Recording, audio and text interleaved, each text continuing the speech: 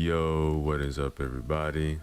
Let's go back again with the zombie apocalypse story for you guys. This one is titled 50 Days After the Apocalypse, written by Rupert Rollinson. Hopefully you guys have been enjoying the previous stories. Remember to use the links in the description, show love to the author, like, comment, and subscribe. Chapter 1, Day 1. Moore College, a small co-ed school located in the northwest of England, about 30 miles from the nearest city. The school could almost be considered famous for not being famous. Constant mediocre marks, and one footballer whose career ended over a decade ago. But this tiny school of underachievers and overreachers housed two seemingly ordinary students who would come to be instrumental in the events that followed. The last bell finally rang, signaling the end of a long lesson and an even longer day. Roughly shoving her books into a shoulder bag, quickly followed by a few pens and a ruler, a girl stood up from her desk and threw her bag over her shoulder. She made her way over to a quickly forming group of 6 others in the center of the room. The girl stood at a little under 6 foot, with a thin figure emphasizing flexibility and agility. Her blonde hair was tied back in a ponytail for efficiency while still looking smart. A stray strand of hair hung uncorrected over her pretty face in a way most considered cute. But her defining feature was her bright emerald eyes that sparkled in the light, giving her an aura of innocence. Joining the group, the girl proceeded to hop onto a nearby desk, listening to the conversation. Stood at the very center of the circle was a tall, well-built boy with cropped black hair. How do they expect us to stay awake on a day like this when the lessons are that dull? Can I borrow your notes again, Amy? Reaching into the bag by her side, the girl, Amy, handed over an A4 book, replying exasperately.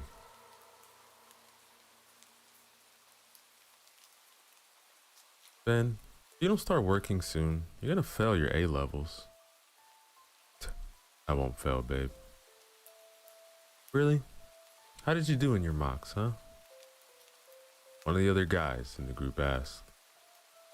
Ben went red with embarrassment, muttering a feeble excuse while the rest of the gang burst out laughing.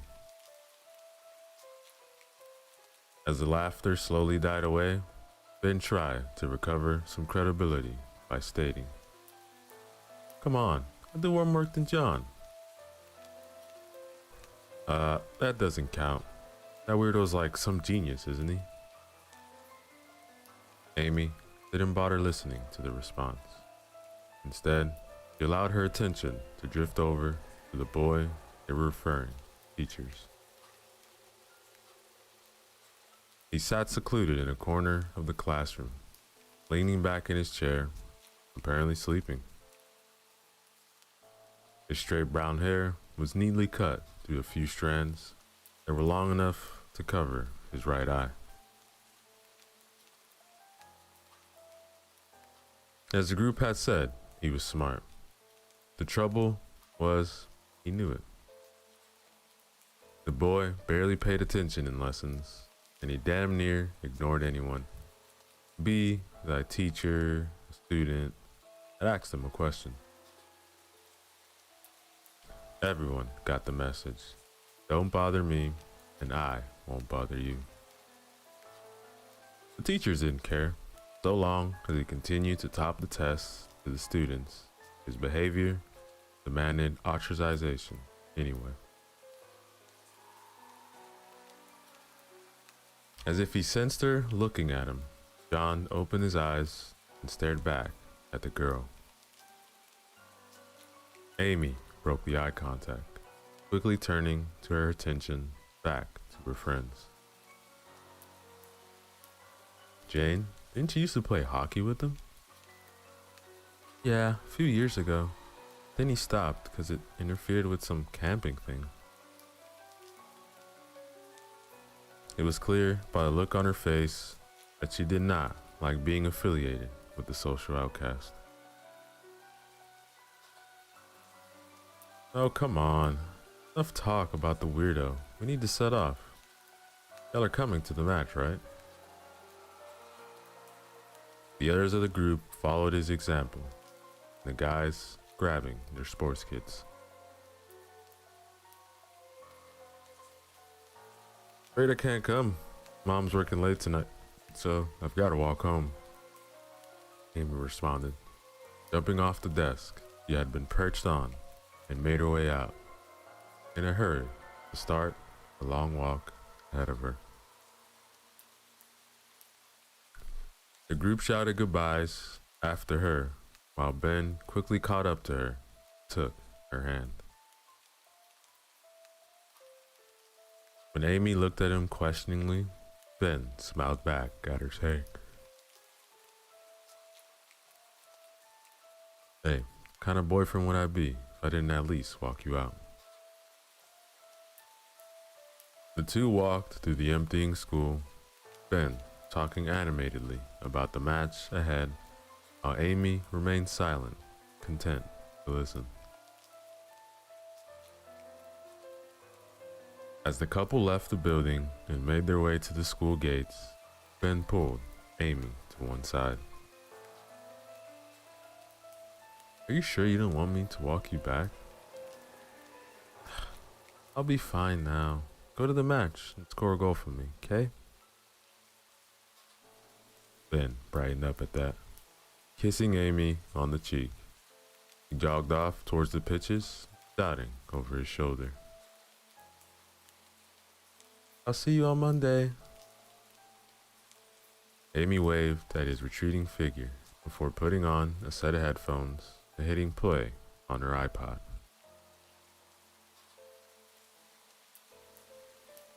The long walk home was quiet and uneventful for the most part. Amy hummed along to songs while she weaved through pedestrians and darted down alleys. She loved walking, a love sadly not shared by her family or friends. Something in the dull, rhythmic feeling of her steps spoke to her nature, and Amy would just lose herself in it. However, as the winter sun started to dip below the horizon, Amy came face to face with the thing that would haunt her for the rest of her life. She was about 10 minutes away from home, and she decided to take a shortcut down a nearby alley. Unfortunately, there was already someone in the alley. A man, around 40, and his balding head shone with some of the light of the setting sun. The man blocked her path, wheezing at the girl. Amy initially dismissed him as a drunk. She tried to maneuver around him, only to suddenly fall back, terrified, as the man lunged at her. Amy retreated quickly, deciding on the only sane option: run. With that idea firmly in her head, Amy sprinted out the alley the way she had come, running all the way home. In the coming months, when Amy remembered this moment, she would have one thought. If I had known what was about to happen, what I was about to experience, I probably would have let him kill me, then have to deal with the horrors that were here follow. That, ladies and gentlemen, is the end of chapter 1. Yo, what is up, everybody? Thoresco back again with another chapter from the story titled 50 Days After the Apocalypse, written by Rupert Rollingson. Remember to use the link in the descriptions below. Show love to the author, like, comment, and subscribe. Chapter 2, Day 0. Amy slowly drifted into consciousness, thankful that she didn't set an alarm on Saturday mornings.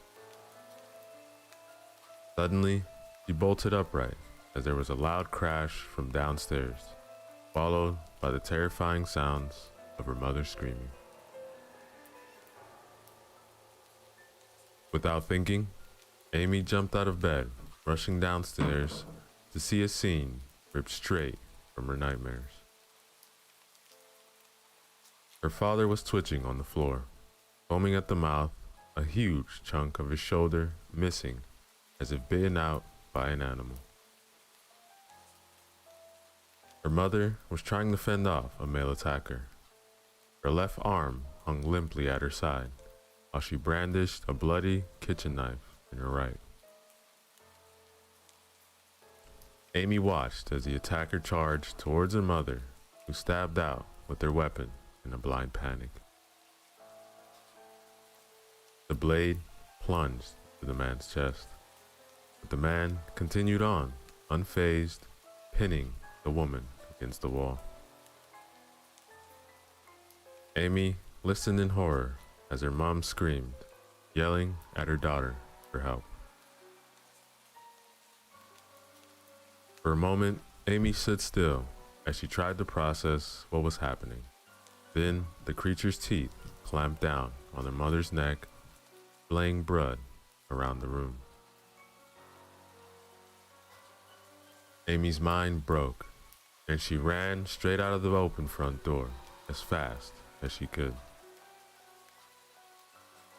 In her terrified state, Amy barely noticed the devastation around her.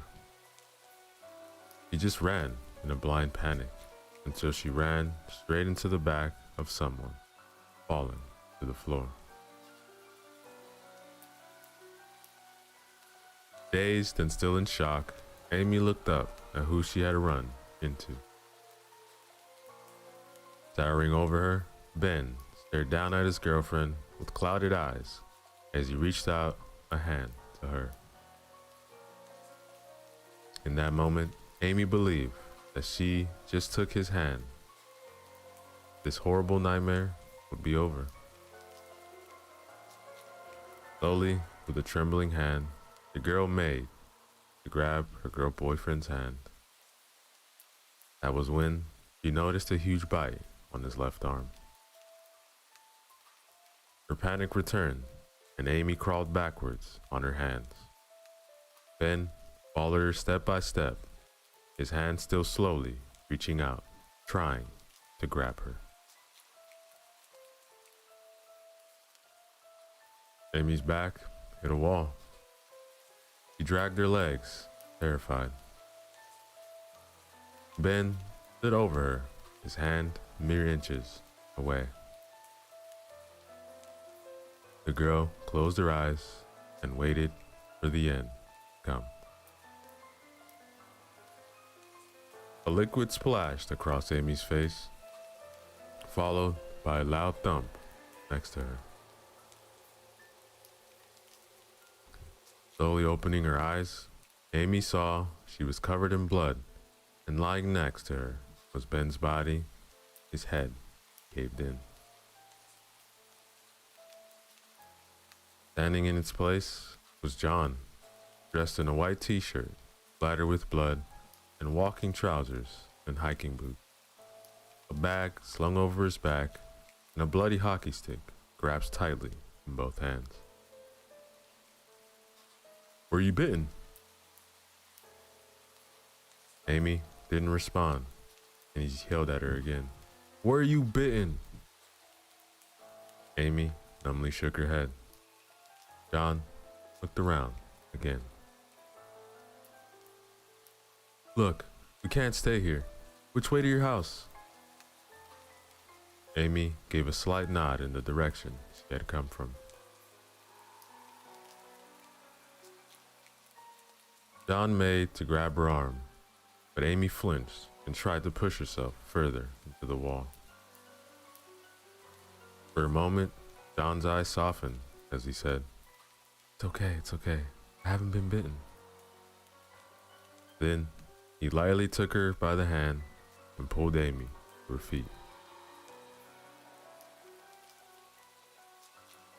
Amy slowly came back to her senses as John led her through the streets back to her house. The scene could have been from a horror film. Bodies littered the streets. Many had the creatures crouched next to them. The sickening munching sound that could be heard near them almost made Amy vomit. There were cars all over the road. Some had been left abandoned, while others were broken, some overturned, and glass scattered across the street. The houses were the worst. Each house was damaged in some way. Some simply had broken windows, while others had their doors splintered. In all cases, there was one unifying factor: the blood. Whether pooled on the floor or smeared against the walls, in every house, blood could be seen. After a while, Amy finally convinced herself to look at the creatures themselves. All of them had the same vacant expression. Their mouths twisted into a snarl, and they had hideous wounds that left a trail of blood in their wake. One of the things stumbled towards the two, but John raised his arms and smashed it in the head with his hockey stick. Why aren't more attacking us? Amy asked. There's easier prey about than the two of us. And Johnny grunted, pointing his weapon as a small 10-year-old ran across the street. Amy stopped and watched in horror as a child was suddenly swarmed by 5 of the things. A few blood-curdling screams of terror could be heard before the same sickening punching. John pulled her hand, signaling that they needed to start moving again. Amy zoned out again, allowing herself to be led around, only speaking when John asked her for direction. She only came to her senses when John stopped. Looking around, Amy realized they had arrived to her house. That was when Amy saw the front window was smashed in and the front door was still wide open from when the girl had run out through it. Amy moved behind John in fear, remembering what had happened to her parents. John made a disgruntled sound before dropping Amy's hand and throwing his rucksack to the ground as he grabbed the frying pan, which was strapped to the side, gave it to the terrifying girl, saying, "Look, use this to defend yourself." Amy then whispered something which he couldn't make out. Turning to her, John, so she could say it again. "Look, I can't go back there. I left him to die. I left my mom alone with that thing." John turned his back to her, saying, "Tough. I need some help and we need to get at some things in your house. So look, face your fear and follow me." With that, John walked towards the entrance. Amy stood still, trying to decide what to do. She could run again. She had a weapon now, and she knew how to kill the things. But this man had saved her. He was helping her now. Could she just leave him to go in there alone? As Amy struggled with the decision, her father ran out of the door. John raised his stick again, only for Amy to instinctively grab it to defend father. The boy quickly shook her grip off, but it was too late. The man lunged at him, mouth open, ready to clamp down Prey's neck.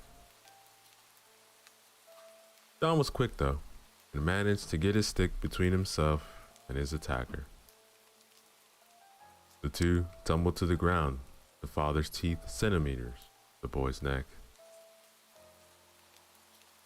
Amy watched as the two rolled around on the ground where the man pinned John beneath him, arching its back and baring his teeth, ready to bite the boy.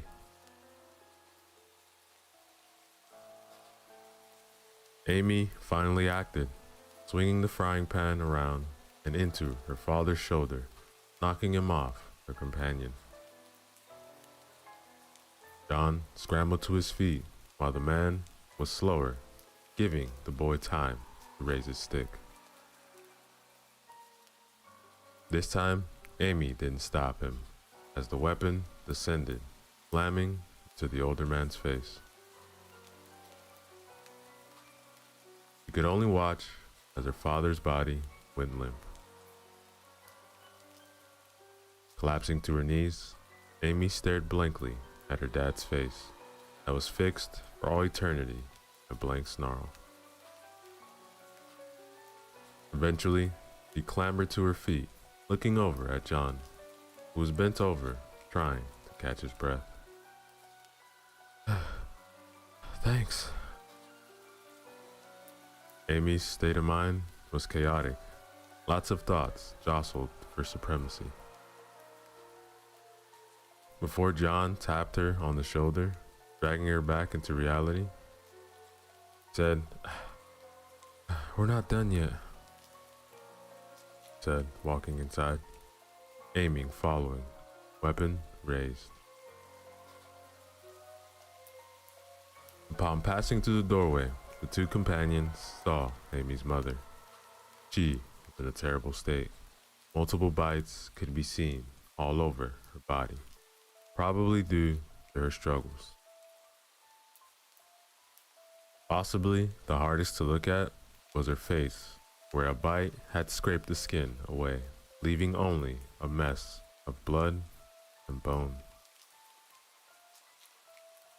The blank eye settled on the pair, and the unusual snarl appeared. Amy started to freeze up again as the memories of the morning all came flooding back. Her mother's cries, her boyfriend's face before he died, her father attacking her. John slipped behind her, laying a comforting hand on her shoulder. "He's already dead, Amy. It's in front of you, twisted shadow. The only way you can harm her now is allowing that thing to continue walk the earth. So, do the right thing. Kill it yourself." As if responding to John's words, the mother lurched forwards, her movement hindered by the wounds she had received. Amy moved forward and raised her frying pan. But she couldn't do it. How could she harm her own mother? Thankfully, Amy was suddenly tackled to the ground. Twisting over, she saw the man that had started all of this was now crouched over, ready to bite her. Acting on instinct and using reflexes she never knew she had, Amy brought the head of the pan between her and the attacker's mouth. As she pushed her arms out, pushing the thing's head away, only to have her right arm grabbed and pinned to the floor, sending the frying pan sliding away. The strength of the man was incredible. Even his grip seemed like could snap her, too.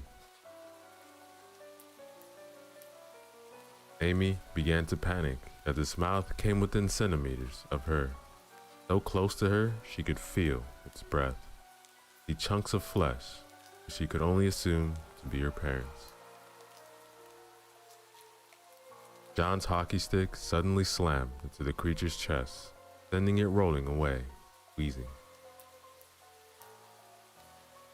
Spinning on his heel, John smacked the head of the hockey stick through the temple of the thing that had once been Amy's mother. John reached a hand down, grabbing Amy's arm and pulling her to her feet. I guess it was too much to ask for you to kill your own mother as a start, huh? That one though, I know you could kill. It was true now that the thing was not almost killing her.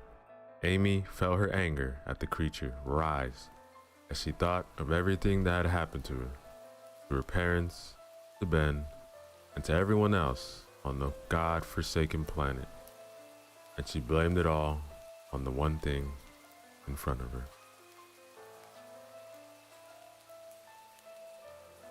Amy took the hockey stick and raised it above her head as she charged forwards, bringing the bloody tip down through the snarling face, driving it back to the floor. But she didn't stop with one hit. Filled with anger, Amy raised the weapon again before slamming it down. Again and again, she struck the corpse even after her hands went numb, even after she couldn't see through the tears, even after the body was no longer recognizable. Then, as she raised the stick again, T-shirt John grabbed it, halting its progress. Amy turned fire in her eyes, but the boy wrapped his other arm around her, pulling her into a tight hug. Remember that feeling. Remember each one of those infected is like that thing. Every time one of them comes near you, remember that feeling and treat them the exact same way.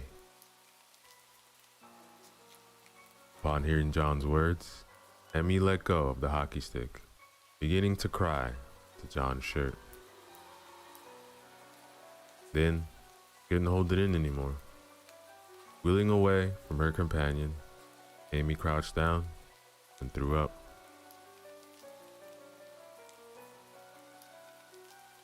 Amy let out a sigh when the water sprayed over her as the shower turned on. After Amy had recovered her composure enough to stop retching, John had sent her upstairs, shower stating it would be the last one she could have for a long time.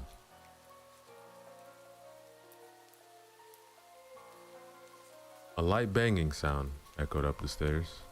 Amy was sure that it was probably John doing something. She lacked the motivation to think of what it could be. Amy wasn't sure how long she stood in the shower. She was just eager to feel anything except this numbness. It was only when she was blasted by cold water that she realized she had used all the hot water. Stepping out of the water, she observed with a grim detachment that her hands still had some blood on them, though she was unable to say who it was. After toweling herself dry, Amy dressed in a simple black t-shirt and jeans.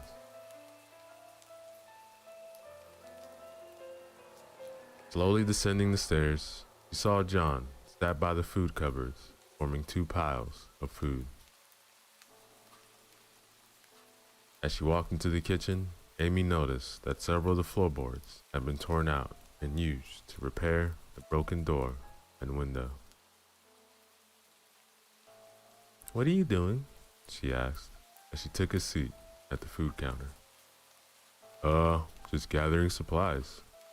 We don't want to starve for the next few weeks." "Will it take that long? I mean, surely the government will set up like safe camps in the next few days where we can live." "Don't be an idiot." "Well, sorry. I'm a little new to this whole apocalypse thing.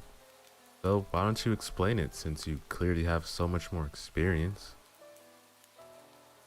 "Look, if you gather all the survivors in an area together and put them in a dense place, chances are one of them will be infected.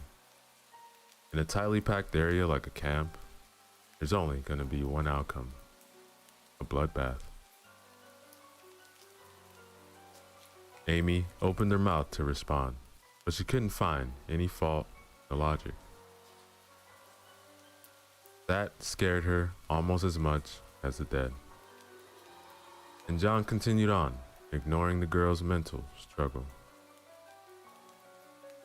"Also, we don't know how the infected hunt, and if they smell you out thin by gathering together, all you do is attract all the infected in the area." John then ordered Amy to go find the weapon and some sort of bag. Frustrated at her companion's tight lips, Amy stood up and set about her task, eager to put as much distance between her and her mother's corpse as possible.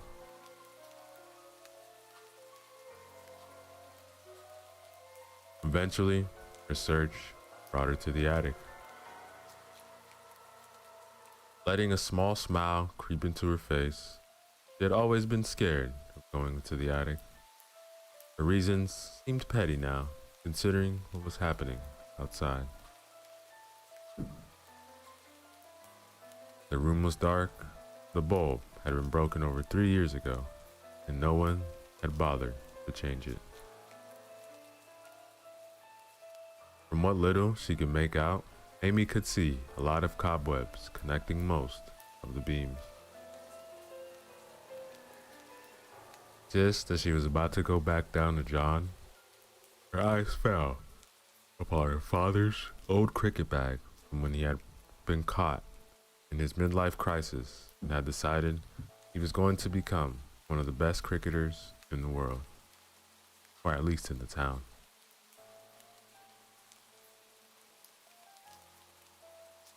Crawling forwards so as to avoid the majority of the webs, Amy pulled the bag towards her. It was a simple large bag with one long zip running across it and two straps that allowed it to be carried or worn like a backpack. Unzipping the forgotten bag, Amy unpacked most of the equipment before her hand grasped the handle of the bat. A big solid wooden bat, she supposed that it was as good as a weapon as she was likely to find in this house.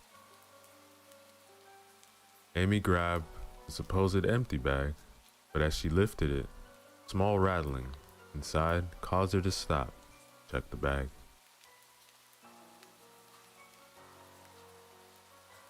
Hidden at the bottom of the bag was a small photo in a frame, a large crack in the glass. Lifting up the small photo, Amy realized it was a family photo taken from a holiday a few years ago. Memories flooded the girl's mind, and tears began to fall, unbidden, down her cheek. "Oh, no, not again," Amy whispered as she tried not to cry.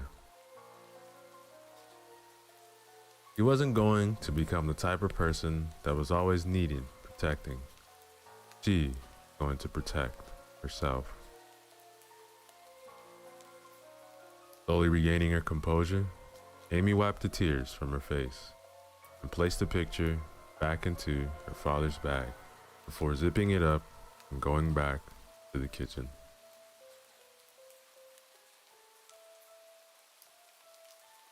When Amy walked down into the kitchen, seeing that John had already packed one of the piles of food away, the other pile of food he was in the process of covering each object in fabrics and plastic bags so as muffle them.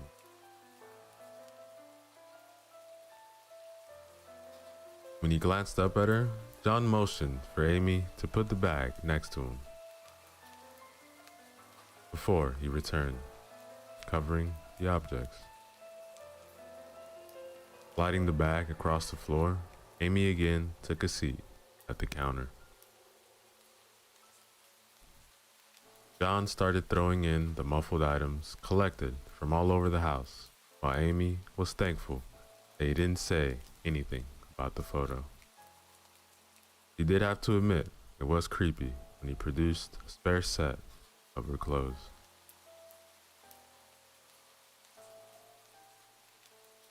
It was 3 o'clock by the time John was satisfied he had stripped the house clean of anything useful.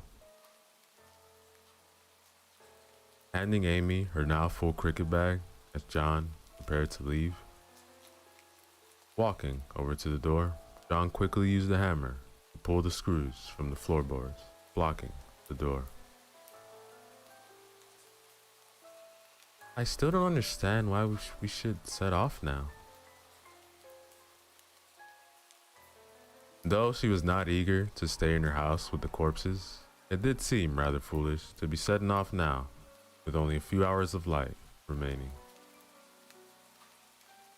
John quickly glanced at her while he picked up his hockey stick and put his hammer in his bag. Look, it's best for now to avoid the most populated areas. It's likely that's where the infected are going to congregate. Over the first few days at least.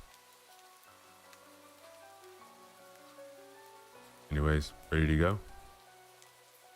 And Amy merely picked up her cricket bat in response.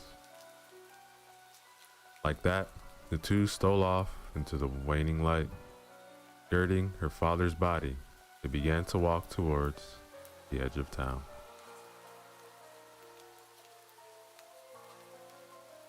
The street had even more of the infected roaming it than when Amy had last fled her home. Though many of the fires that had burned when the two had first met at the start of this frightful day had now been reduced to cinders. Readying herself for what was bound to be a long and bloody fight, Amy quickly took one last glance at her home for the past 18 years. It wasn't the home she had grown up in anymore. Now, it was just another shattered house that had seen too much death in the past day. Then, turning back on the house, she hurried off after her companion.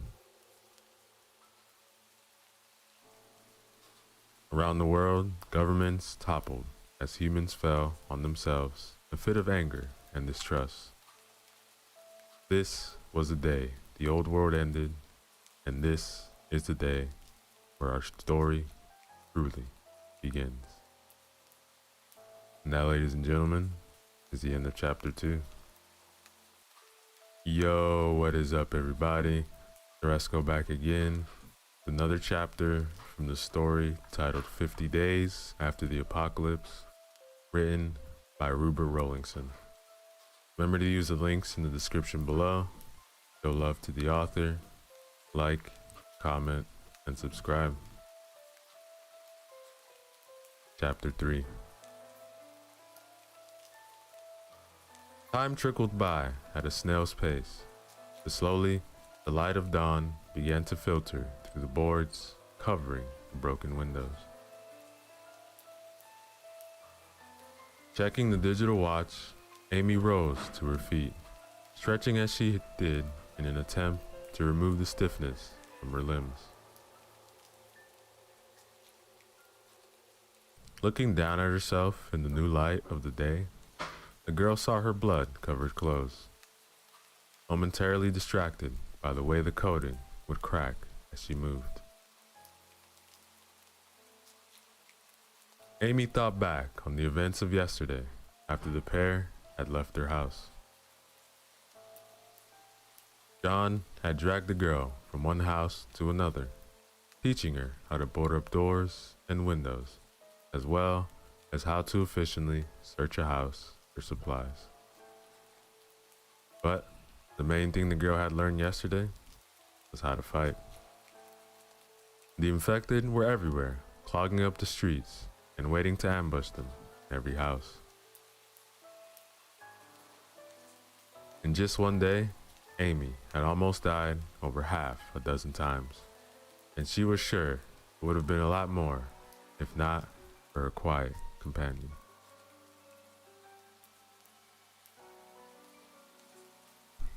Amy's attention drifted over to her companion. Only John's head protruded from his sleeping bag as it rested on a rolled up jumper that acted as a pillow. Filled with envy at the man's restful sleep, Amy looked down at the watch. 6:50. 10 minutes before she was supposed to wake him. After another jealous look at the man, and Amy decided he had enough sleep. Stealthily moving over to John, the girl reached to his side without waking him. While she was sure she would have been killed without him, there was still a part of her that felt the man could have been a little more compassionate. In fact, any compassion would have been nice.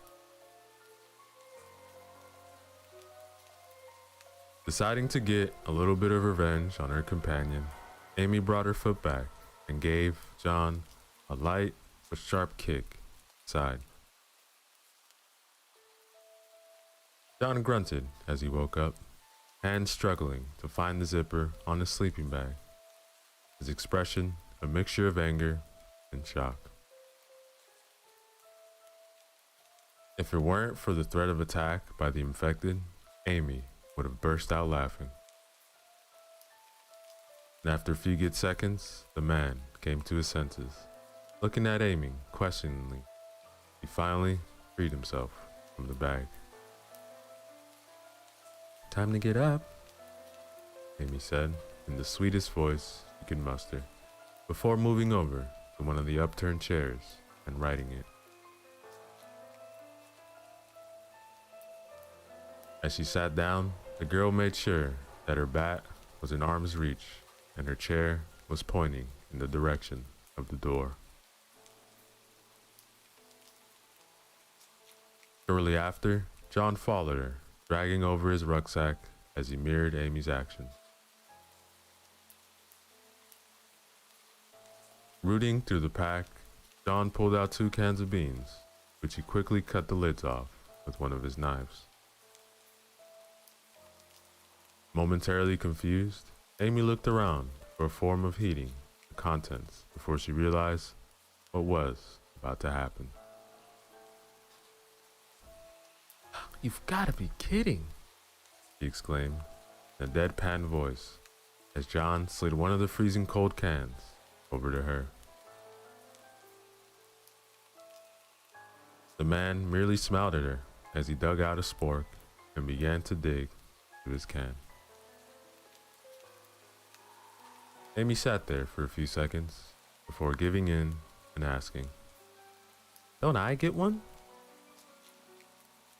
John looked at her, a gleam in his eye, and a sadistic smile on his face, as he said, in a sickly sweet voice, "Sorry, I only packed one." Amy had to restrain herself from kicking him again, as she looked down at the congealed contents of the can. Honestly, it looked like sick, and it didn't smell much better, but a sudden grumble from her stomach settled things for her. Slowly lifting the can to her lips, Amy poured a quarter of it out towards her mouth. Maybe half of the falling beans actually landed in her mouth. The rest fell onto her t-shirt and legs, adding another color to the blood-stained clothing. Amy gagged at the horrible taste of the food as she struggled to swallow. Amy tried 2 more times to eat from the can before John mercifully handed her another spork. They ate in uncomfortable silence. Amy's mind was filled with questions, but she could not ask them. As they finished their respective cans, John set about packing all the items they had left spread around the room. With that finished, he handed Amy her pack before slinging his own onto his shoulders, picking up a hockey stick.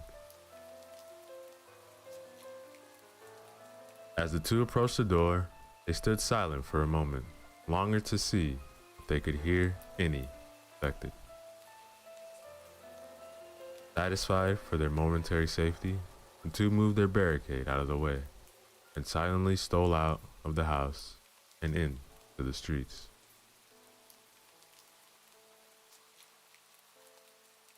The carnage of the previous day was diminished, but still evidence of it could be seen anywhere you looked. Most noticeable of these reminders were the infected that swarmed the streets, in possibly even more numbers than before. Shambling around, no distinct direction, creatures made traveling through the main roads impossible, and instead the companions struck to alleys, gardens. The tension was incredible. Knowing that with every step they risked their lives was as thrilling as it was terrifying. But possibly the most impossible thing Amy saw that day was John. The man thrived in this new world. As the hours passed, Amy's concentration began to waver, but John only became more impressive, leading the two through the town with ease, skirting large groups of infected, distracting others that impeded their route. Amy felt her respect for the man increased with every step he took. This would not last. It was long past midday, and the pair had begun to look for a safe place to make camp for the night. Then they heard it. The screaming and yells for help. Amy immediately made after them, believing her companion would follow her. It was human, after all, to want to help those in need, wasn't it? Amy raced through the streets, thankful that the areas infected seemed to be occupied somewhere else. She soon found them. The cries were coming from the doorway to the 2-story detached house.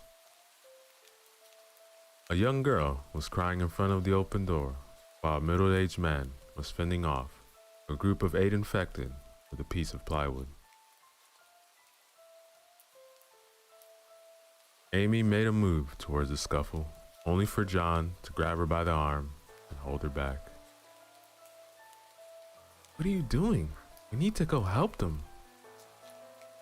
"Just wait." Amy was forced to watch as the 2 of the infected broke past the man and latched on to the screaming girl. Amy averted her gaze, but there was a sickening squelch, and then the screaming stopped. The child was gutted in seconds. The man lets loose a cry of loss as he turned around, smashed the plywood over the back of the first infected's head before swinging it in an upward arc, slamming into the second's chin. The creature wheeled back, but before the man could finish it like he did the first one of the faster infected lurched towards the man, burying its teeth into its shoulder.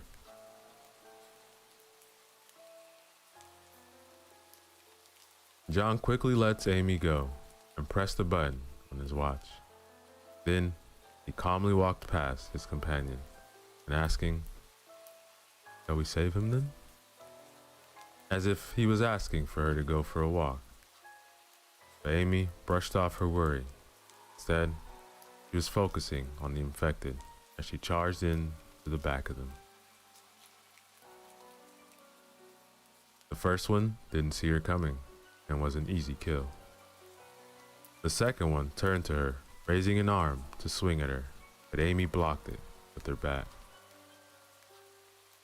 Again, Amy was forced to marvel at the strength of the infected as the bat was almost driven from her hands. Almost.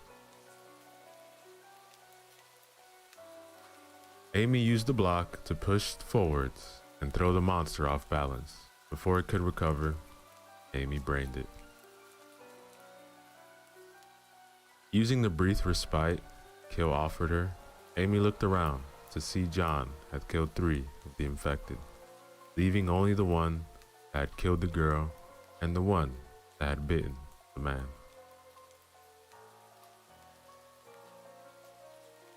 The 2 creatures fully concentrated on their new prey, allowing the man to feebly crawl over to the corpse of his daughter. The infected that had killed the girl charged forwards at John, who quickly sidestepped using the hockey stick to trip the monster, knocking it to the floor. Before it could get up, John raised his weapon and slammed it straight through the back of the creature's skull, killing it. Undaunted, the other infected charged at the 2 of them.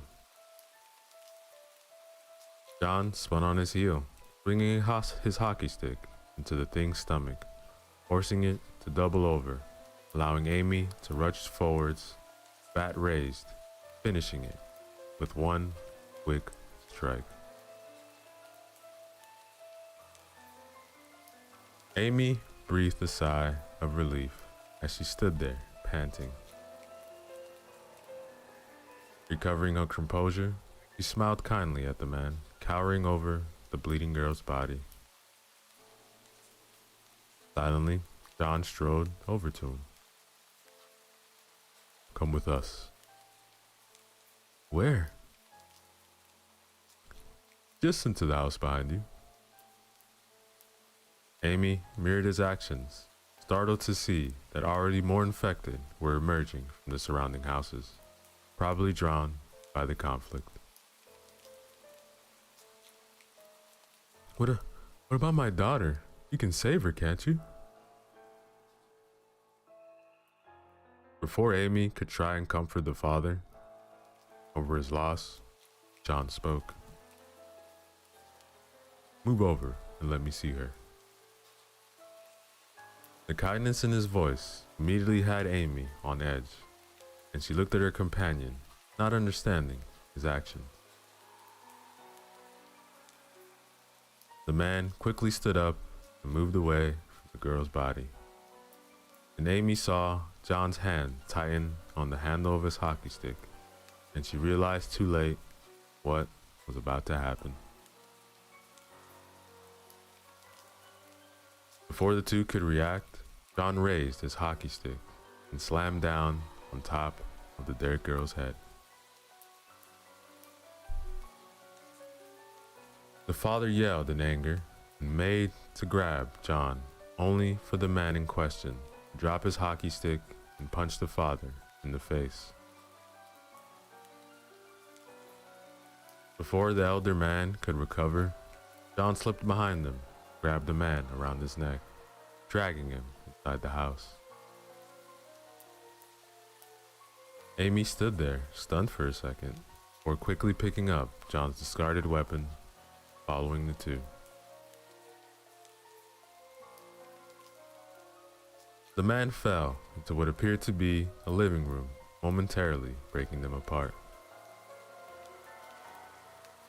John flung his backpack off and grabbed one of the knives attached to the outside of it as he scrambled to his feet.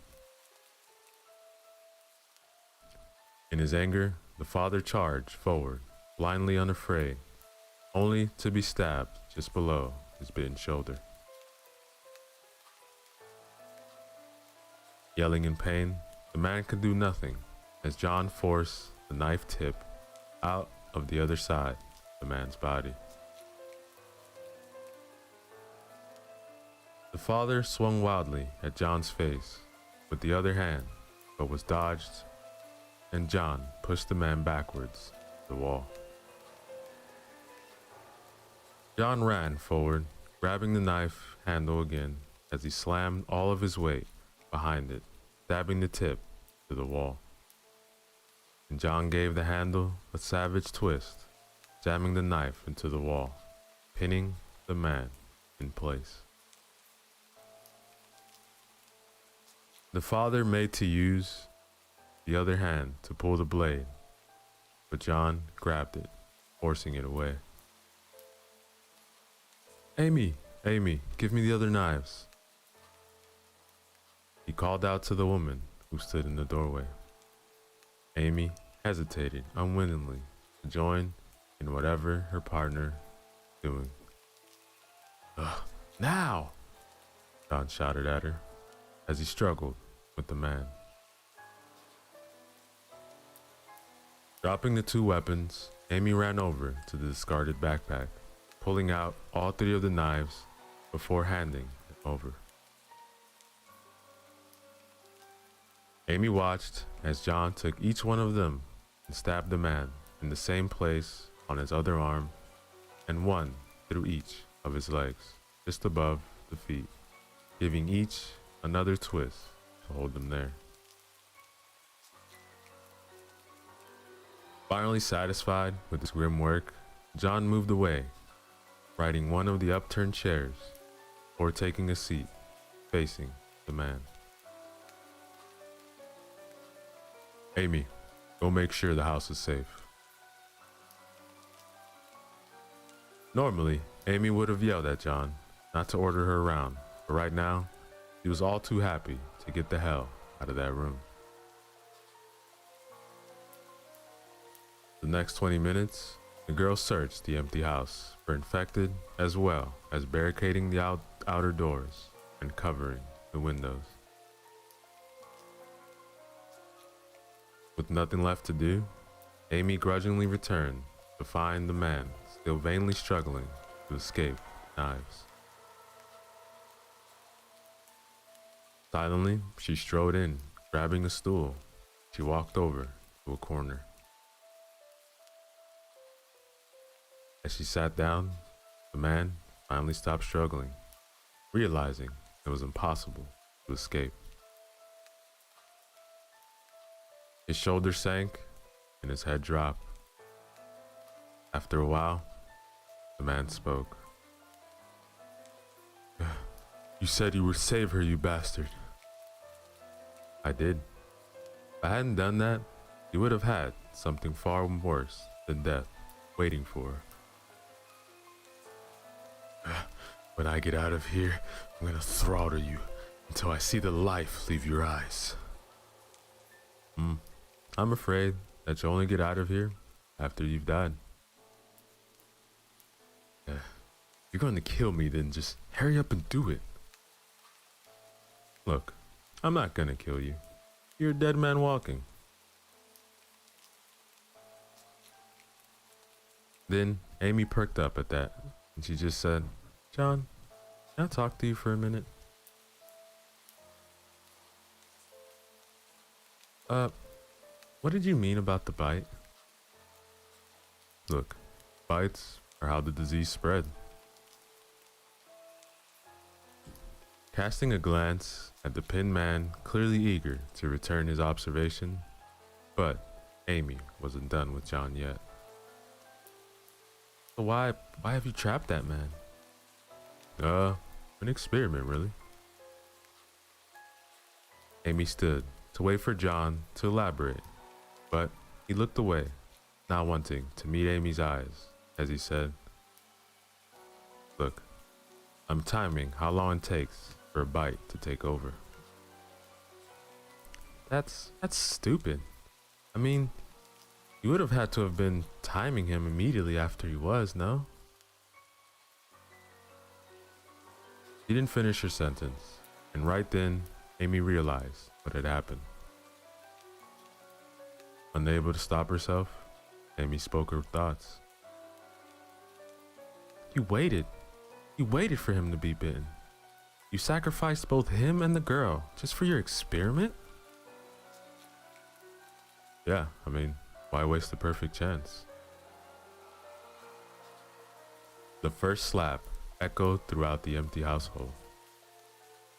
The second became more of a thud as Amy clenched her hand to a fist.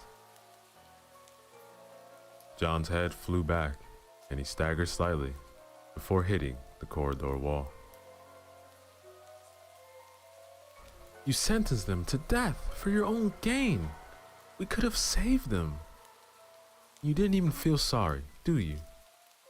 Aren't you human? Amy, humanity is dead. All that is left are survivors and infected. In this new world, you looked after yourself and only yourself. Do you understand me? Amy looked at John. He had a red handprint on his left cheek, while his lip was cut from the punch. His face and body were covered in upcoming bruises from his fight with the man. Slowly, the girl asked one last question. Then why did you save me? In your new world, what possible reason was there to save me?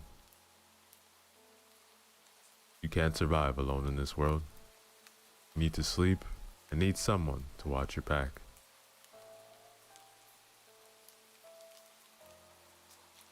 Why did you save me? You were the first person I saw. John's answer was full of regret, but it wasn't registered. Amy forcefully pulled her arm out of John's grip before walking back into the living room, sitting on her stool, looking at the captured man. John followed a few seconds after her and was tactful enough to pull his seat over to the opposite corner. The man didn't seem to register the two coming back in, or if he did, he didn't do anything about it. 20 minutes of silence passed as the man started to froth at the mouth. Half an hour later, the man slumped before he looked up. His eyes were now misted over, and he had the expression of an animal wild. There was no recognizable trait of humanity left in him, and Amy and John both stood as Amy reached for her cricket bat. What are you doing? I'm killing it. Do you not understand that we have a trapped infected here? There are still so many other things we can learn from it, like, not this one. You will not do anything to this poor man as long as I'm here. Tell me, why would you do this for one man you don't even know?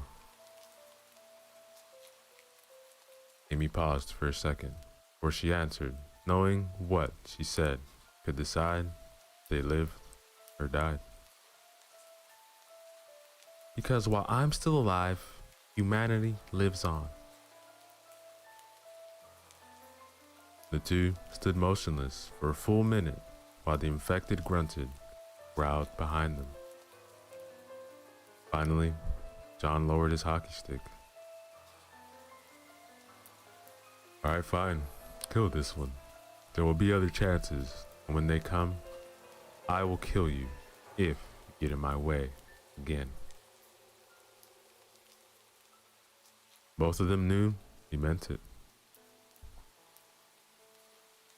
John retrieved his backpack as he moved past the girl and made his way upstairs, shouting as he went.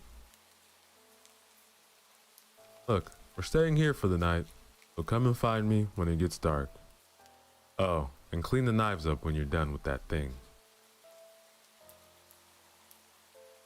Amy let out a breath she had been holding as she turned back to the infected, raised her bat above her head.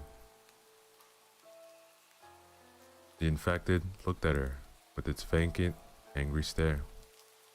No comprehension, no kindness.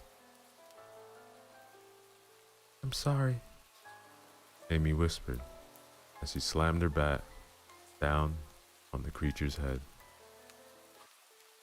Yo, what is up everybody? Ceresco back again with another chapter from the story titled 50 Days After the Apocalypse, written by Rupert Rollingson. Remember to use the links in the description below. Show love to the author, like, comment, and subscribe. Chapter 5. The day started like any other. Amy was woken up at 3 in the morning to take over watch duty. The next 4 hours were spent alternating between picking at the cracked dried stains covering her clothing and staring out at the infected milling in the street. John had told her a while back that the infected were nocturnal creatures, so it was no surprise to see numbers far greater than any Amy had seen since she had been dubbed. The woman reflected on the events of the past weeks. After the infected had broken into the campsite and almost killed the pair, John had taken to building thicker barricades so all but the most determined of infected would be turned away. The weeks had also forced the pair deeper into the city, out of the suburbs and the safe, well-built houses into cheaper flats that took a lot longer to make defensible. Slowly, as dawn approached, the majority of infected crawled into the deserted houses, seeking the comforting embrace of the darkness to wait out the day. Amy found some small measure of entertainment watching the brainless things bounce off the barricaded door a few times before stumbling away. If it weren't for the atrocities she had seen the monsters commit, the girl would have found it comical. The sun began to creep over the horizon, painting the sky red, as if even the sky couldn't avoid bleeding. Stretching as she stood, Amy slowly crept over to her companion. Like normal, John was wrapped up in his sleeping bag, lying on his right side with a rolled up jumper acting as a pillow. Amy took aim before quickly jabbing 2 of her fingers to the sleeping man's side. John bolted upright before shooting the girl a glare as he stood and stretched. She knew it was petty, but to Amy, this one guilty pleasure was one of the few joys of her day. What followed was the usual quiet, disgusting breakfast, like usual congealed baked beans. After that, the pair broke camp, making their way out into the ghostly streets of the city. The cloudy sky painted the buildings in dark shadows that created a dark contrast with the blood-covered walls.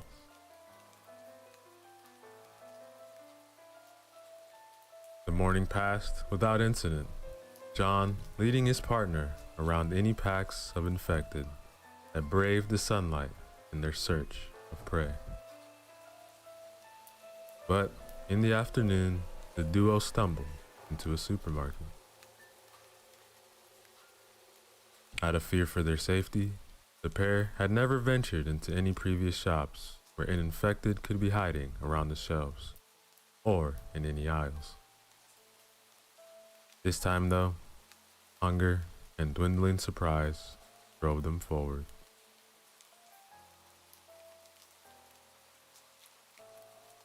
As the pair approached though, it was clear to see this supermarket was different. Where other shops were smashed and looted, this building had been turned into a fortress. Windows were boarded up, and there were patches of barbed wire dotted around the empty car park. Then, as the pair of the companions got closer, they realized the damaged building. The boards used to barricade the windows were splintering and covered in blood, both old and fresh. In some places, boards had even been ripped clean away. In front of the supermarket, like a sickening wall, was a mass of infected corpses piled up. At the base, some still lived and writhed in a vain attempt at trying to throw off the bodies to crawl into the store. John and Amy skirted around the obstruction, heading for the front of the store, seeking a way inside. When they finally found the opening, they almost wished they hadn't. The front door had been smashed down, and surrounding the breach was a pile of bodies, both infected and survivors. John moved inside, his partner following him. Then the smell hit them. Rot. The putrid smell was so overpowering that it forced Amy to wheel around and vomit. Unfortunately, the spittle landed on the gutted corpse of a middle-aged man, which caused the girl to retch again. Taking deep breaths to regain her composure, the girl wiped her mouth on her sleeve, and rejoined her companion.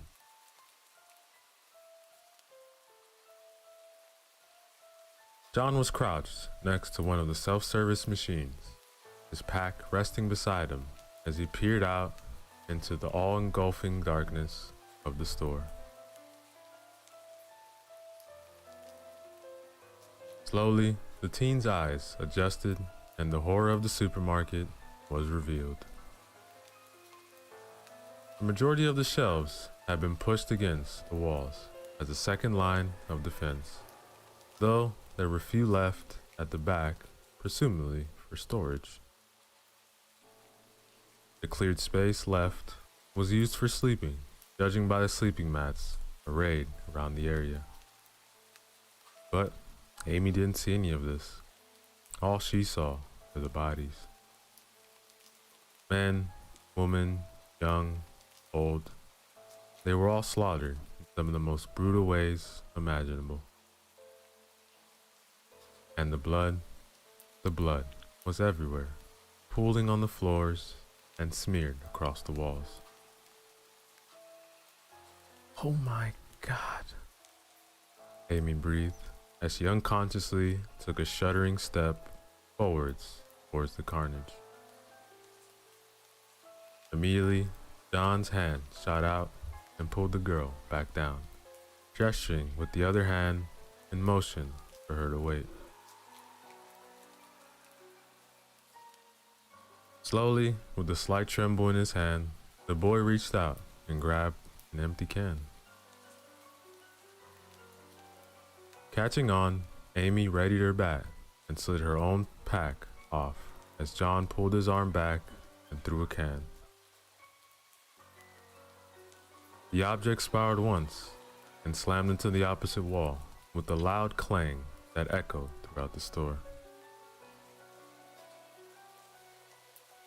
Almost immediately, the infected appeared, rising from the carnage, soaked in blood. The 6 of them shuffled forward dragging lame and broken limbs behind them. Amy couldn't help but observe how badly maimed the creatures were. More evidence of just how hard the fight here had been. Then, John moved. Hockey stick clove through the air, striking down on the closest infected in seconds. The others turned their snarling faces towards the pair, as if angered by the ambush. John didn't even flinch at the sight as he slammed the head with a hockey stick through the teeth of the next infected before braining it on the next blow. Amy leapt into action herself, killing an infected with one swing. The next infected came at her arms, raised, but as the girl brought her bat back to swing, the creature leapt forward, crashing into her. The two of them fell on the floor, a mass of flailing limbs in the madness. But Amy managed to jam her weapon between the monster's gaping jaw. The pair of them rolled along the floor, limbs flying around aimlessly in a struggle to gain the upper hand. Finally, the infected managed to pin Amy's hands to her side as it spat out the cricket bat.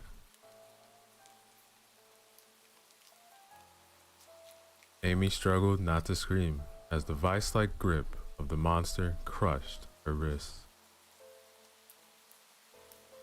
Before the infected could finish her off, John appeared swinging his hockey stick like a baseball bat into the thing's head, sending it flying. Amy quickly scanned for the next opponent, but was relieved to see her partner had finished them off.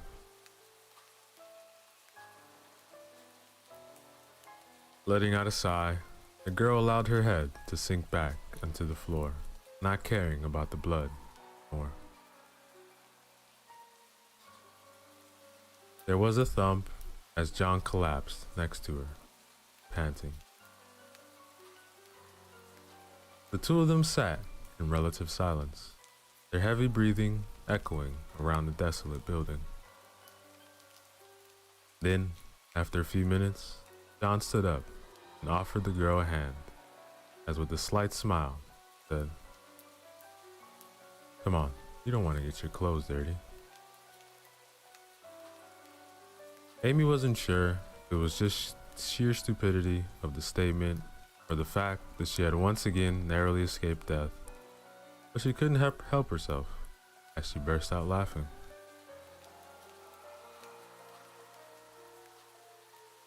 After the pair of them had recovered, they went and retrieved their worryingly empty packs before slowly making their way over to the storage shelves. That was when they found it.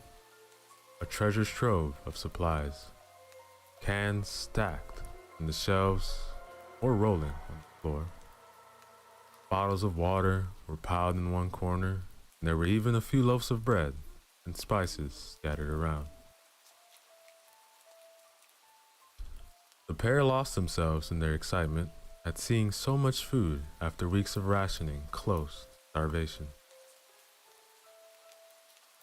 The hours slipped by rapidly as the companions ate lunch and debated over what food to put in their packs. When their rucksacks were packed to the breaking point, the two of them sadly gathered up their things and left the supermarket.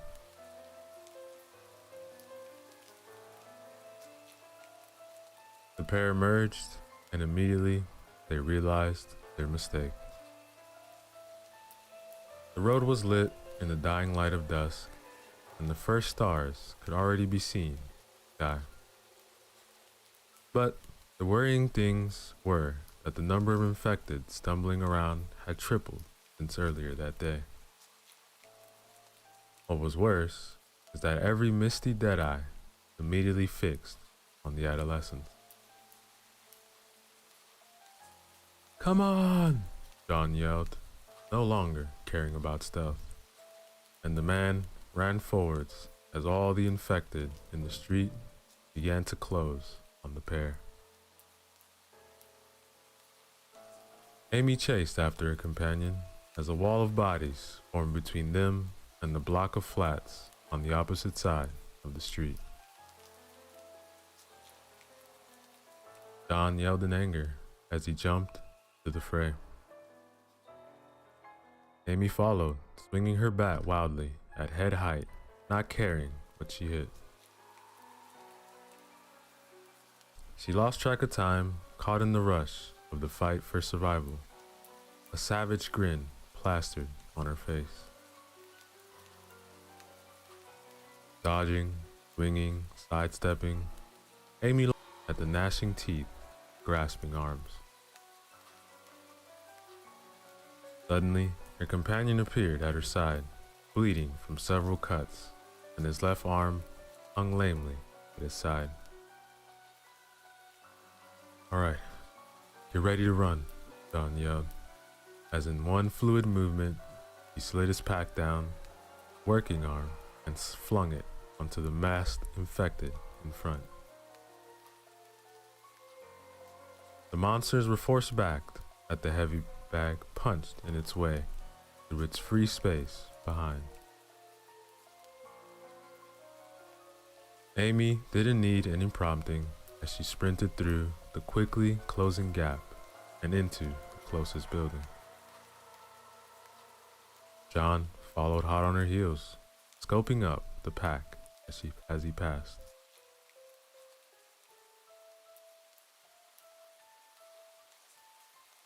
Amy ran through a small, grubby lobby, rushing up a rickety flight of steps.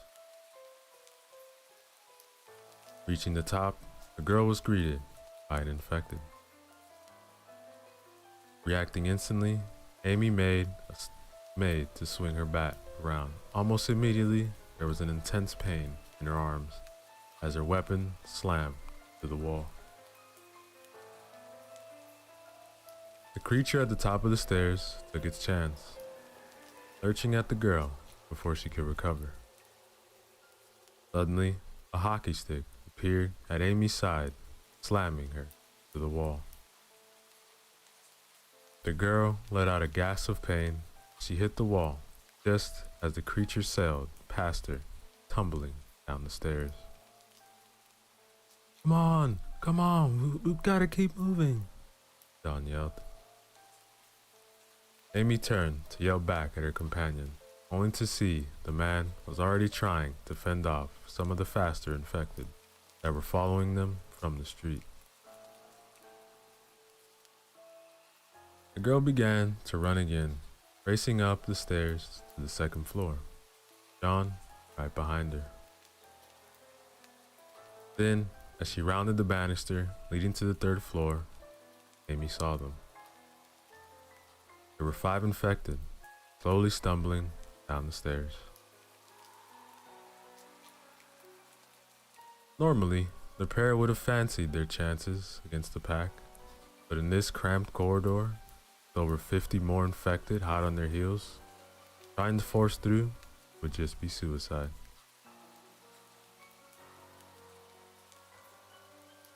John let out an angry growl as he turned the corner to find a corridor came to an abrupt end. There was no window to break through, only one heavy door on the right wall. Running up to it, the man gave a few desperate pulls of the handle before giving up, casting his bag to one side. Amy, hold him off," John yelled. Amy, and he began to slam his lame shoulder against the door in an effort to break through. Spinning around and raising her weapon in defense, Amy stared at the corner, a mere 2 meters away, waiting for the infected. He didn't have to wait long. Their hands came into view first. Blackened in dry blood, they grabbed and clawed around the corner. Then came the rest of the body. The girl studied each of them as they came, taking in everything. Their clouded eyes, their barred teeth, their gaping, slowly bleeding wounds. Everything. Slowly, the wall of infected advanced, their arms outstretched, beckoning to her, as if to embrace her as she died. Amy shouted in rage as she launched herself into the monsters once more, losing herself in the fight for survival.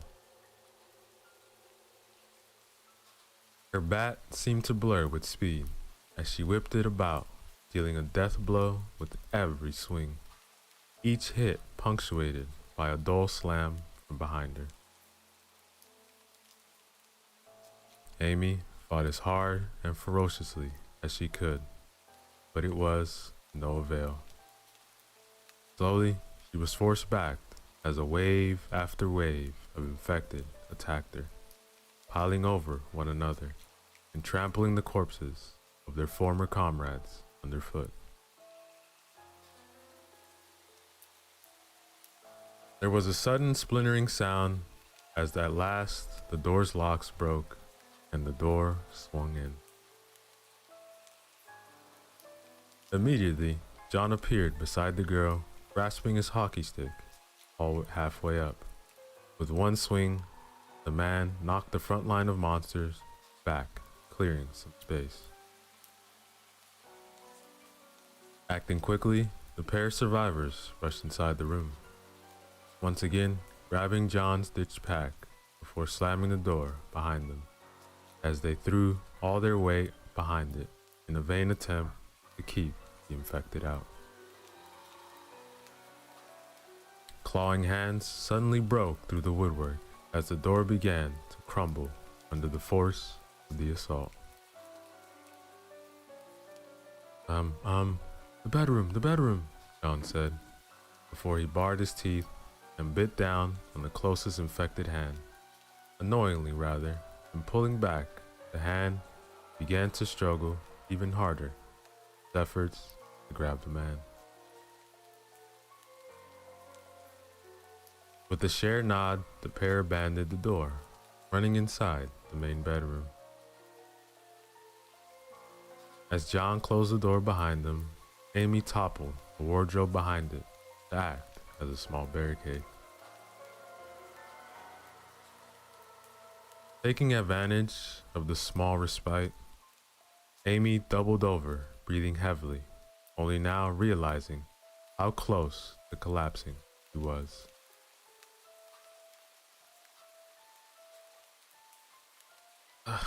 My arm. The girl looked at her companion as he spoke. John was sitting on the bed, holding his lame arm out towards her. When Amy didn't make a move, he elaborated, I think it's just dislocated. Look, I need you to force it back into the socket where the swelling starts. It was only then that the girl realized just how badly hurt John got clearing the way. Cuts covered his body, and his t-shirt was little more than shreds now, though thankfully there were no visible bite marks. Possibly most worrying, other than the shoulder, was a deep cut about an inch above his left eye. Already the blood pouring from it had made the eye below unusable.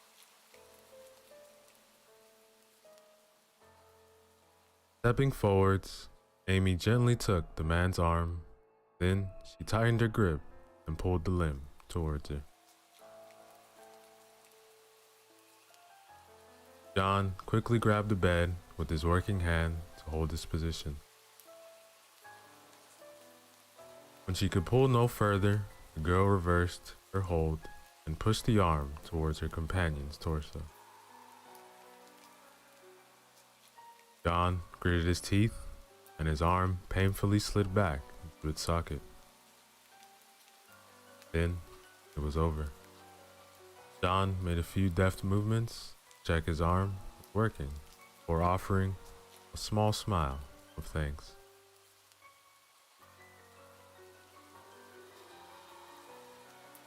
The peaceful moment was shattered as the door began to shudder as the infected began to slam against the final barrier between them and their prey. Reacting immediately, the pair shouldered their backsacks, and readied their weapons. Any bright ideas, John? John was casting about the Red Room, looking for anything that could be used to save their lives. There was a terrifying crunch as the first of the bloodied hands broke through the woodwork. Come on, John, there's no rush, Amy said sarcastically. Adrenaline, once more, was coursing through her system as all her senses strained to reach their peak. Then, John's eyes fixed on the window. Follow me, John said, already running to the window as more hands broke through the quickly deteriorating door. With a smash, John broke the window and raced out onto the balcony, Amy out on his heels. Letting out a triumphant yell, John saw what he had been hoping for. The building next door had a balcony 1.5 meters away. Not wasting any time, the man threw his backpack and hockey stick over before jumping up onto the balcony railing. Without hesitating, John leapt the gap, tumbling onto the adjacent building. Amy quickly followed suit, tossing her bag and weapon over before quickly hopping up onto the railing. Then she did the worst thing possible. She looked down. Below was a small alley separating the two buildings. Packed inside were the masses of infected scrambling over each other like maggots, their blank, vacant eyes staring up at the girl. A wave of vertigo hit her, causing Amy to grab onto the wall to stabilize herself. For a moment, she stood there, entranced by the sight. Hurry up! John's yell broke her out of her trance as she once again set her sights on the opposite balcony. But now, the gap didn't seem like 1.5 meters. Now, it felt like miles separated her from safety. Amy took one last steadying breath as she bent her knees. Suddenly, there was a crash, and the sound of wood snapping as the bedroom door was torn to pieces, and the infected got in. Instinctively, Amy looked back mid-jump, slipping slightly on the railing. The girl flew through the air, leaving the chasing infected behind. But there was one clear thing. She wasn't going to make it. Amy outstretched her hands, desperately trying to grab the opposite balcony. Time seemed to slow, and despite of all the noise around her, Amy couldn't hear a thing as she watched the ledge of the balcony rise above her hands, and she knew this was it. This was how she was going to die. Then a hand wrapped around her outstretched wrist, bringing her descent to a bone-jarring stop. Time sped up again as noise returned to her world. Amy hung there like a puppet with all but one of its strings cut. Her feet hung just out of reach of the infected below.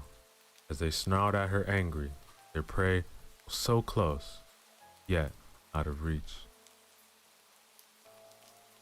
A second hand wrapped around their wrist, as slowly as the girl was pulled away from the monster. Looking up, Amy could see John's face contorted with the effort of pulling his companion up. But there was something else. Something Amy had never seen John show before. There was a trace of terror tinged in his features. Before she could think about it anymore, the girl was pulled up over the side of the balcony, collapsing on the floor in a heap with their savior.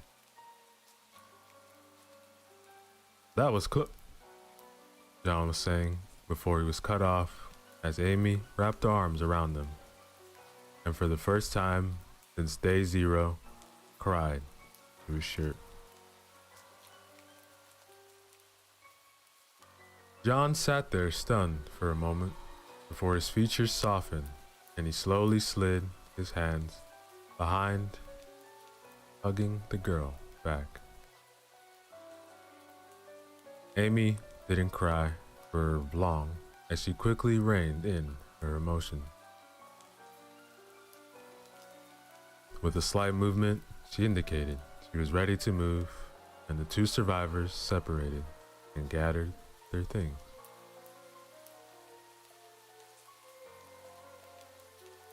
As John reached for the handle of the bay doors, the girl held his hand back. John looked at her questioningly. Meeting his gaze, Amy spoke. "Thank you." It was two simple words, but they were all that was needed to convey all the emotions the girl was feeling. With that, Amy released her companion's hand, and the two ventured to the building. It was not easy, but the pair were able to weave their way through the building, avoiding most of their pursuers, and quickly braining any that they couldn't. Finally, a full hour after they had left the supermarket, the two of them settled on the studio apartment near the top of the building. Quickly barricading themselves in, they ate a sparing meal. Neither of them had munched on an appetite after the ordeal.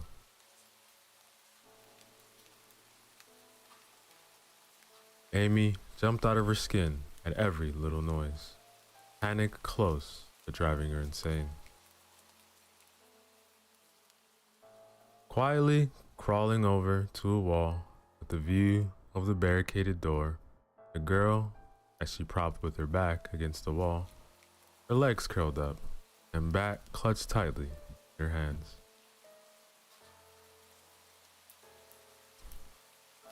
Amy sort of controlled her panic breathing. Her vision focused solely on the door as the dark monsters of her mind began to claw at Amy's very sanity. An arm wrapped up around the girl's shoulder, causing her to jump. With a terrified glance, Amy looked questioningly at her companion. In response, the man tightened the one-arm hug slightly. "Don't worry. For tonight at least, I promise I'll protect you." John's words were simple, but for some reason, they worked. Amy physically relaxed, limply holding her bat in one hand, and the rest of the girl's body collapsed against John, as all the exertion, panic of the day hit her. As her eyes fluttered in a vain attempt to remain conscious, Amy realized she had laid her head on John's right shoulder. And that, ladies and gentlemen, is the end of chapter 5.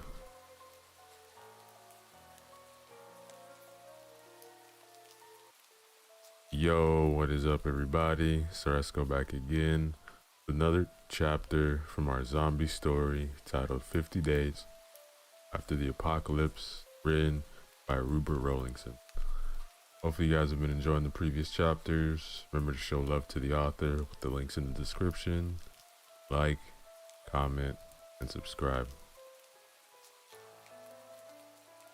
Chapter 6, Other Survivors. Amy slowly drifted awake, her eyes fluttering open, and she took in her surroundings. She was sat in the same position she had been in last night.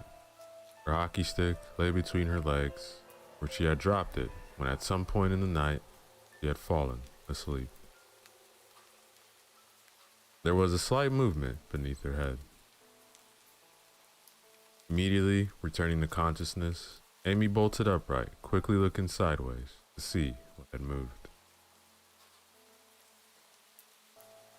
On her left sat John, apparently deep in sleep.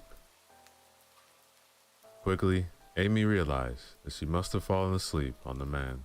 This was embarrassingly confirmed by a small patch of drool where her head would have been.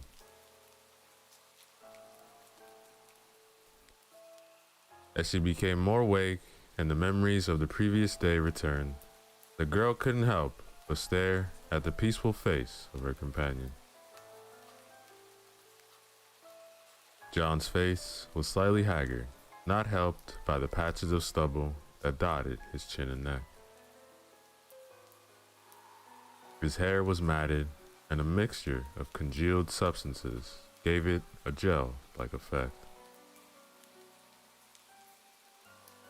The cut that had almost blinded John yesterday had scabbed over, and the man had wiped the drying blood away from her eye, making it usable again. Are you watching me sleep again? Amy blushed bright red. She quickly mumbled out some weak excuse. John let a small smile slip onto his face as he opened his eyes.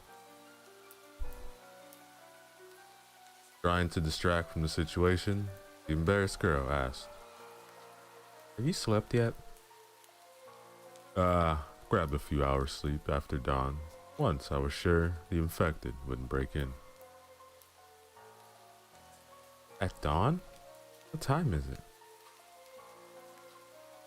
Instead of an answer, John handed her the watch.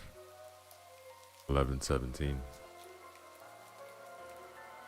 Amy stared at the time for a few seconds before she quickly began to crawl along the floor, gathering up all their belongings.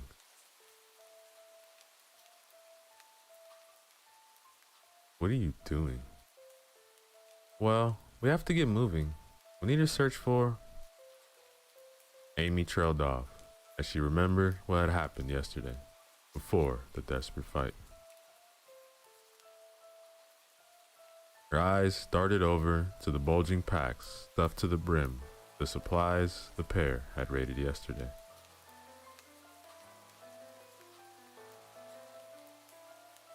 Physically relaxing, Amy slowly got to her feet and stretched, working out the kinks from sitting stock still all night. John made to follow her, but as soon as he stretched, his left shoulder flared with pain, and his right hand immediately shot to it.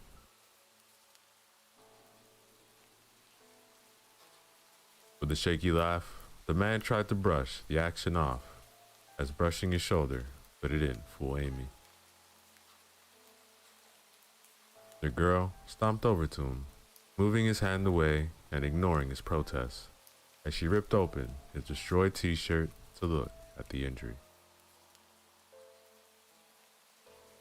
She gasped when she saw it. John's left shoulder was extremely swollen and was already colored purple with bruising, probably from breaking down the door. Swatting his hands away, The girl pulled the scraps of clothing off the man. Close to half of John's body was covered in bruising. A particularly bad patch over his right ribs suggested a broken bone, too. John, we need to get you to... What, huh? To a hospital? Don't be an idiot. I'm fine. And with that, the man stormed over to his pack, rooting through it to pull out his spare t-shirt. However, as he made to put it on, John found that he couldn't lift his arm any higher than shoulder height.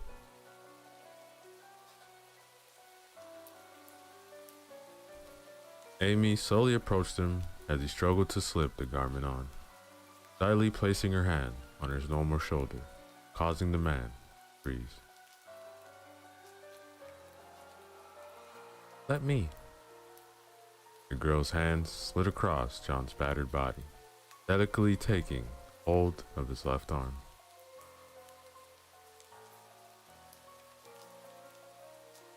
Ever so slowly, Amy guided his arm through the sleeve, smiling sadly as John winced. Then, the man's hand slid out of the sleeve, but the woman didn't move away. The two of them suddenly realized how close they were.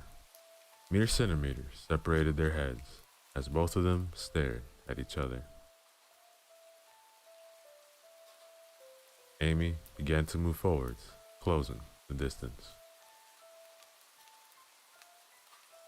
There was a sudden bang as an infected knocked into the door, as it stumbled into the door as it patrolled the corridor. The teenagers quickly separated, the light tinge of red decorating both of their features. John coughed as he looked back at his companion. We should probably get out of here. Find a safer place to set up camp. He quickly moved over to the abandoned pile of items and began to pack them.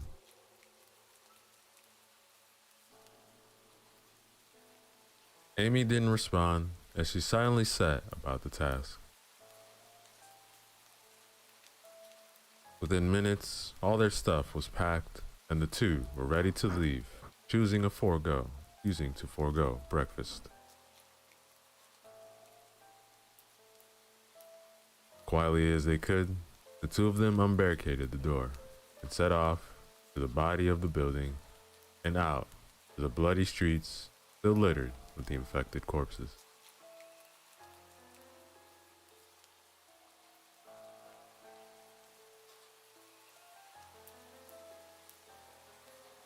The day was hot.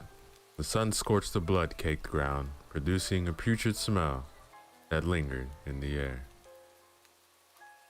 Every now and then, a breeze would blow through the streets, offering a brief moment of respite in the stifling weather.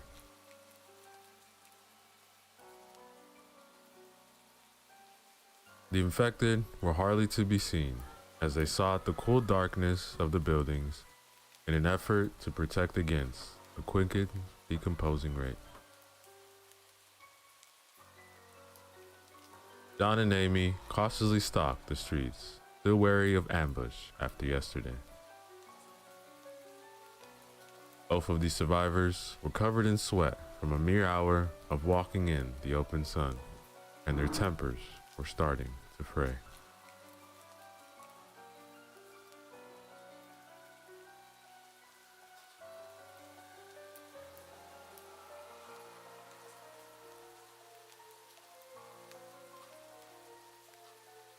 That was when a scream of pain and terror echoed down the street. Amy took a step in the direction of the scream before she remembered the last time this had happened. She remembered Andrew Roberts and his daughter. She remembered the cruel way her partner had let him die in an attempt to further his understanding of the infected.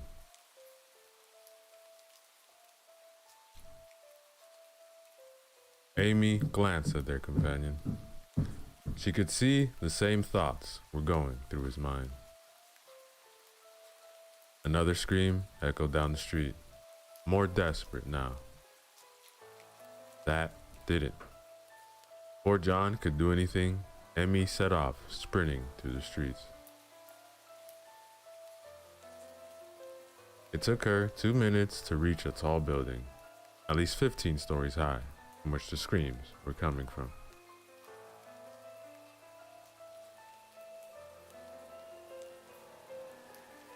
In front of the building, Amy could see a group of possibly a dozen infected crowding around an open doorway.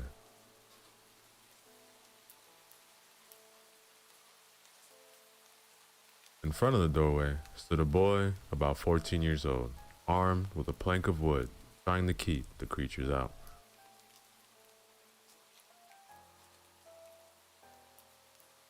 Despite everything she'd learned since the horror began, Amy charged straight at the group. The first infected didn't even have a chance to turn around. The second didn't fare much better, as Amy forced her way through the group. The third infected lunged at her, but Amy nimbly sidestepped before bringing her bat down hard on the back of the creature's head. As the girl once again turned towards the doorway, she barely managed to lean back, avoiding a savage bite of the fourth infected. Trying desperately to back out of the thing's reach, Amy scuttled backwards, barely staying upright. But it was too slow. The infected took one long stride, grabbing Amy around the waist, raised his head to deliver a killer bite. A knife suddenly shot out from behind Amy's back, stabbing the infected through the eye, killing it instantly. The weapon was quickly pulled back, and Amy turned with it to look at her savior. John stood there, blood covering his fresh clothes, 2 more corpses behind him. Look, let's finish this first, then we'll have a long talk about safety. Amy felt her anger build at being disregarded. Turning back to the fight, she saw John, a bloody knife in his left hand and a trusty hockey stick in his right, swiftly kill the 7th member of the pack. By the doorway, 2 of the infected grappled with the boy, while the 3rd attempted to stalk around the scuffle to flank the defender.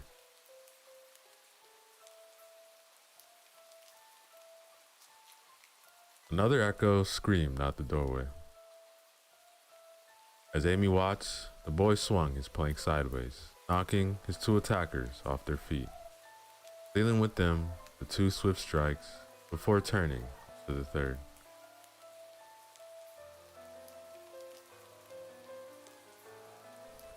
To the girl's right, John jumped backwards, dodging a vicious swipe of a clawed hand before using his longer reach to slam his hockey stick to the monster's temple.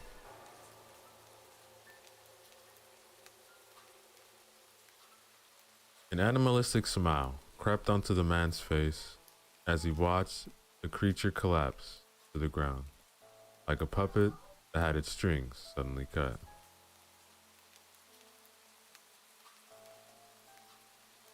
Amy strode up to the last of the infected, tightly gripping her bat in both hands. Then, in one large swing, she released all of her anger. The creature fell to the ground, head caved in.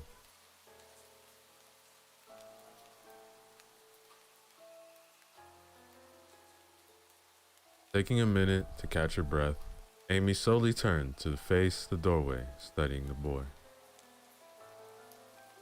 He was stood just inside the doorway, still holding his large wooden plank.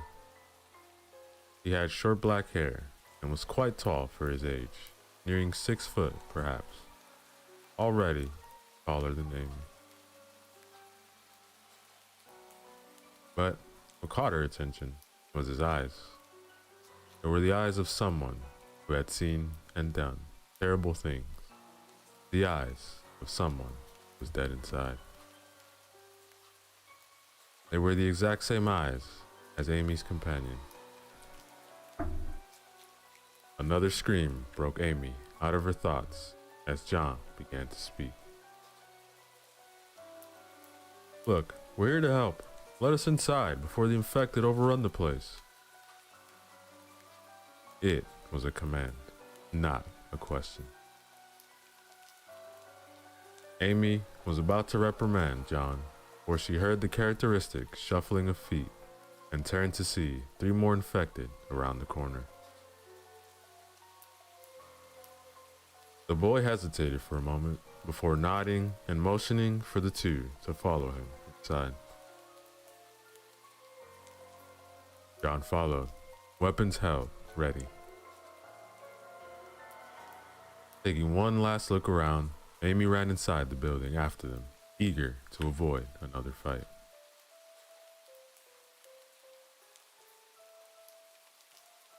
The group had been walking through the dimly lit offices for about 5 minutes. The strange boy silently leading, with Amy and John following a few footsteps behind. As another scream from further above died away, John started to talk to Amy, quietly, so the boy could not hear them.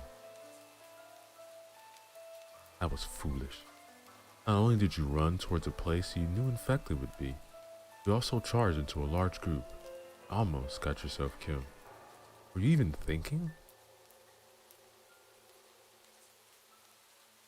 Although he was whispering, it was clear how angry John was, and Amy refused to back down. I was thinking.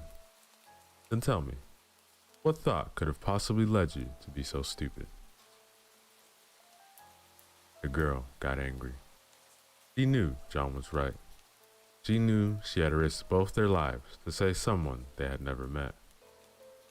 But there was no way she was going to let him call her stupid. Look, I feared the devil behind me far more than the monsters in front. A pained look crossed the man's face before his usual mask went up. Then, just as John was about to respond, the boy opened the door to the office from which the screaming was coming from.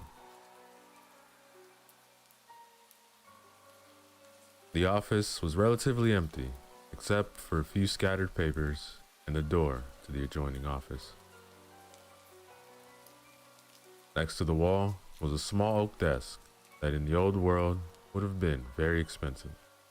Now, though, it was just a useful piece of furniture for an unnamed boy to use as a barricade.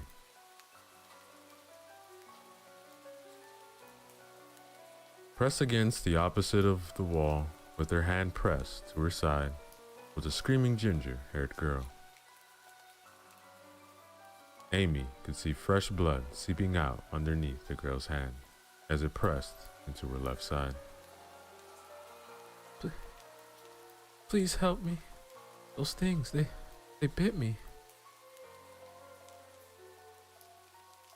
John walked further into the room, setting down his backpack and hockey stick on the floor, and jamming his knife between a belt loop as he walked towards the girl. Amy worriedly moved forwards, already knowing what was about to happen. As John got within a few steps of the girl, the boy appeared to Amy's left, mumbling something.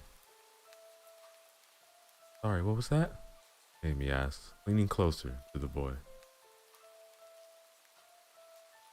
The boy mumbled the words again. This time, they were dreadfully clear. I'm sorry. Before Amy could do anything, the boy had slipped behind her and was now holding a knife to her throat as a man burst in through the adjoining door, tackling John to the ground. Amy reacted quickly, grabbing the knife hand of the boy and pulling it away, but the other hand came up, wrapping it tightly around her neck. Amy struggled against her attacker, swinging her cricket bat behind her to try and hit him. When that failed, she dropped the bat and began to claw at the hand with her nails, carving bloody cuts to the limb. Coughing from lack of air as the world began to dim around her, Amy tried one last thing. With all her remaining strength, Amy swung her foot backwards, aiming for between the boy's legs. Bullseye. The boy released her with a yell of pain, collapsing to his knees. Amy stumbled away, panting and coughing intermittent. As she turned to look for her bat, she saw the boy once again on his feet, bat in hand and fire in his eyes. Before Amy could do anything, the boy swung the bat, catching her on her chin and knocking her out. That, ladies and gentlemen, the end of our chapter. Yo, what is up, everybody? Teresco back again. Another chapter from the story titled 50 Days After the Apocalypse, written by Ruber Rollinson. Remember to use the links in the description below. Show love to the author. Like, comment, and subscribe. Chapter 4. The next morning was spent in a tense silence, the actions of the previous day weighing heavily on both of the companions' minds. After quickly eating breakfast, the two of them packed up their sleeping bags, unbarricaded the door, and made to leave. All of them, same silence. The duo walked down the stairs, and John set about removing the second barricade on the front door. As she stood in the hallway, waiting, Amy could only help but look over at the man's crumpled body. It remained unchanged from the sad position he had fallen in yesterday after she had removed John's knives. Pausing for a moment on the stairs, Amy came to a decision. Hold on a minute. John froze, hand on the door handle, casting about for a sign of danger. But instead of a raving infected, he saw his companion crouched over the older man's body. What are you doing? Amy ignored him as she began to dig through the man's pockets. After several seconds of searching, the girl made a quiet triumph noise as she pulled out a small leather wallet. You're robbing him? Again, John was ignored as Amy opened the wallet, took out a small laminated card. After staring at it for a moment, he gave a little nod of confirmation before standing up and storming over to John and shoving the item in his face. Read it. John was tempted to push it away, but the look on her face told him this was not a point to argue over. Quickly scanning it, he began to read out what was written on the card. Roberts, Mr. Andrew, September 11th, 1975. Why am I reading a driver's license? Remember his name. After what you did to him, it's the least you can do. It's the only thing I'll do, John countered as he opened the door and the two of them began that day's perilous trek. In the days to come, a disturbing pattern was created. Each day was in itself unique and yet eerily similar. For Amy, the day would start in the middle of the night as she was awoken for guard duty. At roughly 7 in the morning, she would wake her companion with a sharp prod. What followed would be a silent cold breakfast, usually a can of food John had stored in his rucksack. Though, on their 8th day, they did treat themselves with stale bread they had found the day before. Food was a constant worry. Despite their best efforts at rationing within a week, the two were forced to scavenge for supplies during the day. After breakfast, they would break camp and set off into the streets, looking for food and a new place to stay. In the beginning, Amy would tell herself at the start of the day that she would look for survivors.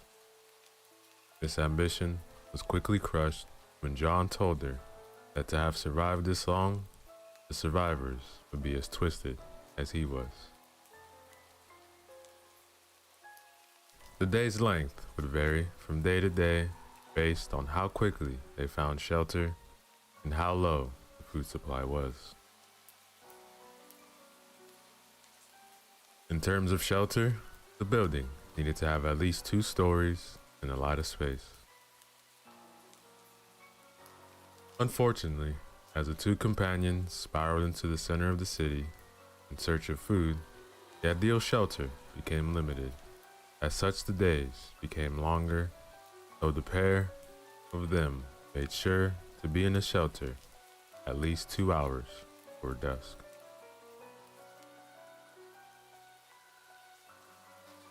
When they did find shelter there was a small matter of clearing the infected that undoubtedly lay in ambush inside. Amy had to admit that when it came to fighting infected, John was unparalleled.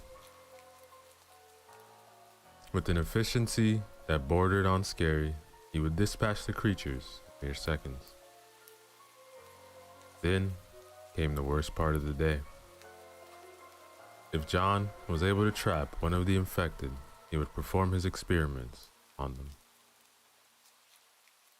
Initially, Amy had objected, still viewing the creatures with a shred of mercy.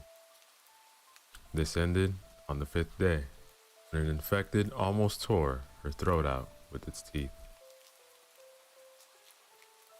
After that, she accepted whatever John did as a necessary evil and would leave the room to make camp. After John had finished, he would come and find her, normally wiping off one of his knives with a piece of cloth he would rip off of a curtain. Sometimes, if he was in a good mood, John would tell Amy what he had found, like the fact that the infected had no sense of smell, which he was extremely happy about, though he grudgingly told her that their sight and hearing could near superhuman levels, depending on the degree of deterioration. On some of the worst days, John would enter their camp and sit dejectedly in a corner, picking at the cold canned food they had to eat for dinner.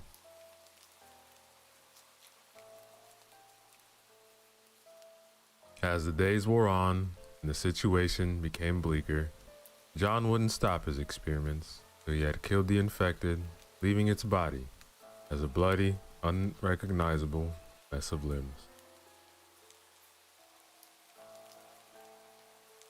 After an unusually silent meal at dusk, Amy would unfurl her sleeping bag, try to get a few hours' peace before the maddening cycle would begin again.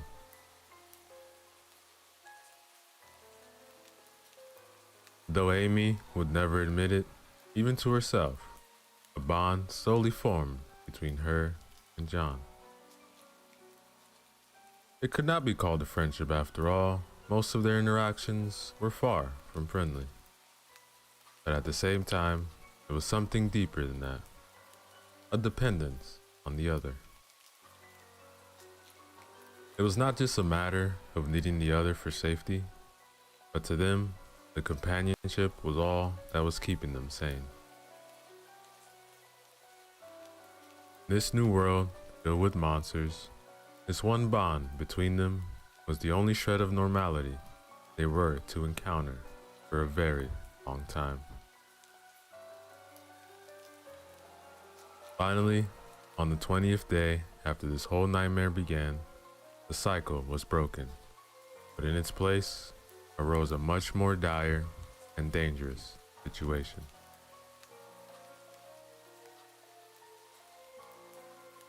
Amy was jolted awake as a hand clamped over her mouth. In a blind panic and half asleep, the girl's left hand began clawing at the dark figure that hovered over her, while her right shot out, searching for her bat. Slowly, the figure bent down and whispered in Amy's ear. "Stop it. Look, the infected have broken the front door down. We need to hide, now." Amy bolted upright, barely avoiding headbutting John in the process. Her eyes darted around the room, looking for any sign of danger as her companion slowly crept over to the doorway.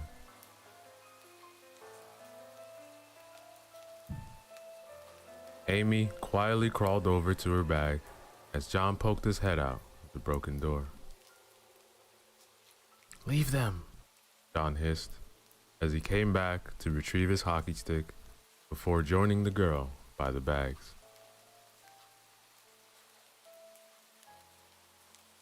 Moving silently, the man pulled out one of his knives, shoving it into his partner's left hand before grabbing another for himself. Without another word, John moved away towards the door, Amy following nervously behind them.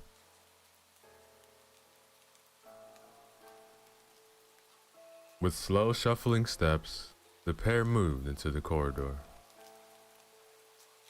The grimy, bloodied walls were viewable by the light of the moon as it shone into the hallway through a crack in the boarded-up window at the end of the walkway.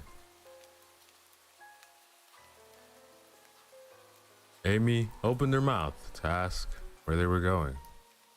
That was when she heard it. Slow, hoarse breaths. And the house seemed to become colder as a dreadful chill filled the girl. Boom. A step.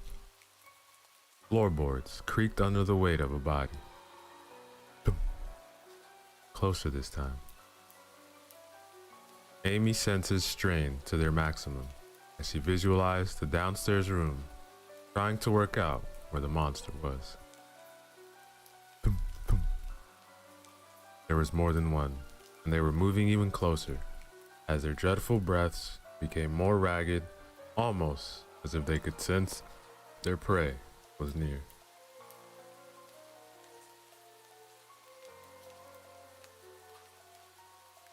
A small tug of her t-shirt made Amy jolt, focusing her attention on her partner as she silently motioned to the master bedroom. As quietly as possible, the pair moved, knowing their lives depended on them, making no noise. John reached the door first, pausing a moment to look over the solid oak door, checking it for cracks. Satisfied with the results of his inspection, the man gave a small affirmative nod as his knife hand snaked out lightly, pushing the slightly ajar door.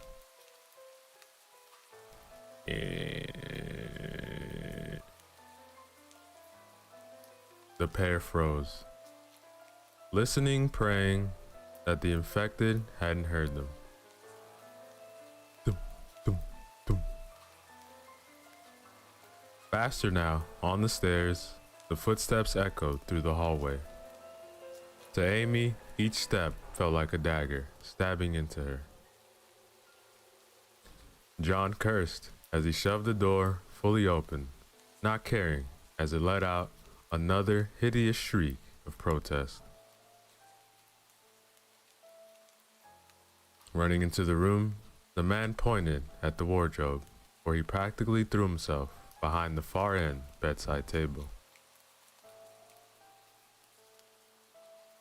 Without a moment's hesitation, Amy rushed over to a piece of furniture, wrenching the doors open as more rushed, stumbling footsteps could be heard from the corridor. She had mere seconds to jump into the wardrobe and shut the doors behind her, before it appeared. The infected walked with a small stump as it walked into the room. The body of the infected was that of a man in his late 30s. Long brown hair was matted, dried blood, and the girl could make out the infected's dead, milky eyes, even from her hiding spot. With one shuddering step, the monster moved further into the room, craning its neck to the side, listening. It stood there motionless, the only sound its horrible, ragged breathing. Amy held her breath as she stared out of a crack at the infected, as she fought every bone in her body not to run out of her hiding space in a blind panic. After an eternity, the creature gave up. With slow, faltering steps, it turned around.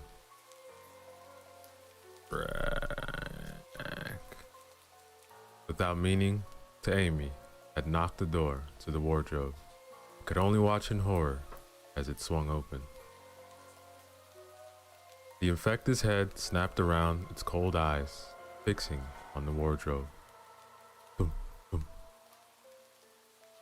Slowly, ever so slowly, the creature moved towards the piece of furniture. Amy pressed herself against the backboard of the closet, relying on the darkness to hide her. It didn't matter. The infected came closer and closer, its head still held at the horrible angle it had slightly opened, preparation to bite. The girl could only watch as the monster crept closer to her. Closer and closer with each step, more of the creature was revealed. Amy could see every single tear in its clothes, every speck of spattered blood, and worst of all, those sharp, razor-like teeth that would soon be slicing through her flesh. Thump, thump. Then, it happened. The survivor and the infected's eyes met. In that instant, time seemed to just stop, as what little gap remained suddenly felt a lot smaller. Suddenly, the creature's face twisted into a snarl, and it lurched forward with surprising speed. Amy knew what she had to do. She knew she had to raise the knife in her left hand and defend herself. But she didn't. She couldn't. For in that single moment, the fear overwhelmed her, and Amy froze. It was all the infected needed. With uncharacteristic speed, the monster rushed onwards, arms extended, and its fingers mere inches away from the terrified girl. All of a sudden, John appeared, bursting forth from his hiding space and barreling into the infected, knocking it against the wall, a loud crash. Almost immediately, a second infected appeared in the doorway, attracted by the noise, the conflict. Snapping back to her senses, Amy charged forward, past John as he grappled with the first infected, swinging her bat as she moved, dealing the new infected a hard blow to the head. As the creature fell, a third appeared to take its place. The girl thrust her arms forward, stabbing the infected through the chest, but the monster continued on, unperturbed, as it swung its arm at Amy, its claw-like fingers racking the survivor's side, drawing blood. Quickly backing away, the girl swung her bat wildly in an attempt to gain space. Behind her, John was pushed back by the original infected as he struggled to stay upright. The man's legs connected with the bed, causing him to collapse onto it, losing his knife process.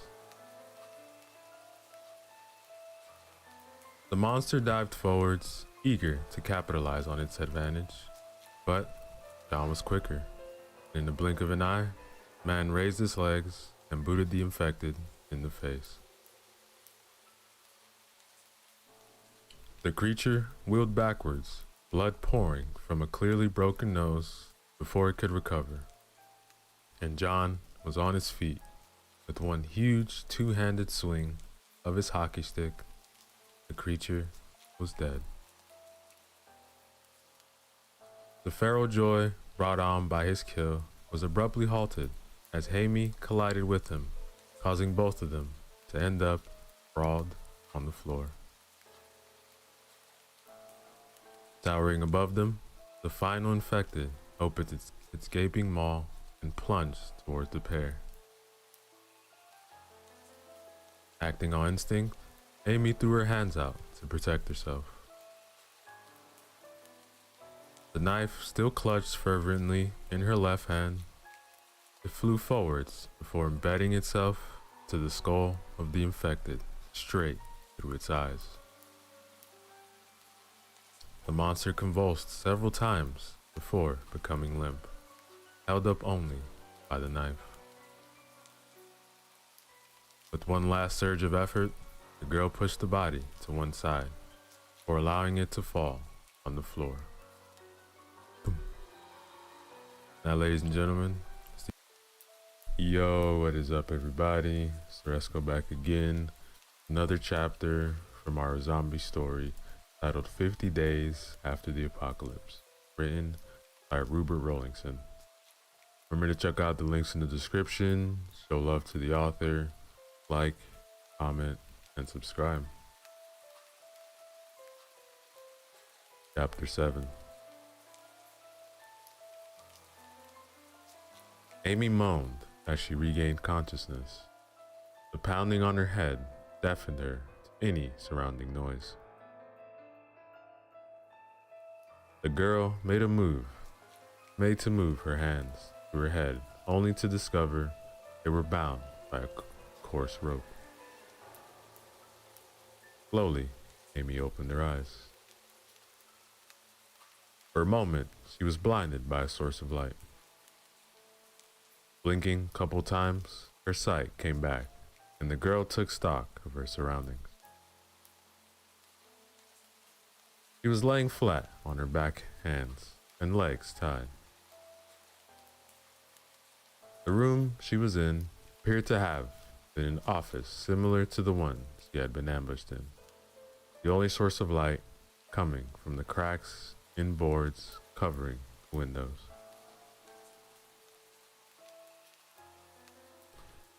Rolling onto her side, Amy searched the room for a companion. Instead of John, she saw a group of 4 people, similarly bound, huddled in a corner. The eldest girl was about 19 years old, had shoulder-length dark brown hair in a bowl-style cut. Like most survivors, her clothes were splattered with the usual gore and tears. Just under her right eye were 3 gruesome, unhealed scars that twisted her face to an angry scowl.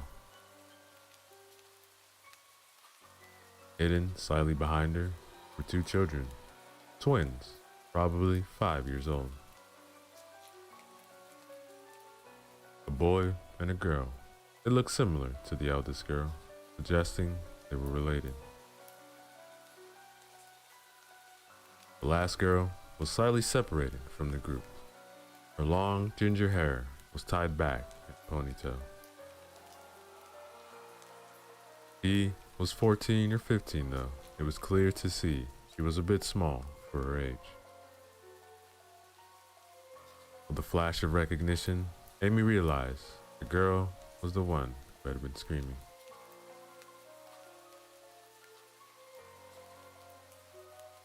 Rolling onto her other shoulder, Amy saw the boy who had knocked her out, leaning on the wall next to a door, his wooden board propped up next to him.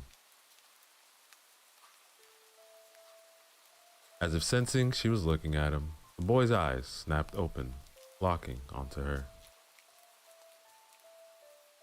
Amy was happy to see the boy subconsciously shift his leg to shield his crotch. Suddenly, the door burst open as John was thrown through it.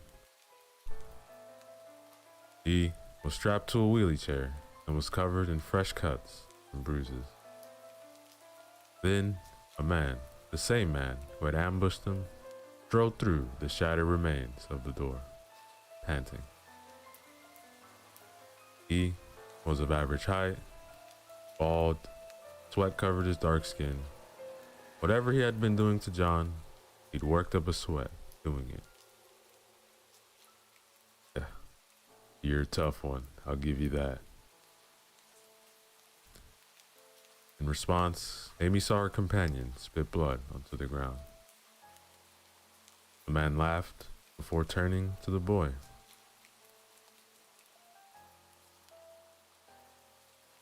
Check the rope, boy. Fetch me a beer while you're at it.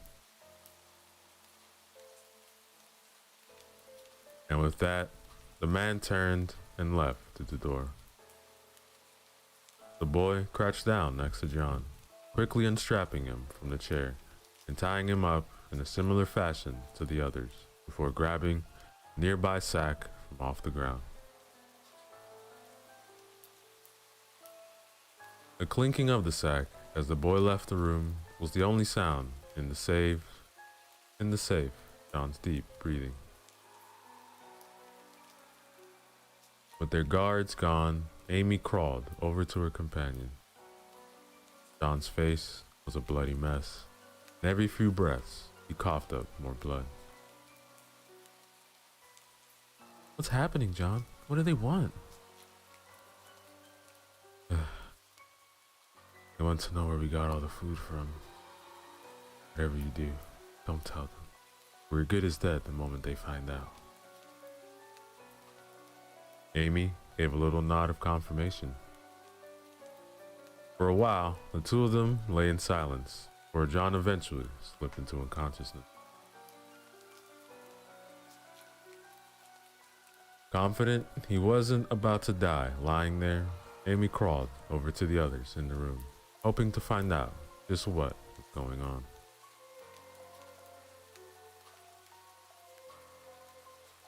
Bound as she was, it took several minutes for the girl to travel the length of the room. When she finally made it, Amy slowly propped herself up against the wall, wincing as her strained body screamed at being moved. Looking the eldest girl in the eye, she began to speak. So, do you want to start or should I go first? The name's Helen, and these two are James and Jane. The traitor over there is Sarah. I'm Amy, and the guy over there is John.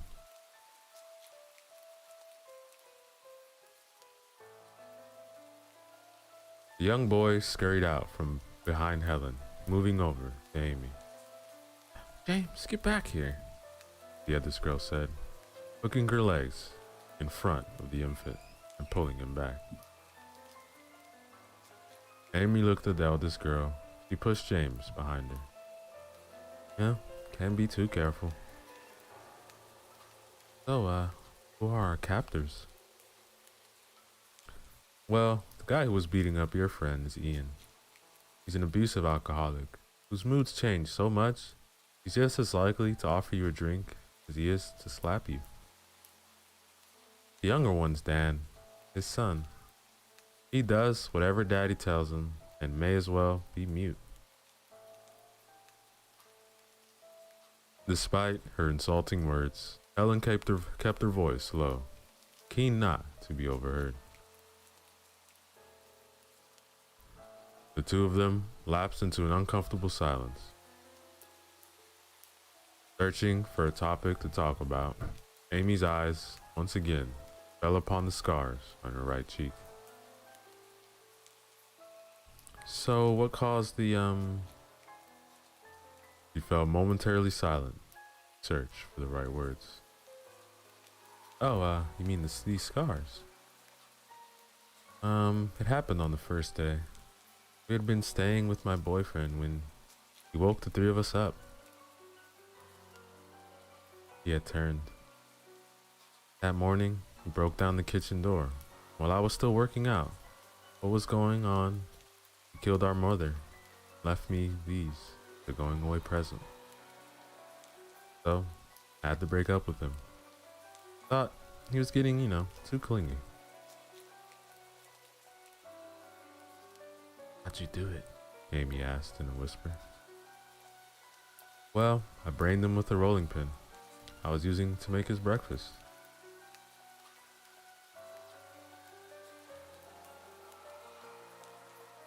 In the hour that followed, the two of them told their stories of how they got here, with Helen every now and then having to nudge James with her feet to keep him in line. The trio had apparently spent the first month roaming around, similarly to Amy and John. Then, a couple of weeks ago, had been caught by Ian and Dan. After that, Helen had been used to find supplies, with the twins being used as hostages to ensure her cooperation. Amy had to marvel at the strength the woman showed, being sent out into that madness, alone, and returning to the men forcing her to do it. To be able to do that day after day and remain sane was incredible. Then it was Amy's turn. She talked about the first day and the days that followed.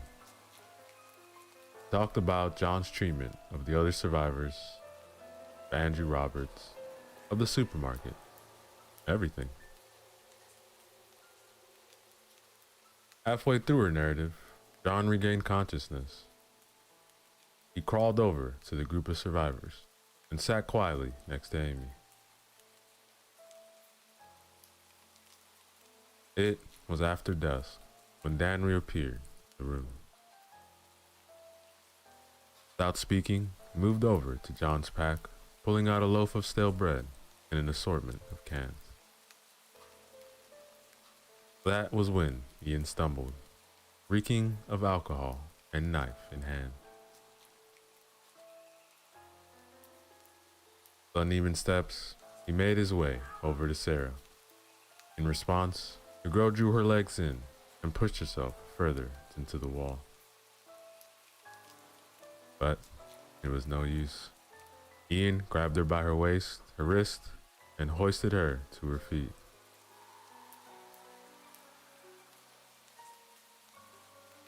Sarah let out a whimper as Ian held the quivering knife in front of her face. Look, quit your struggling before I stab you on the other side.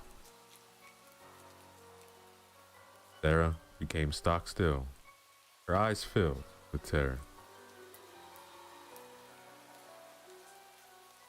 Slowly, the drunken man lowered the knife and cut away the rope binding the girl before shoving her towards Dan. Then, Ian moved over to Amy.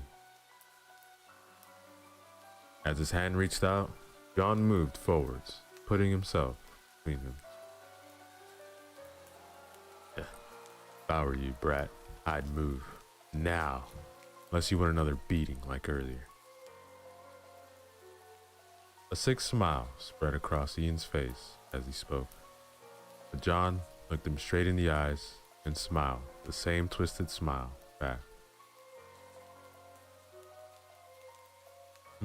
So I have all my teeth, don't I?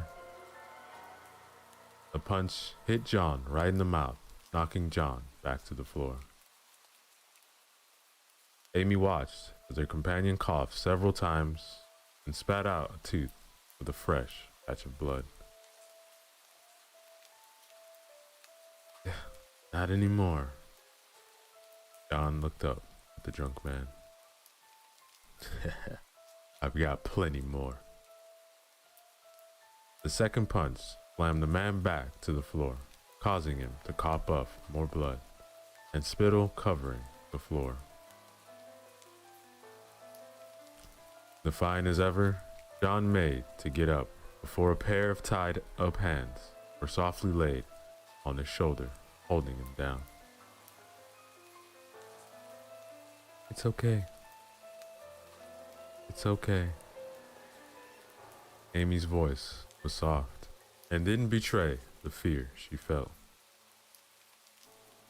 Ian's hand once again reached over, grabbing the ropes, finding the girl and pulling her to her feet. The knife slashed once again and the ropes were severed. Alright, you get to cooking. Then came the cooking. To Amy's delight, the group had a pair of portable cookers and plenty of fuel to use. She had to admit, the difficult part was trying not to drool at the thought of eating hot food as she scraped the congealed contents of a can into a small melting pot. As she and Sarah set about cooking an eatable, Ian dragged the chair John had been tortured in over to the corner. Sitting down in it, he proceeded to produce a can of beer from one of his coat's many pockets. Dan, for his part, leaned against the wall next to his board.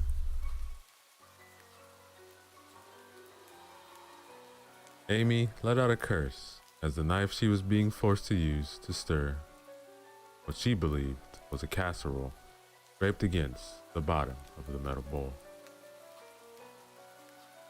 She and the other girl had been slaving over the dish for over half an hour, and the almost constant metallic sound was starting to get on her nerves. Despite this, the dish looked palatable. It was practically Michelin compared to the slop she and John had been eating the past weeks. While every now and then before day 0, Amy had managed to cook something that was at least edible, she had to admit it was the young girl and her quiet instructions that were the main reason the dish was so good.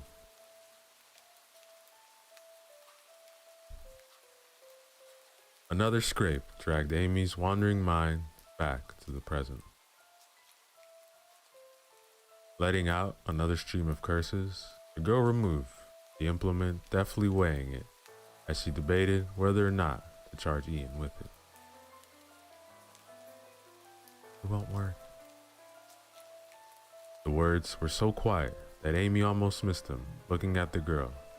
She saw her continuing to labor over the soup. Without looking up, the girl spoke again. Got a gun. Won't help him if I'm quick. Sarah smirked, though she made sure to keep her face down so Ian couldn't see. I thought that, right up until he grabbed the knife out of my hand and stabbed me with it. Now, you use that to trap unsuspecting survivors, huh? The girl recoiled slightly, at the comment, but not enough to draw attention to their conversation. Oh, sorry about that. He does that every time Helen doesn't find food, you know. Still, it's not an excuse. The conversation ended with that, as the two cooked in silence. Amy had to admit that Sarah was very skilled at cooking, quickly cutting off any spoiled parts of ingredients or adding them to the broth. Everything was going smoothly till Sarah went to pick up the pot. The strain from lifting the container was too much for her wound, and the girl's arms gave out. With a loud bang, the pot fell to the floor, spilling half of the contents all over the floor.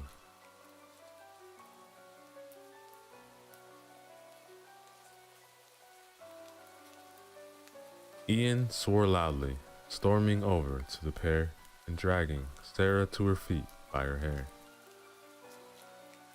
Amy acted on instinct, grabbing the knife firmly in her hands. She rose to her feet, preparing to stab the drunk.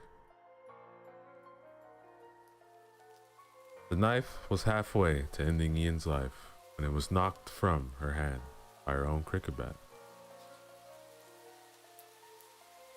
Turning, the girl saw Dan holding on to the weapon, prepared to back his father up. Amy instead dived sideways, shoulder barging the boy into the wall. Dan coughed, winded but still able to fight as he turned the cricket bat and slammed its side on the back of his hands, or to back of his attacker's leg.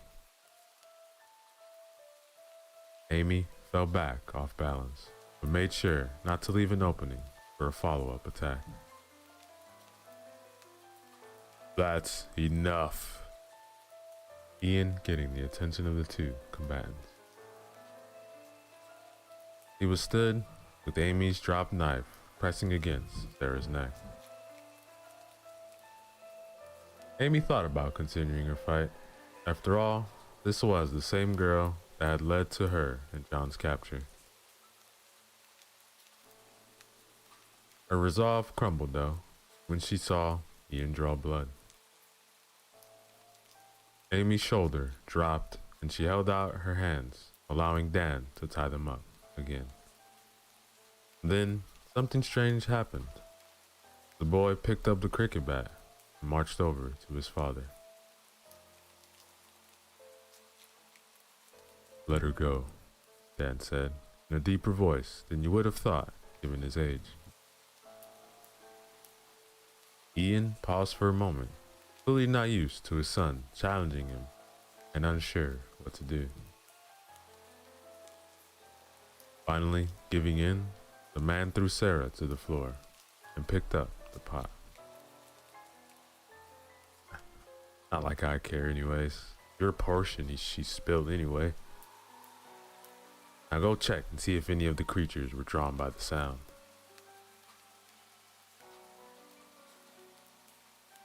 Dan stayed motionless for a moment longer before tying up Sarah and leaving to do as his father asked. Sarah crawled back into her corner while Amy made her way back over to the group, taking a seat next to John.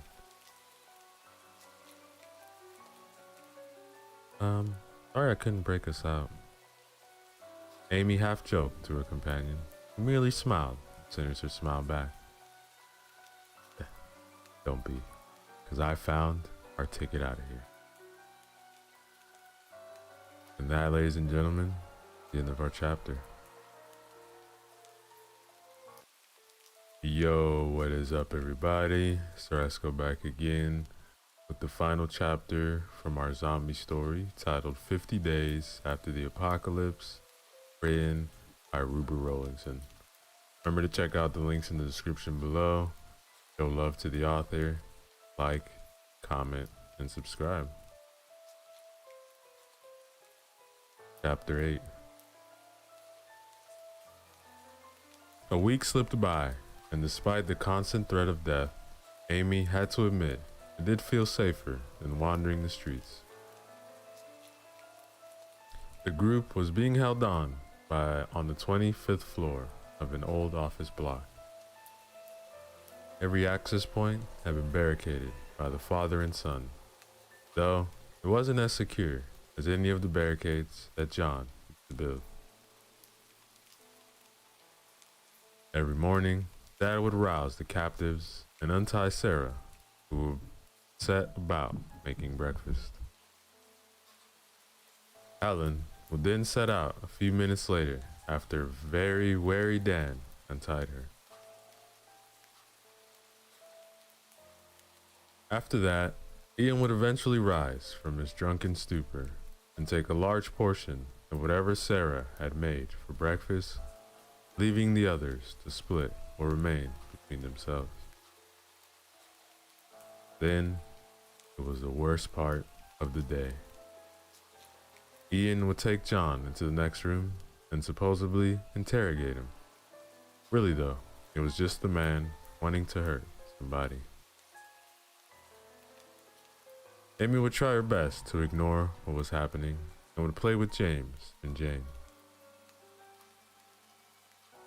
Eventually, Ian would get bored and throw John back into the room, set about his drinking. Amy would crawl over to her companion, who would be trying his best to lose consciousness.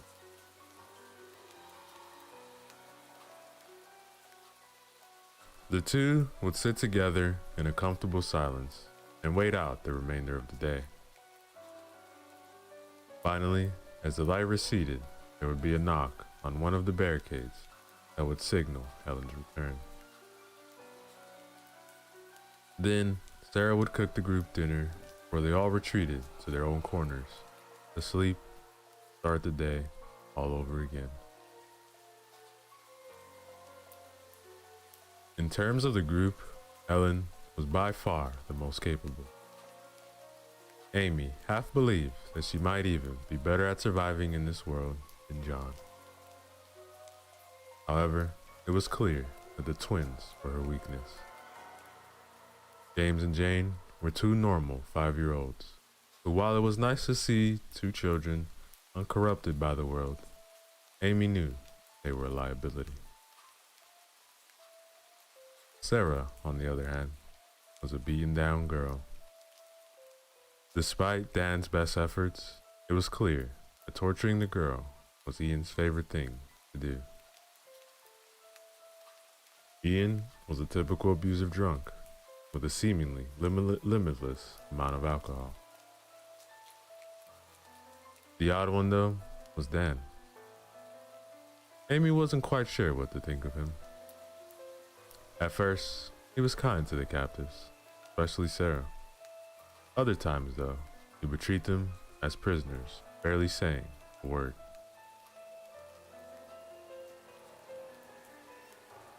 During that week, there was one thought that both kept Amy going and put her on edge. This uneasy peace could not last, and it would end only one side be left standing. John took a slow, deep breath as he attempted to recover from the last beating. He currently had a black eye and probably a broken nose. His body was the worst, though. While his shoulder had healed, his ribs were not able to recover due to Ian's daily interrogation. The sun had set, and Sarah was in the process of making dinner for everyone. Ian was in his usual seat, already drunk, while Dan was leaning on the doorframe, Amy's cricket bat next to him.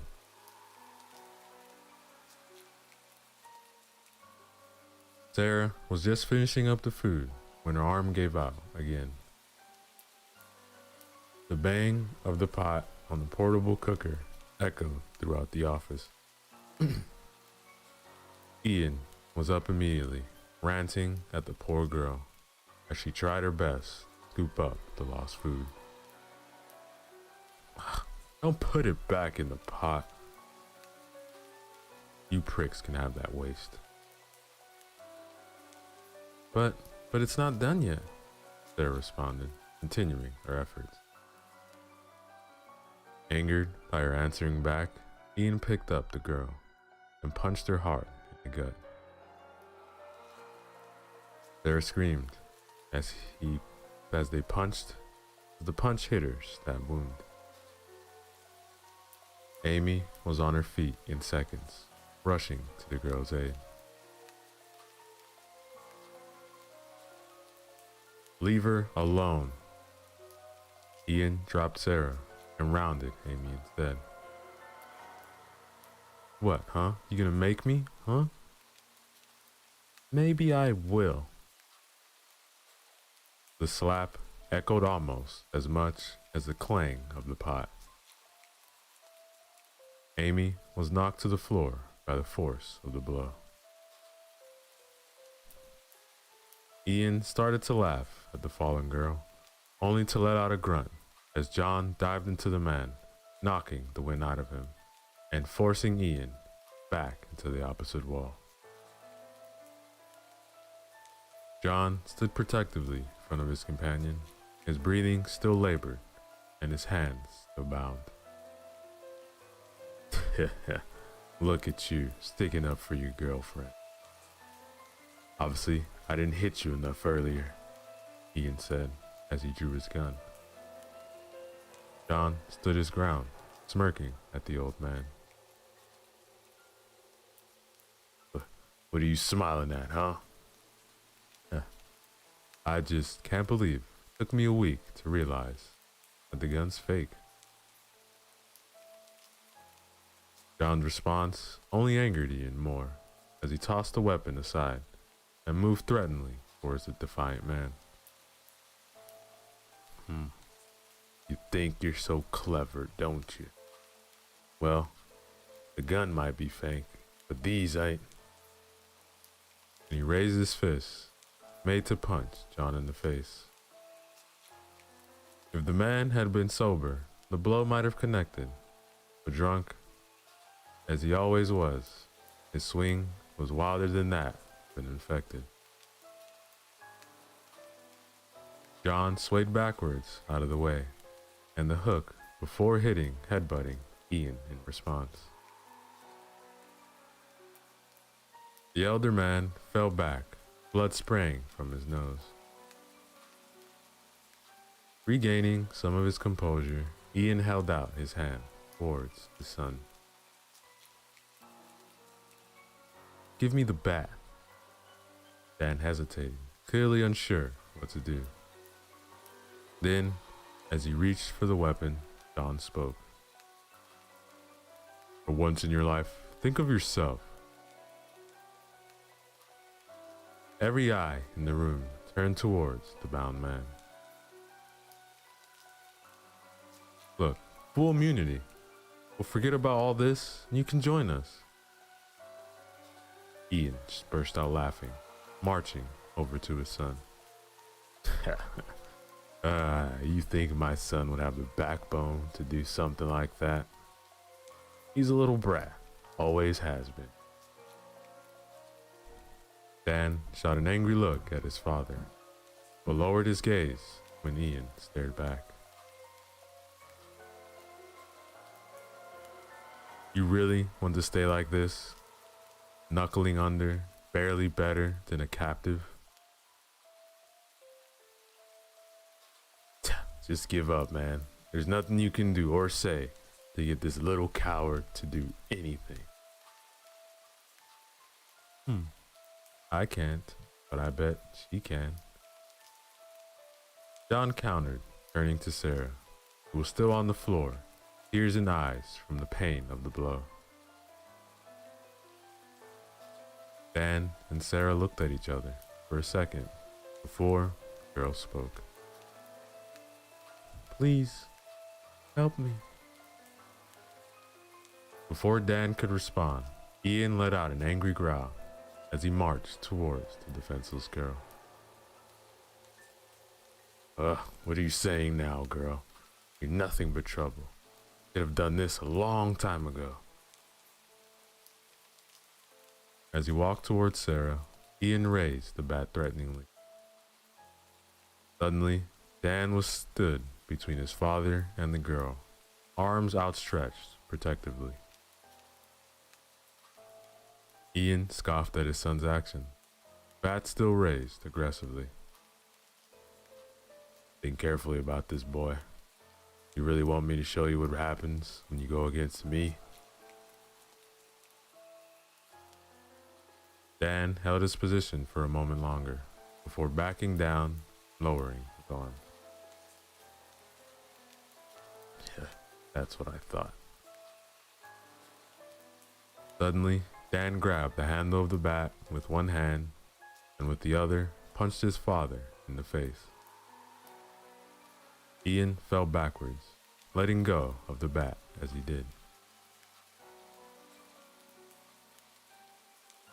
Several things happened as the room erupted into chaos. Ian charged at his son, who threw the bat to the ground, tackled his father to the ground. As the two of them rolled around, punching and kicking each other in an attempt to gain the advantage, John rushed to Amy's side, motioning to the knife.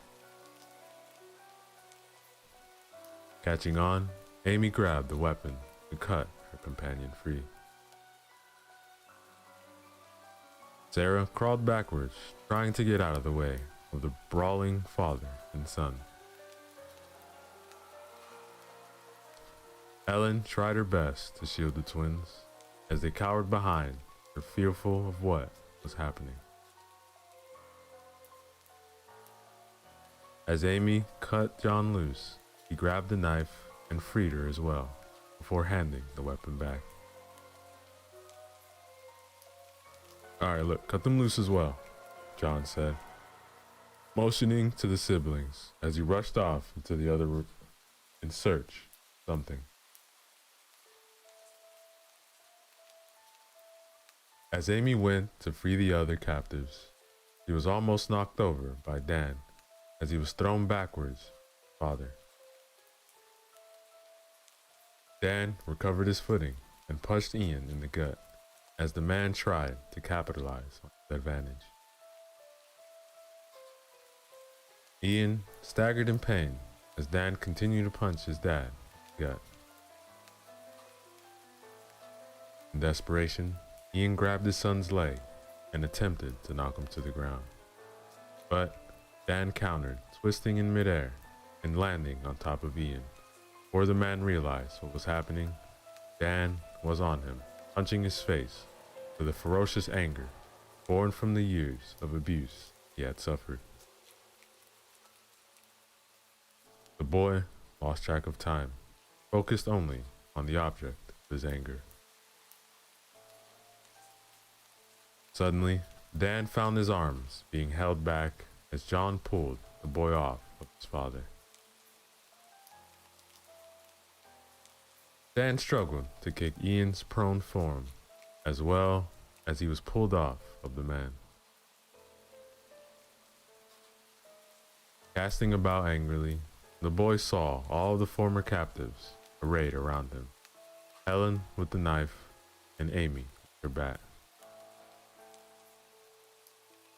Dan paled a bit as he realized what was on all of their minds, but John intervened before anyone could do anything. Look, not now. There's no way the infected didn't hear that. If you want any chance for your brother and sister surviving today, we need to move quickly. That was enough for the woman as she lowered her knife, albeit begrudgingly. Dan gave a look of thanks to John, who just ignored him, started giving out orders. Alright, Amy, grab our packs. Helen, go with Sarah and collect anything of Ian's that might be useful. You guys, listen to me, and we just might get out of this. Ian moaned as he slowly regained consciousness. His vision was blurred, his head was pounding, and there was a sharp ringing in his ears. Huh, finally awake, are you? The voice came from an out of the focus person, sitting on a chair in the middle of the room. Where am I? You don't recognize this place? Even as the figure spoke, his vision came back into focus. He was lying on the floor of a different room, the one where he and Dan had fought. His head still pounding, Ian slowly sat up.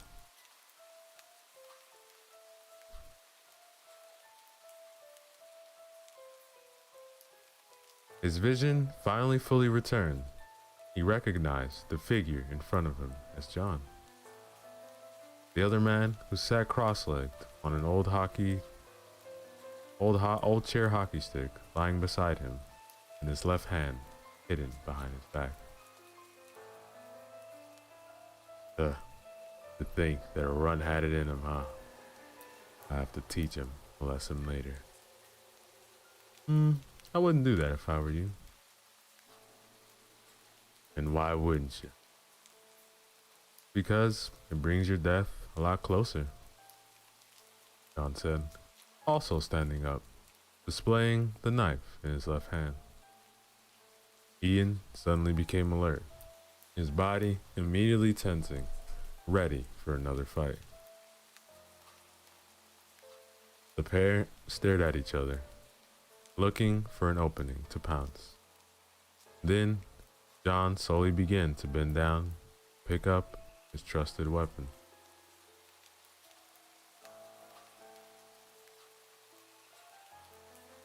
Ian attacked. Launching himself at the younger man, Ian crossed the distance in a matter of seconds. But it was too slow. John quickly straightened up, stabbing the knife into Ian's right arm, just below the shoulder.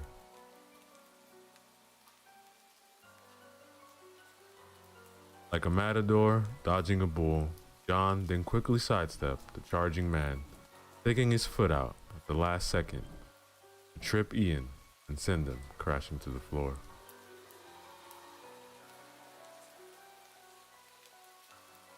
Ian slid along the dust-covered wood before finally coming to a halt when his back slammed into the opposite wall. The elder man let out a growl of rage as he quickly attempted to get back to his feet. What he wasn't expecting was to just as quick crash back to the floor as his right arm refused to support his weight.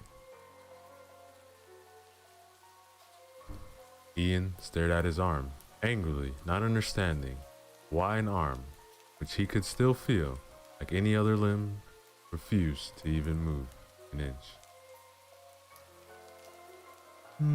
I severed a tendon. John's words, though spoken quietly, still cut through the man's rage-filled madness.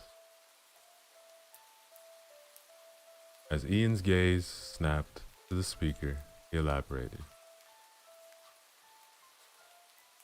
Look, I'm sure you're too stupid to know this, but in each of your limbs, there's a set of tendons that are required for you to move the limbs. Essentially, I just disabled your right arm. Though he didn't understand most of what the young man had said, Ian had got the basic gist of it. So what if I can't use my right arm? I don't need it to kick your bloody ass. And with that, the man once again launched himself at John. With a sigh, John tossed the knife over to his right hand before stabbing his attacker, the same place on his other arm. Ian howled in pain as he struggled to stay upright on his charge, with his two arms now hanging uselessly at his side. John had other ideas. As the older man brought his charge under control, John lunged forwards and stabbed the back of Ian's left calf. The man went limp, collapsed to the floor with a thud. John then proceeded to walk forwards and turn Ian over onto his back. The older man's face was a mask of blood from its recent run-in with the floorboards. His nose was now crooked, rivers of blood poured out of the obvious broken feature. Ian tilted his head to the side and with several coughs spat out a mix of teeth, spittle, and blood. Suddenly, John was forced to dodge backwards as the man's right leg flew upwards, almost connecting with his face. With a satisfied sigh, John moved over to the barricaded door, leaving the older man to thrash around the floor. Ian gave up his useless kicking and stared up at the ceiling, desperately trying to move his arms. As he lay there in a quickly filling pool of his own blood, Ian knew with the certainty that comes with your final hour that this was where he was going to die, and it terrified him, far greater than any fear he had ever had before. Tears leapt unbidden to his eyes, blurring his vision, as in one last roll of dice, he began to plead. Please, please don't kill me. Gone was his confidence and assurance in himself. Now, he was just a coward, afraid of death. Over and over, he pleaded, getting louder with each cycle. I'm not going to kill you. Ian became deathly quiet as he heard John's words. A couple of blinks, he cleared his vision and looked over at the man. John was now standing by the window, hockey stick in hand, knife tucked through the belt, tucked in trousers. Do you know why I chose this room? It's because through this window is a balcony that connects to the neighboring building. Do you know why I did this? Before the man could respond, there was a crunch as an infected smashed its hand through the door. Ian paled as he suddenly realized what was going to happen. John suddenly smashed the window with his hockey stick and began to yell at the top of his voice. Every infected within earshot suddenly began to make their way to the room. Ian's mind snapped as the man burst out laughing, further driving the infected into a frenzy. John slipped out of the window, onto the balcony, and towards the next building. As he walked away, Ian's laughs transformed into screams as the infected broke through and mauled him. As the man was literally ripped apart, a sickeningly sinister smile crept onto John's face.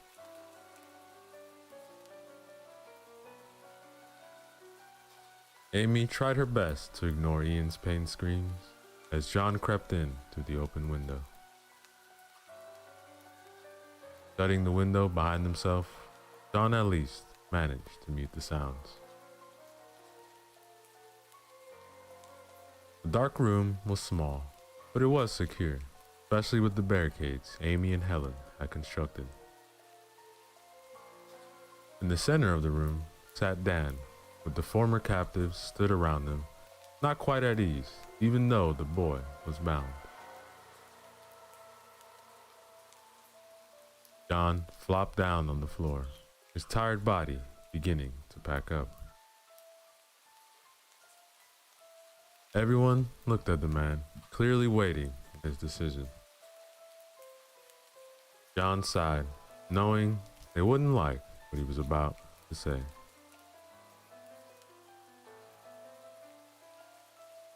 The boy gets to live. The profanity that spewed from Helen's mouth would have made the sailor blush, as it was just made twins giggle. Amy shot a confused look at her companion, while Sarah seemed secretly pleased at his decision. John waited out Helen's rage before he asked the woman, "So, what are your plans?" To take James and Jane somewhere safe." "Nowhere safe." "Then I'll make somewhere safe." "Then why not do it with us?" For the second time, Helen was forced to pause, caught off guard. What are you suggesting?" "Well, everyone in this group is useful to you. For all to make it, then we need everyone here." Helen then shot a murderous look at Dan. "Why do we need him?" "We don't. You do. Think of him as James and Jane's bodyguard." I can do that just fine." "And what about the one time you can't? Because it will happen. Those two can't look after themselves, and you can't watch them all the time without getting yourself killed." Helen seemed torn, and the one hand, what John said made sense, but on the other, this was the boy partly responsible for everything that happened in her life the last few weeks. Finally, he relented and moved over to the twins, saying over their shoulder,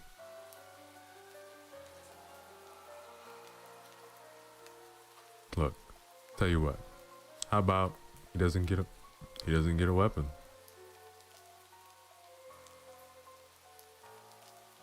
"Hey, look, Amy, the balcony connects to this building. Just to be on the safe side, could you board up the window? Sarah, I think we could all do the little food, don't you?"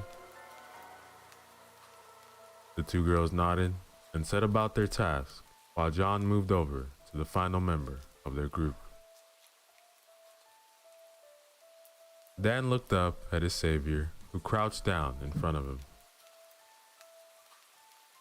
Pulling out the knife he had just used on Ian, John brandished the weapon for the boy to see. "Look, you make me regret this, and I promise you, you will wish for a weight as nice as your dad's." Dan gulped, nevertheless nodded his head to show he understood. With that, John severed the boy's ropes before heading over to his rucksack to begin unpacking. John sat bathed into the moonlight, looking out of the street below as he began his watch duty.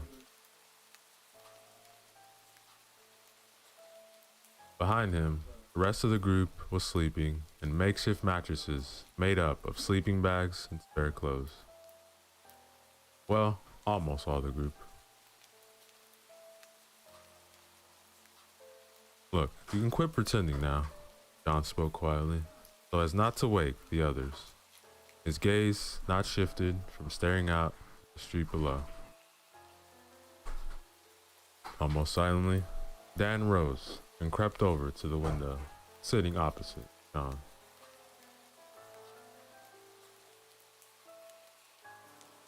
For a while, the two sat in silence as both waited for the others to speak.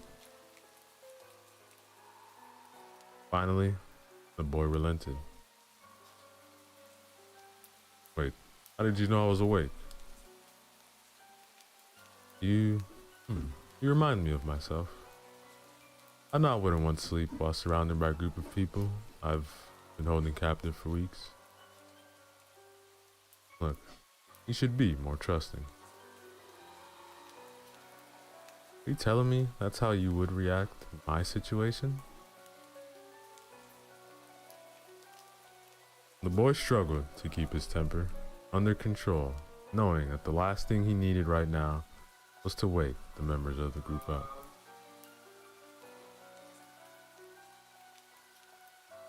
No, I wouldn't. There's a difference between you and me. Yeah, and what's that? Unlike me, you're only acting tough and emotionless.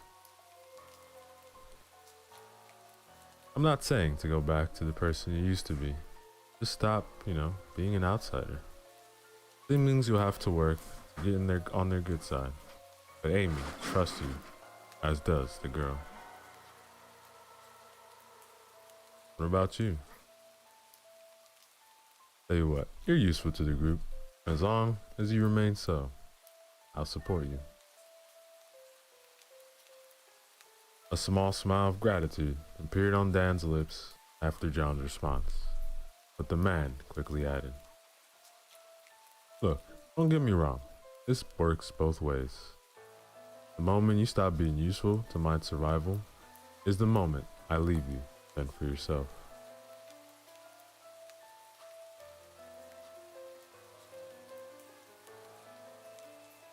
An uncomfortable silence followed neither of the survivors, feeling the need to speak. Eventually, John spoke up again. "Look, if I were you, I'd get some rest. You have a long and hard day tomorrow, and you still have a watch on your own later."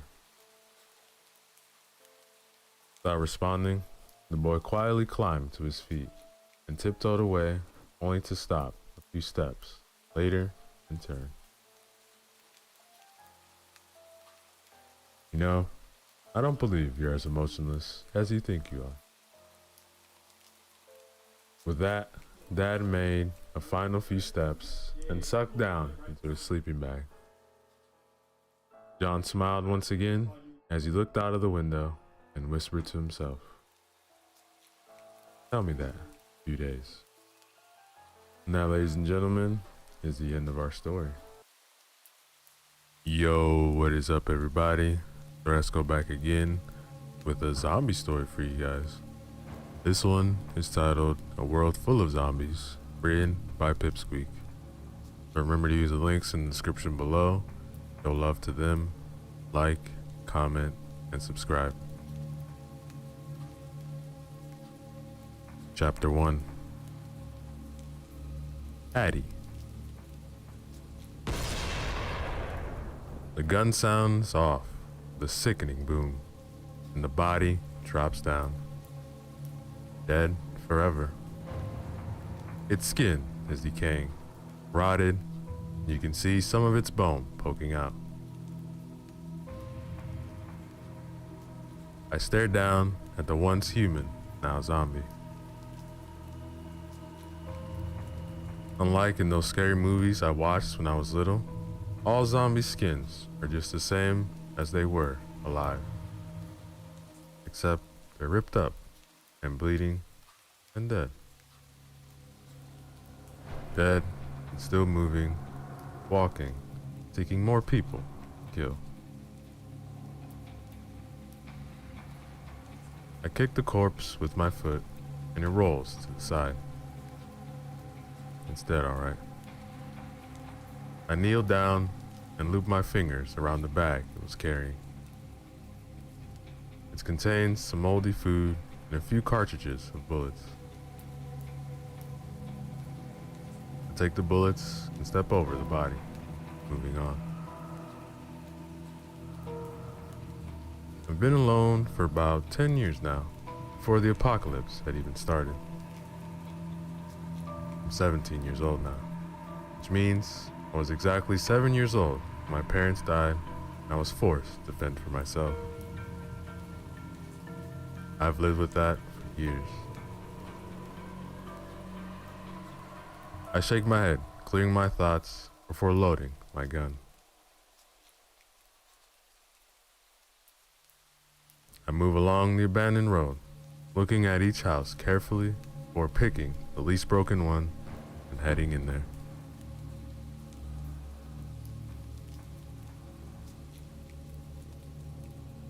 The front door opens with a creak, and I shut it behind me.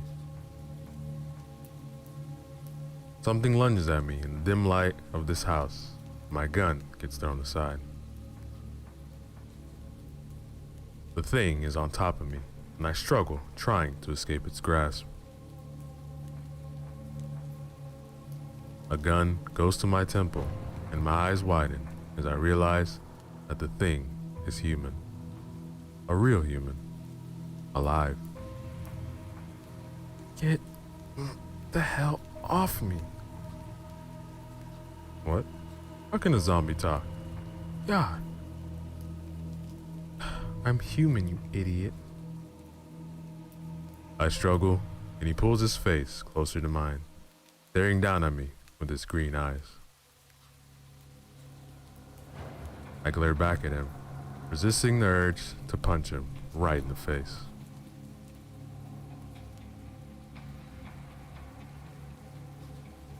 He grabs my wrist roughly and feels for my pulse. He presses on it hard, and I yelp, my heartbeat quickening. He releases my hand and pulls back his gun, but doesn't let me get up. Why? Why did you pick this house? Bloody hell, man. This was the only one that wasn't as banged up as the others. Think I wanna die? Now get off me. Look, you're gonna shoot me, and I become a zombie. Wouldn't that be fun? And as we all know, one zombie attracts many zombies. He glares at me, his lip twitching in anger. He puts his gun away, and I slip back, away from him. What do you want? Place to sleep? Go find one. I have. No, this is my den, and I... Look, either will you let me stay, or I will shoot myself, then you'll have a zombie running around your so-called den. Wouldn't that be fun? He huffs and growls, running a hand over his face. Fine, fine. You can stay, but you supply your own food. Guess I'll starve. Fine, I'll feed you. We have to work as a team. Whatever. He turns and signals with his hand for me to follow him. I pick up my gun and place it in my belt. It hangs loosely next to my knife. I follow the boy into the kitchen and spot all the blood-stained tiles. You killed someone? No, I was injured. That's from last month. It won't come out. He starts ruffling through the cupboards for food, and he tosses me a can in my direction, and I catch it. Good luck with that. I don't have a can opener. Neither does anyone else in this town. I dig my hand in my pocket and pull out my can opener and begin opening the can of cold soup. How did you? I stole it. You have a can for yourself? He hands me another can, and I open it before passing it over to him.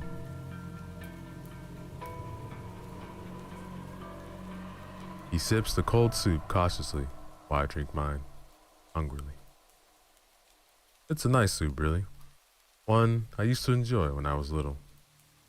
But then again, I used to have it warmed up and share it with my parents. But they're dead. Nothing I can do will bring them back. I toss the can into the bin, and I wipe my mouth with the back of my hand. The boy finishes his soup and does the same as me.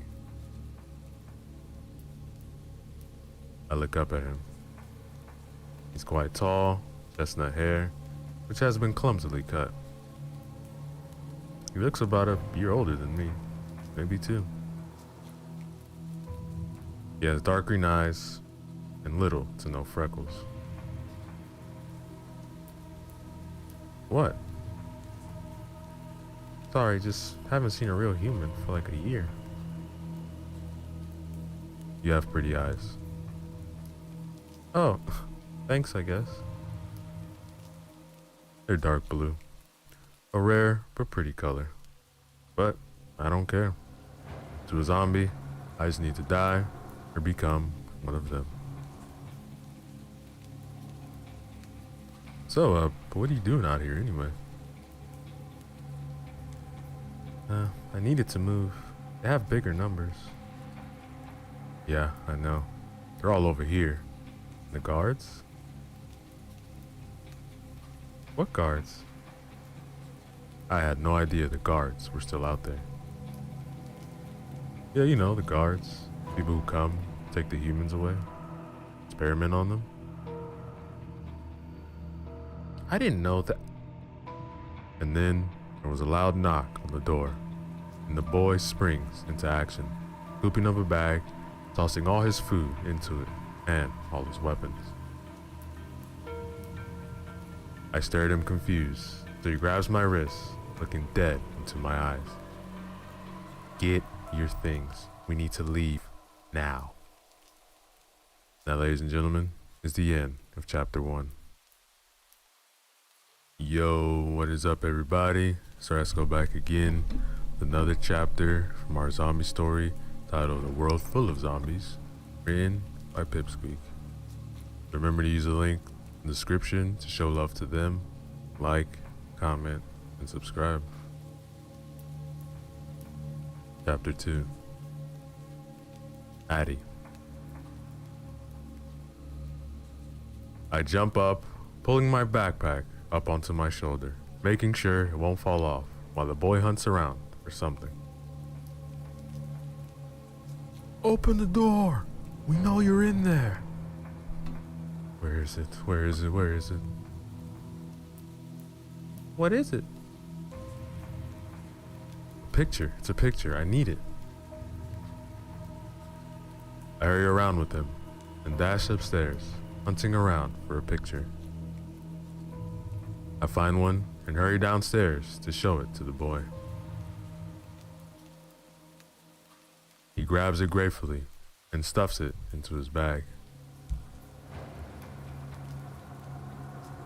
A gunshot sounds off and pain shoots up in my arm.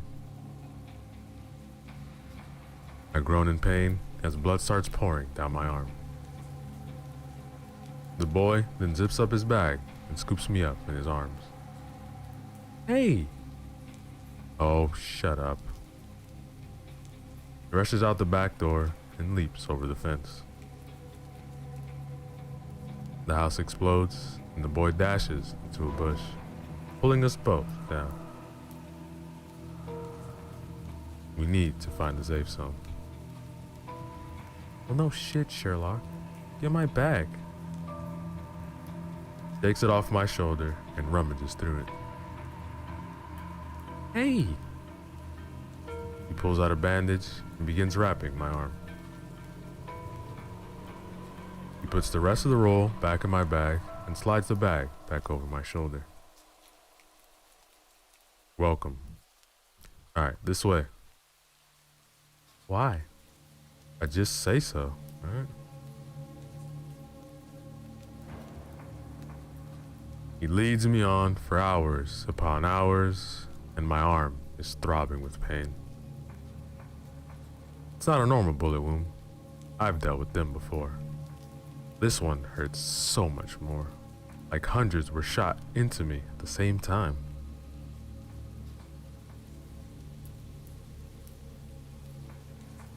Please, please, I'm in pain, you idiot.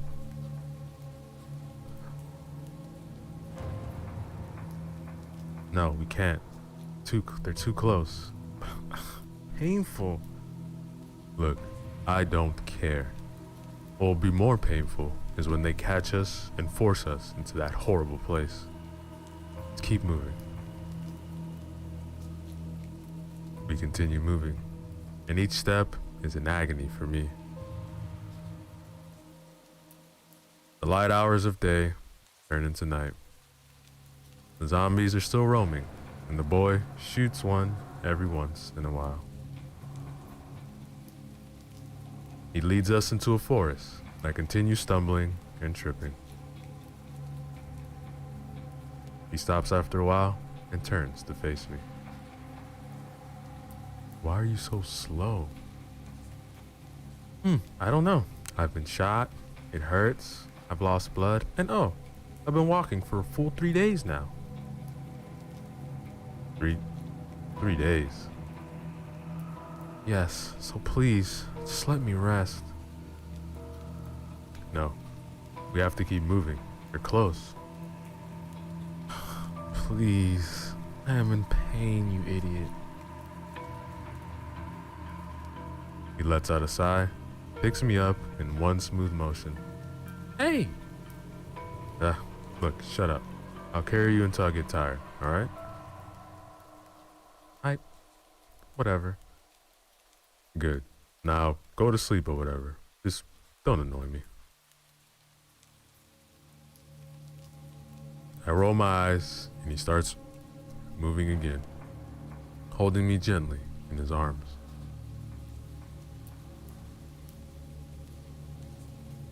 I'm in pain and sleep deprived. A deadly combination in this world. If this boy, who I didn't even know the name of, hadn't pulled me out that house, I would be dead. No doubt about it. It's been hard being alone for as long as I have. My parents died before the zombies even came. About 3 years before, in fact. I was about 10 when the apocalypse started, which means I've been alone for a total of 10 years, making me 17 years old. This boy looks at least a year or two older than me. He seems alright, but I can't rely on him too much. After all, he could be a part of the bad guys team, as I like to call it. The zombies didn't just appear out of nowhere, like the news said. They were created and released into the world to cause havoc and mayhem.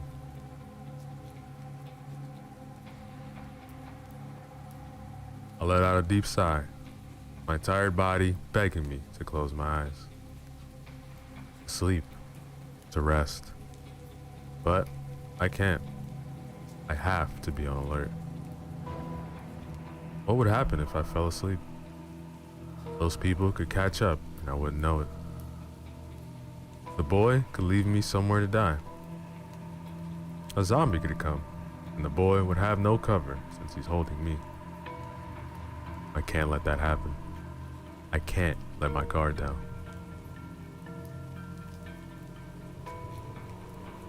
The boy walks for hours. He seems to have an unlimited amount of energy and strength. I blink more and more.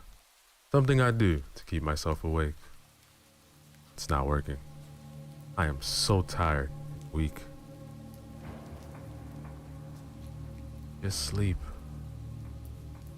No, I have to stay awake. I'll be fine. Just go to sleep. No. He lets out a sigh and continues onwards. It's dark now, really dark. I have no idea how the boy hasn't tripped or ran into anything. He seems to have walked through here thousands of times, knows the way like the back of his hand. But if so, how has he not gotten caught? Was it dumb luck? Or was he good at surviving and fighting? Who knows? My breaths are begging me to get more and more shallow as I struggle to stay awake. Hey, what's your name? Luke. My name's Luke. He blows some of his chestnut hair out of his eyes as we break free of the forest and into another town. Do we stay here? No. Okay. My eyes keep shutting, and it's getting nearly impossible to keep them open. Stupid sleep-deprived body. I have to stay awake. I reminded myself over and over again. Stay awake. You can't afford to sleep. It could cost you your life. Maybe even Luke's life as well. I can't risk that. No. Now, ladies and gentlemen, is the end of chapter 2. Yo, what is up, everybody? So let's go back again. Another chapter from our story titled A World Full of Zombies, written by Pipsqueak. Remember to use the links in the description below. Show love to them. Like, comment, and subscribe. Chapter 3. Luke. I let out a chuckle as she finally falls asleep, her head drooping into my chest. Finally. I thought she'd never go to sleep. 3 days is a lot without sleep, and it wasn't helping that she's been fighting it for about 3 hours now. I walk through the town, every third or fourth street light on. It's helpful to be able to see. I stop in the middle of the road, glancing around. This girl said they were coming. The zombies, that is.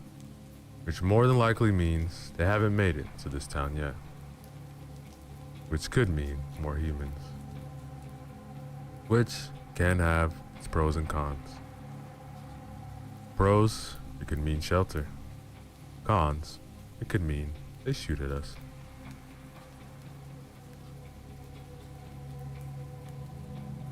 I glance down at the girl's sleeping figure. She needs medical attention, badly. Her arm has stopped bleeding, but I haven't wrapped it properly, not tight enough. I can tell by the fact that blood has dripped down her arm and is going through the white bandage.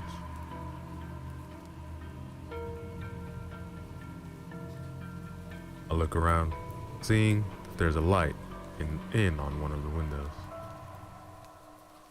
Ah, there. I quickly walk toward the house and knock with my foot, making sure the girl is firm in my arms. The door slams open, and a gun gets pointed at my head. Hey, I'm alive, she's alive. The boy lowers his gun and looks down at the girl. She looks dead. Believe me, she's not. How'd you know there were people here? There's a light on. The boy hurries away, starts grumbling to someone after turning off the light. I look around the house. Quite large. They seem to be living here for quite a while. The boy comes back and notices I'm still holding the girl and both of our bags. Alright, look, you can stay, not for long. Just a few hours. Might be a long shot, but do you know anyone who's a nurse or a doctor? Well, my sister is. This way. He leads me into the kitchen where a girl is. He looks up at me and curiously stares at the girl I'm holding. I need to learn her name. What happened to her? And is she alive? Yes, he's alive. Just asleep. He'll be out for a while. He just got shot in the arm. I think it needs to be cleaned or something. Alright. Lay her down on the couch over there. I place the girl down on the couch and work on gently taking her hands off of me. He was holding onto the straps of my bag. In fear, maybe. I don't know. But she has a firm grip.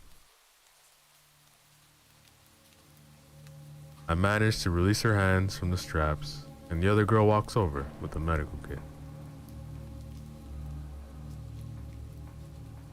She sits down near the girl's arms. I'm Lucy. And you are? Luke. I'm guessing you're her boyfriend? No, I don't even know her name. And yet you carried her here and wanted someone to help her? Well, yes, Oh, hush. Don't tell me any more lies. I roll my eyes at her as she discards the old bandage and starts cleaning the wound. It's not too deep, but it does look extremely painful. The girl mumbles in her sleep, but due to the fact that she hasn't slept for days, I'm pretty sure she'll stay asleep. So, what happened? Someone shot her. I don't know who though. But I know exactly who shot her. I know that the bullet was meant for me. I know that it was meant to kill me. But instead, it shot and injured this girl.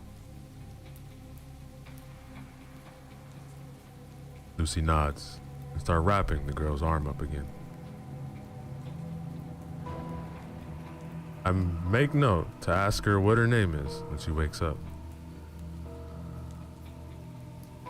Lucy stands up, finished with helping the girl, turns to face me. There. She should be fine now.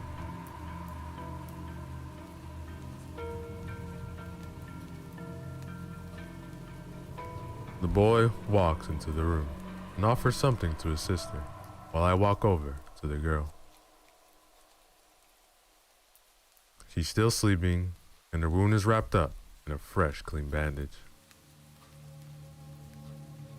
Hey, Lucy, thanks. How long do you plan on staying here? I'm leaving now. Scoop up the girl.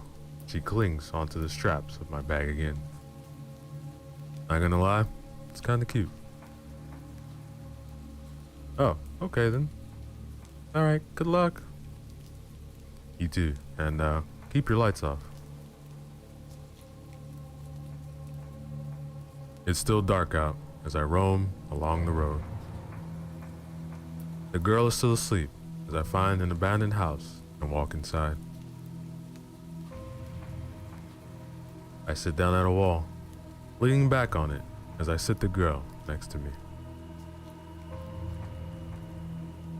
She slumps down onto my shoulder and I sigh, giving up on moving her. I fall asleep after a while and wake up early in the morning. The girl is still asleep, showing signs of waking up.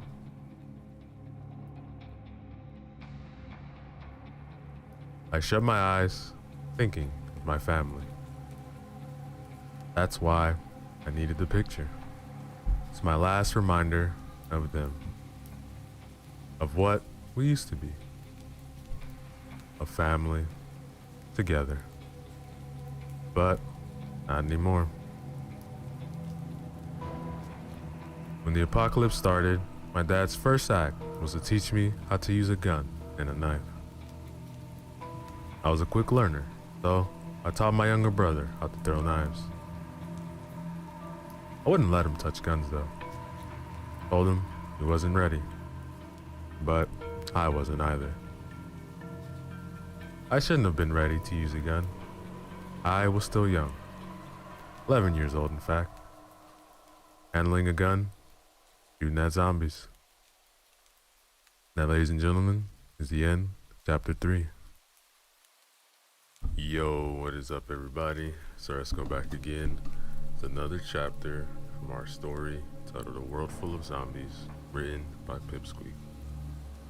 Remember to use the links in the description below. Show love to them. Like, comment, and subscribe. Chapter 4, Luke. Then that dreaded day came. Mom and Dad were asleep, and I was silently playing with my brother Zach. I was 14 at the point, and Zach was 10. I heard banging on the front door. Not the normal banging that zombies made. It had to be alive. So, I sent Jack to Mom and Dad's room in the basement. It had an emergency exit, and I told him to wake them up and wait. He had hurried away, and I went and fetched my gun. I loaded it, opened the door, aiming my gun at the people, ready to shoot. One of them had smirked at me. My heart was beating fast as I fingered the trigger. Then, I heard it. Zach scream in horror and fear. I had turned my head, quickly, and that was all it took. The man leaped forwards and tackled me to the ground, throwing aside my gun. Another guard appeared, holding a flailing, screaming Zach, but the collar, his shirt. He was petrified, kept on screaming my name. I had screamed his name too, telling the person to let him go. They wouldn't listen. The man had tied my hands in cuffs, but I wasn't paying attention. I was screaming for them to let Zach go. No! Take me instead. No! Don't hurt him! The man holding me had nodded, and Zach was dropped to the floor. He was panting and crying, trembling, shaking. He had looked up at me, and I stared back at his small, petrified face. He didn't deserve this. He was too young.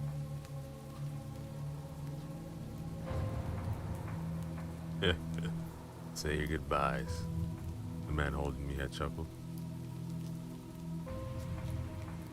Zach had screamed no, but before he could finish his sentence, a loud, sickening bang echoed about the room. They'd shot me. Blood spilled everywhere as I grunted in pain, as Zach had screamed in fear. One single word did manage to leave my mouth. Run.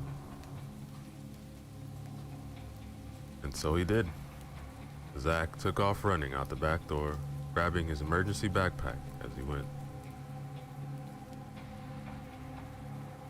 The guard stood in shock as he ran away, going to the safe zone as I showed him over and over again. It was close by. I knew that. We had made the trips thousands of times together. I was sure he would find it. After he became a small speck in the distance, I blacked out from the pain.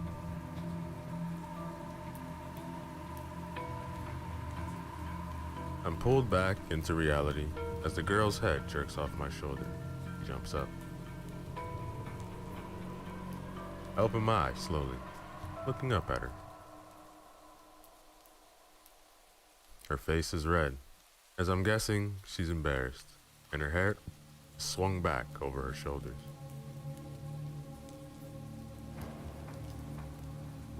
What are you? Why did you? Chill out. You fell asleep while I was walking. Then we went here, and I sat you down. Then, your head drooped onto my shoulder, and I was too bloody tired to bother taking your head off of me. She calms down a bit, before snatching up her bag and rummaging through it. By the way, never caught your name. She lets out an angry huff, blowing her hair out of my face. Addie. Addie, that's a beautiful name. Getting to my feet and stretching, he watches me. What? She blushes and looks away, going back to her bag. I pull out my own bag, looking for a new t-shirt. This one's getting old. I find one and zip up my bag after tossing it beside me. Addie, as I can now call her, pulls out her water bottle and drinks some of it. I peel off my shirt as she chokes on her water. I stare at her, confused, while she spits her water out and coughs a few times. What is it? I demand, while stuffing my old shirt into my bag. She continues choking. I get up and walk over to her. You alright? Your shirt. Yeah, what about it? Put it on. Well, the zombies don't seem to care. Well, I'm not a zombie. Now, is it on? Just to mess with her, and for my own entertainment, I smirk. She's covering her eyes with her hands after she set her bottle on the floor. Yep, it's on. She turns around and her mouth falls open in shock. I throw my head back laughing, tugging my shirt over my head. She marches towards me, her mind set on something. She then pulls my shirt up a bit and points to one of my many scars. What is that? A bit nosy, are you? What is it? That's no normal scar. Well, it is. I'm pretty sure you have plenty of scars as well. Yeah, but not as bad as that. That's a gunshot scar. I blink at her a few times, but she realizes that pretty soon we'll also have a gunshot one. Oh. Oh, indeed. It's old anyways. How'd you get it? Someone shot me. That part's obvious, but those guys who shot you, they shot me too. Now I'm going to the safe zone. Are you coming or not? He nods, and I haul my bag over my shoulder. Hang on, I need to change. Can you please leave the room? No, you saw me change. Yeah, but different. I mean, I'm a girl, you're a boy, and look, I'm not a perv. I don't have a bloody phone, okay? Plus, if you're changing, who's gonna protect you? He goes silent for a moment, thinking. He lets out a long sigh, and I raise an eyebrow. He then looks over at me. Fine, but don't say anything. Now, ladies and gentlemen, is the end, chapter 4. Yo, what is up, everybody?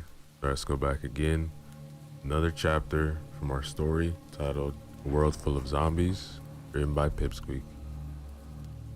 Remember to use the links in the description below. Show love to them. Like, comment, and subscribe.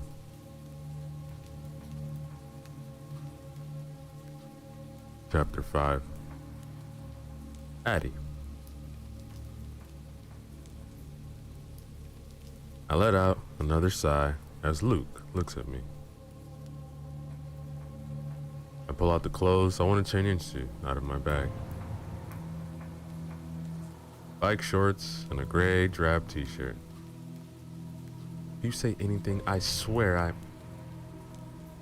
not gonna say anything, alright? Unlike you. Hey. I roll my eyes, start tugging my shirt off my head. Thank God I'm wearing a bra. I can feel Luke's eyes trained on me as I tug my new shirt on. Turn around. He turns around, and just for good measure, I go behind the couch to change into my shorts. Once I'm done, I put everything back in its place, neat and tidy. Okay, where's the safe zone you keep talking about? Not too sure, but I need to get there. Right, that makes sense. Alright, look, remember who saved your life and carried you for 4 hours? I blush at that. Let's go.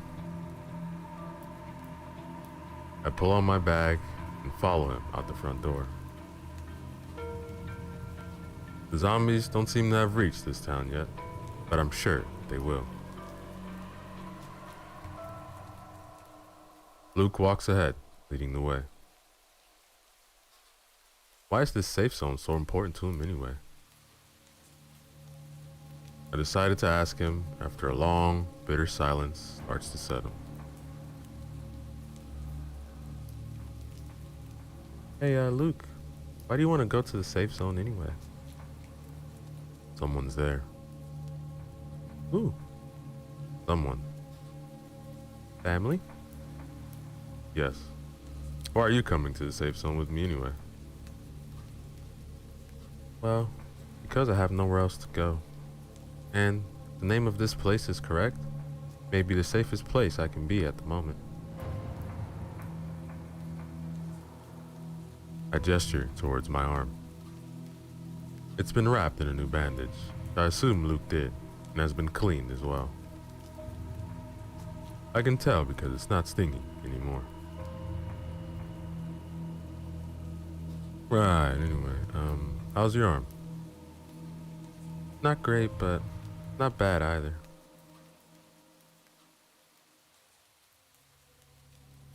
You'll be healing better by tomorrow. I nod at his answer. Probably won't be feeling better, but for my own sake, I'll take his word for it. We continue along, settling into a sweet silence. I listen around, making sure nothing is coming. We're both holding our guns, ready to shoot at whatever comes our way. After a few hours, I break the silence. Who's at the safer zone? Who am I gonna tell, huh? Come on. Alright, fine. I'm gonna be completely honest. My brother. Younger, I'm guessing? Yeah. I haven't seen him in years now. I've been looking for the safe zone for 2 years now. 2 years? A long time to be alone. Huh, yeah. But it's not as long as some of the people I've met. The longest I've heard someone was alone is about 4 years. 4 years? That's it? I really am all alone. Yeah, it's a pretty long time to be alone. So, how long have you, been alone? Me, just 10, 10 years. 10? But the damn apocalypse only started 7 years ago, which would mean that, yeah, I was alone 3 years before the apocalypse had even started. Yes, I know. It's been hard. I haven't seen a real human in months. You are the first I've seen. Wait. What about your family? They died. I'm better off alone anyway. Look at me now, anyway. A gunshot wound, little sleep, and a stranger who's leading you to a place you've never been to before. Well, I mean, when you put it like that, the truth starts to sink in a little. Yeah, but I'm fine. Once we get to the safe zone, I'll work something out from there. Alright then, sounds like a plan. You can stay with me if you'd like, you know. Alright, I'll consider it.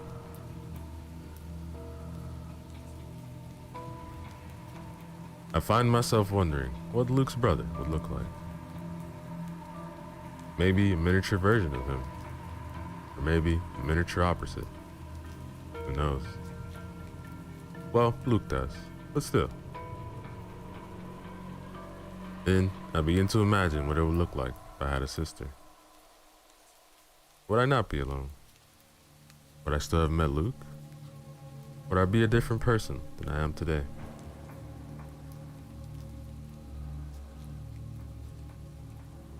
I keep questioning myself over and over until suddenly I snap back into reality. Luke is carrying me. I didn't even notice he picked me up. He's got a worried sort of look on his face as he marches forward. Huh? What's going on? You fainted about an hour ago. I didn't know what to do, so I just picked you up and carried you. Oh. I don't even know what happened. I don't have a clue either. He just kept on muttering, mostly my name, others' names as well. Liar?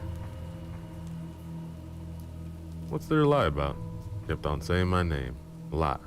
Then you said Corey, then you said Trent. I was muttering. Those names are the bad people in my life. I know for a fact I have never told Luke or anyone who they were.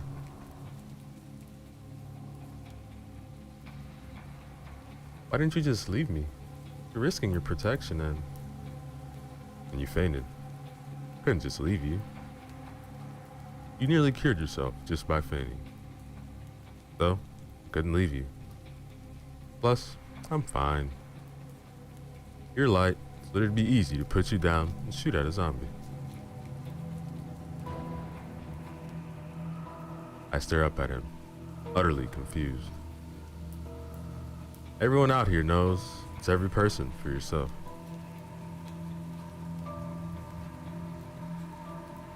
What?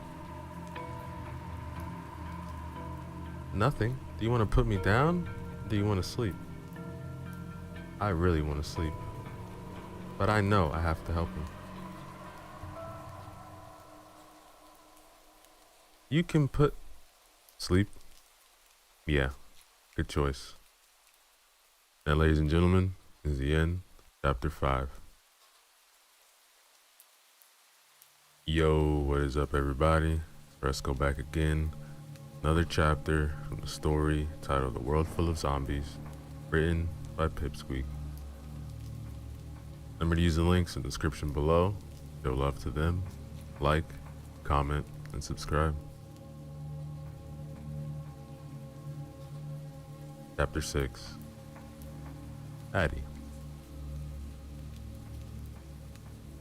I roll my eyes at him, but don't argue. There's no point, really. Close my eyes, drifting off silently. Last thing I do, cling onto the straps of Luke's bag. so he doesn't drop me.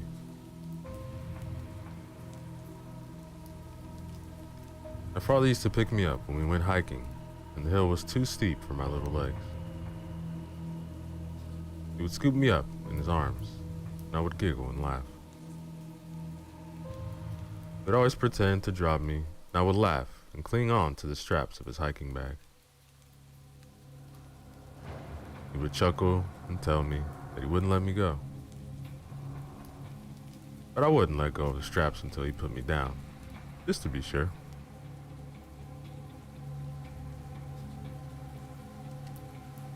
When I wake up again, it's early afternoon. Jesus, I seem to sleep a lot. Luke is still walking, and I look up at him. Do you sleep at all? Yes, Sleeping Beauty, I did. Right, then you can put me down now. Nope, I'm good. It wasn't a discussion. Put me down. I said no. That means no, in case you didn't already know that. I know what it means. Now put me down. No. I said no. Luke. He throws me up a bit and I scream, clinging onto the straps of his bag. Ah, much better. So mean. I can live with that. Why can't you put me down? Because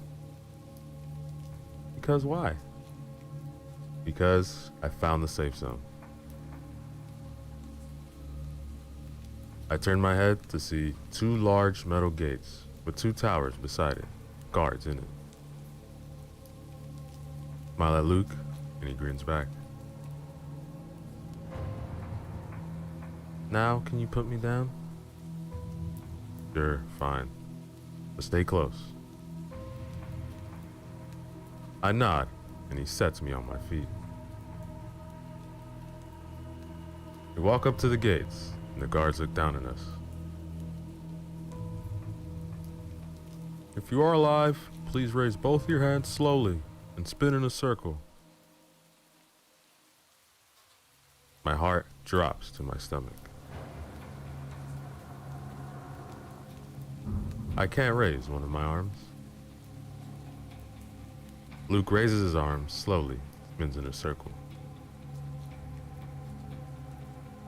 My heart is beating fast as the guards aim their guns at me. I raise my arm slowly, shaking in pain, and spin in a slow circle.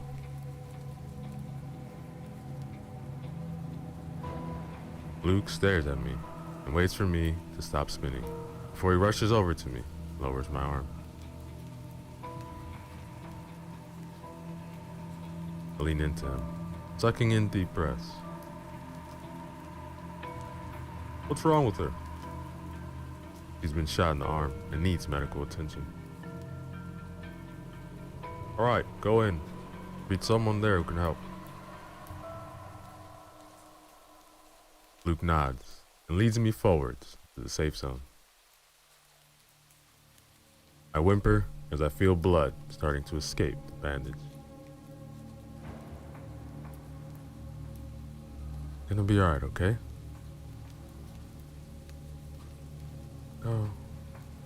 Go find him. You can find me later.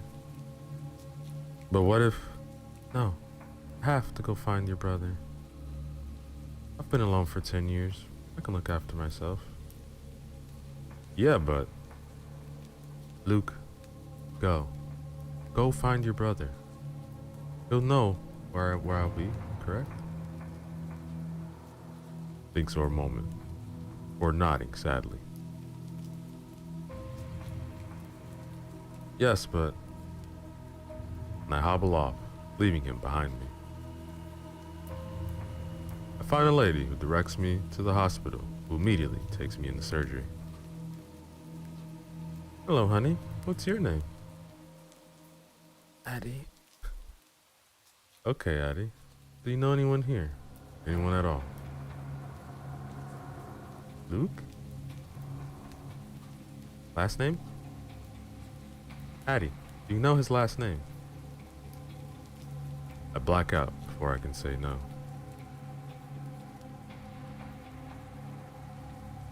When I regain consciousness again, I'm breathing in air from an oxygen mask, and there's a lady with a clipboard in the corner. She looks up from whatever she's been doing and smiles at me. Hello. Addie, right? Yes. You said you knew someone here, yes? Luke? But we didn't catch the last name. Do you know it? No. I came in with him. Today. Oh, okay then. That can help. We will see if we can find him, okay? I nod as he leaves the room. I lay in the bed for what seems like hours. After a while, the door opens and a boy walks in with a younger boy tailing after him.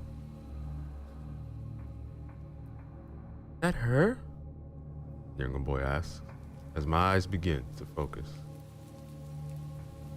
The other boy's breath itches in his throat.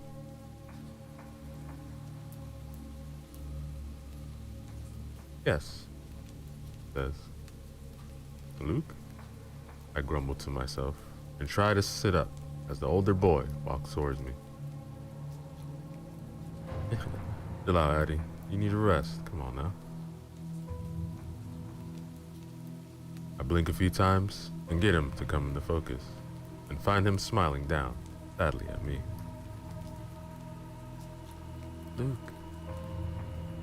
Yep, that's me. Did you find your brother? Yes I did. Zach, come over here. The younger boy walks over to Luke, and Luke wraps his arm around the boy's shoulder. He looks to be 14 or 15 years old, though still young. I blink slowly a few times to get him to come into focus. He has chestnut hair like Luke, but hazel eyes. Hello, he says awkwardly. Let out a soft chuckle. Luke smiles. Hi, I'm Addie. Nice to meet you. Luke frowns a little. I suck in a deep breath of the oxygen, but it doesn't help. Luke, can you help me take this off? He sighs, but nods, and works on taking it off. And ladies and gentlemen, is the end, chapter 6. Yo, what is up everybody? So let's go back again.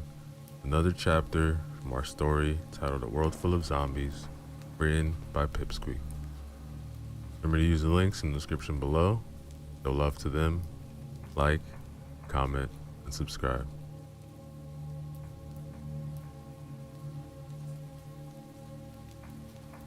Chapter 7. Luke. I take off her oxygen mask, and her chest rises and falls. She takes in breaths.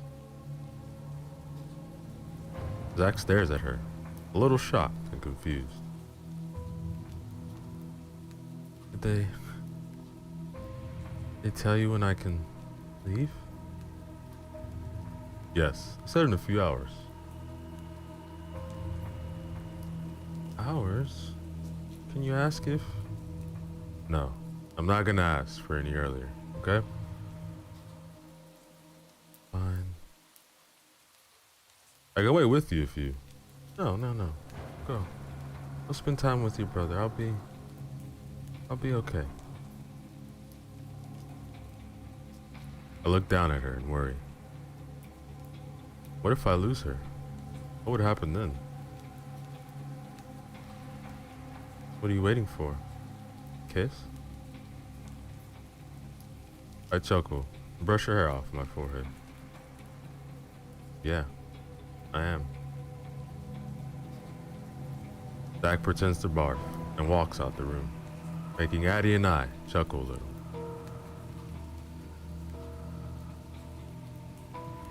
Once I'm sure Zach is out the room, I lean down and press a kiss to her forehead. He lets out a breathy sigh. What was that? What was that for? Myself. I'll be back, okay? You just lay and rest. Alright. Alright then. She closes her eyes, and I slip her oxygen mask back on before walking out of the room and over to Zach. He looks up at me and smiles. Is she your girlfriend? No, she's not. But you kissed her. Zach, because I kissed her doesn't mean she's my girlfriend. Yeah, but it was the way you looked at her, dude. Yes, I do love her. But she doesn't love me, okay? Okay, well, can't wait to show you around. It's so nice here, and I just can't believe you finally made it here. I recognize Zach. Now show me around. Dying to know what this place is like. He nods, starts walking. After a quick glance behind me, I follow him.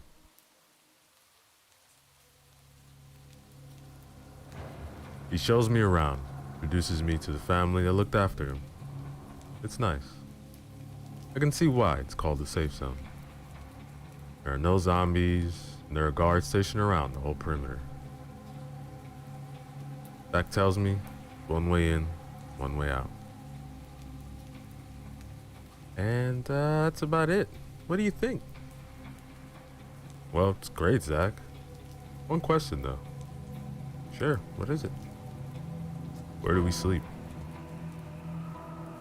Right, you and your girlfriend, friend, will need a place to stay. I'm sure Tanya and Mark will be more than happy to let you guys stay at theirs. Zach, I would, but... Right. Okay, there's apartments over there. Everything's free. This way. It leads me to the apartment complex and helps me get a room. So, mine's the room next door. We'll be close by. You can stay in my apartment if you'd like. If it's alright, can I stay with Tanya and Mark for a little bit more? Yeah, sure, man. This building's are the hospital again? Addie will be getting restless by now. It's alright, man. I'll show you again. Am I allowed to get to know her? Yeah, man, sure. I don't think she would mind. Oh, but she doesn't talk much. She likes sleeping now.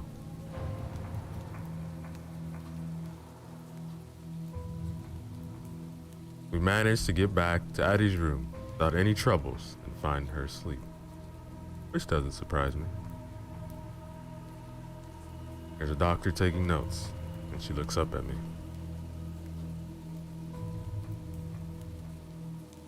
Luke? Great. She's all good to go.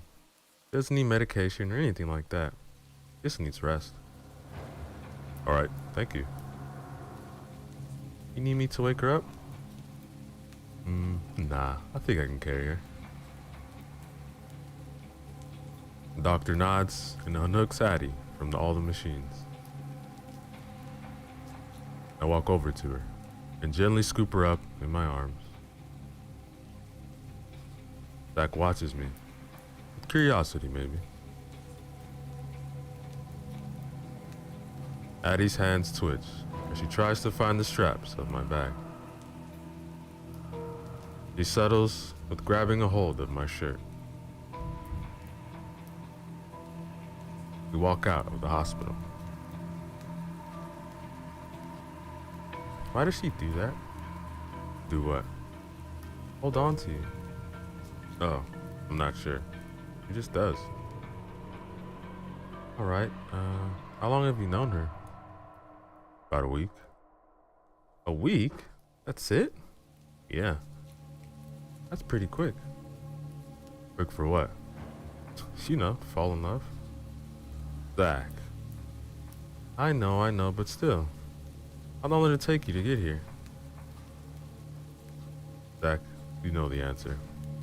4 years. Yeah, but how long were you alone? 2 years. And her? Well, you can ask her yourself. Okay, and our parents? What about them? Where are they? We enter the apartment complex, and I look over at Zach. He truly believes that they made it, that they're alive. I don't know, Zach, but weren't you the last to be with them? Zach, you were the last one to see them, not me. Do you think they're alive? I have no idea, Zach, but we'll figure it out, okay? Okay, anyways, come with me. He nods and follows me to the apartment he showed me earlier. How do I get in? Oh, you scan your hand here. He points at a tablet, and I shift Addie away from one of my hands. Press on the tablet, the door opens. You go in first, Zach. He walks inside, and I pull Addie up so I have a grip on her. He mumbles in her sleep, doesn't stir or wake. Which just has to be a good sign, right? I walk inside and set her down in the nearest bedroom, again struggling to release her grip on me. Zach is sitting down on a couch. I walk over to him, sitting myself next to him. He leans onto my side. I wrap my arm around him. I really miss you, Zach. Me too. Oh, hang on. I go get my bag and pull out the picture before handing it to Zach.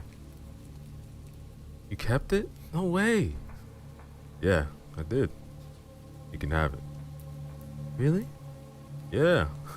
I've had my turn with it. Your turn now. My God, thank you, Luke. Yeah, not a problem. If you ever need anything, I'm here, okay? Anyways, I should get going. Tanya might get worried. I nod at Zach, and he leaves the apartment. That, ladies and gentlemen, is the end, chapter 7. Yo, what is up, everybody? Let's go back again. Another chapter from our story titled A World Full of Zombies, written by Pipsqueak. Remember to use the links in the description below. Like, comment, subscribe. Chapter 8. Luke. I hear grumbling and mumbling in Addie's room, so decided to go check on her. She's laying on the bed, under the covers. I put her. She looks scared. I walk over to the side of the bed and kneel down on the floor, level with her face.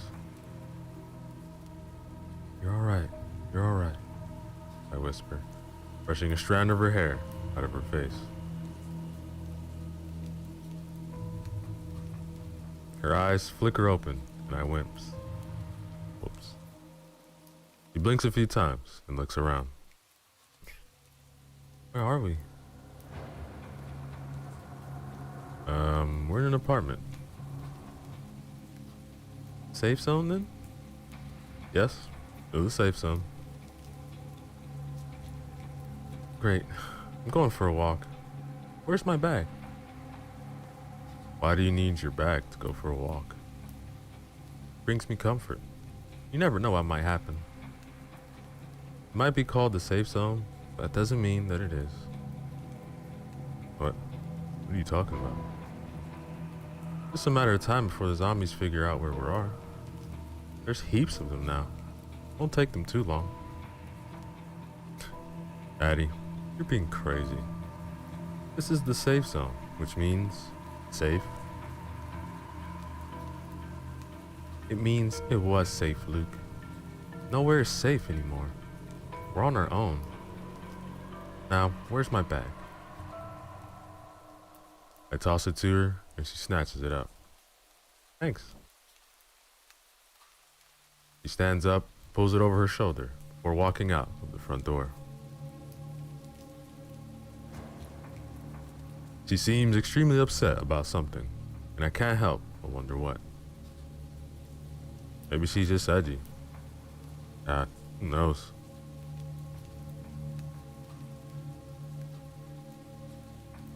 He comes back hours later and spots me talking with Zach, Tanya, and Mark. He stares at all of us and then starts shaking. My eyes widen and I stand up. Addie?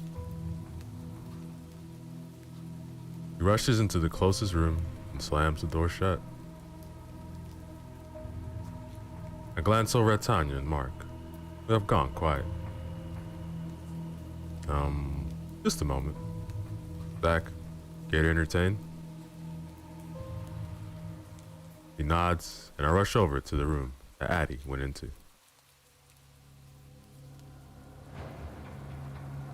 I open the door a little bit and slip inside, shutting the door behind me. He's on the ground, trembling and shaking in fear. Addie? What's going on? Please. Please don't hurt me, Trent. Please don't hurt me, Trent. Trent? Who the hell is Trent? What the hell did he do to her? No, Addie. It's me, Luke. You remember? Luke? Her lips tremble as she looks up at me. Luke? I nod frantically, trying to calm her down. She holds out her arms, and I slowly move towards her. She wraps her arms around me and hugs me, still shaking. Hey, it's okay, it's alright. I've got you now. Got you. I thought you were Trent. No, Addie, I'm not Trent. I'm not going to hurt you. I'm going to protect you, okay?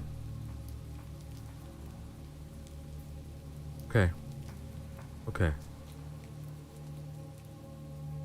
After a while, she calms down and is able to come out and meet Tanya, Mark, and Zach formally.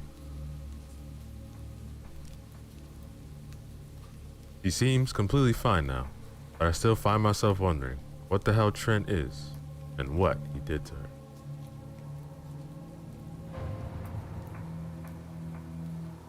A few days go by, and Addie gets better and better with each day. She's starting to become more like the girl I first met. Not afraid to fight anyone, and tough, but with the soft side. Something's off, Addie says, while we're exploring outside like usual. Yeah, something is off. I glance around and my eyes widen. The guards are all gone from their posts. Addie, we need to get Zach. We rush up to the apartment and find Zach alone in his. He looks up at us. Oh, hey Luke. Hey Addie, what's up? Zach, we need to leave. Now. What on earth are you talking about, Luke? This is the safe zone. Well, it's not safe anymore, and we need to leave now if we... And a gun sounds off. I spin around and see Addie lowering her gun as a zombie drops down on the floor. Zach, now! I yell at him, more urgently. He gets the message. This time, it springs up, rushing over to me with a backpack. Always have an emergency backpack. Yeah. Got any weapons? He pulls out a couple dozen knives. Alright, great. Let's go. I pull out my gun, shooting a zombie that Addie was struggling to fight off. What's happening? Zach yells over the screams of the living and the groans of the dead. They found us. Come on, Zach. Addie shoots 3 zombies in our path, and we rush out of the complex. It's chaos outside. People, alive people, are running and screaming away from the zombies. Zach stands still in horror and shock, and I look forwards, away from him for a split second. Duck, Zach! Addie screams. He ducks, and Addie shoots the zombie. He rushes over to him, grabs his hand. Come on, this way. Luke? I hurry after them as we run towards the barrier. Zach told me that it leads to the surface. Bang! A bullet goes shooting past my face, missing me by a millimeter. I turn to Addie as she lowers her gun. Addie! She throws a knife and it hits the zombie that was running towards her. This way, come on, let's go!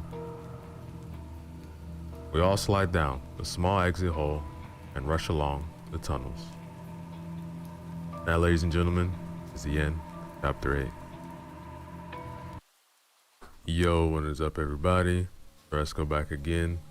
Another chapter from the story titled The World Full of Zombies, written by Pipsqueak. Remember to use the links in the description below. Show love to them. Like, comment, and subscribe. Chapter 9. Addie. We run into no zombies in the tunnel. When we break free of the surface, we rush off, hiding in the forest that's close by before Luke tells us stop.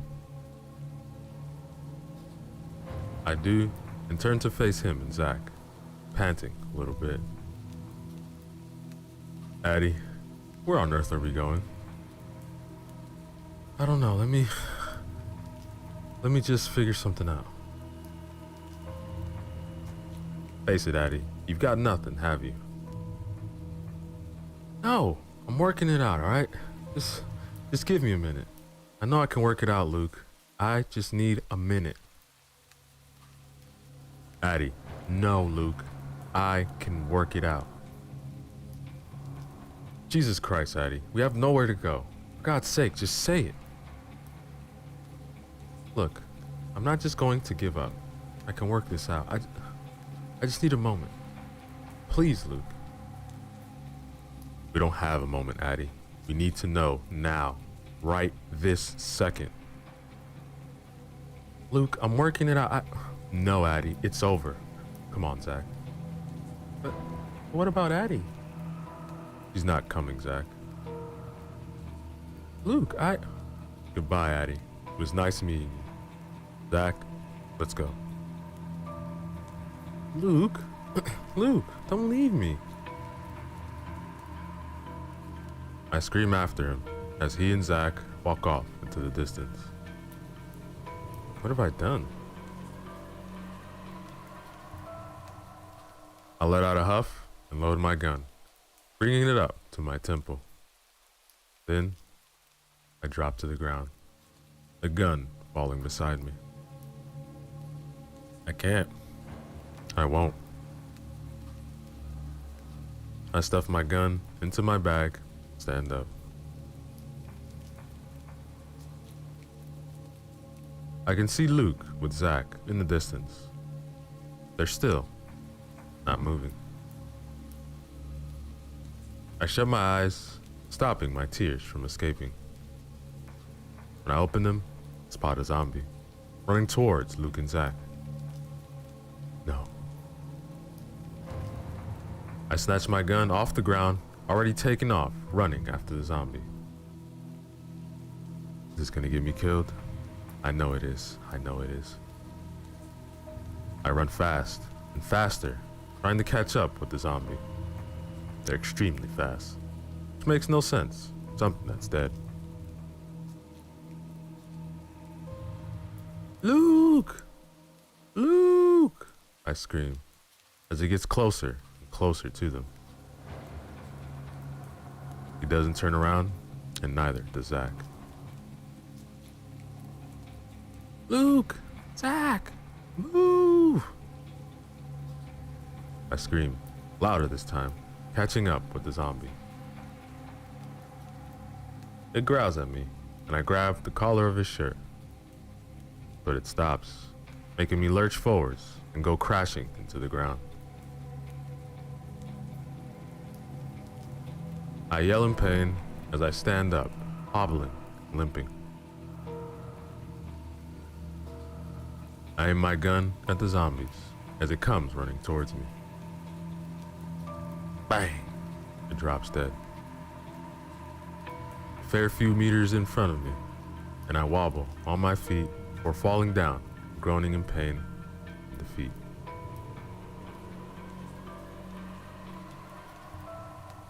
Zach comes running towards me, with Luke a little bit further behind him. Addie? Addie! I'm bleeding everywhere. Some of the blood isn't even my own.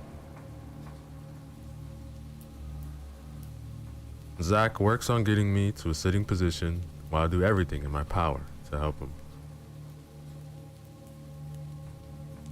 He leans me back against a tree trunk, and I blow in and out deep, shaky breaths.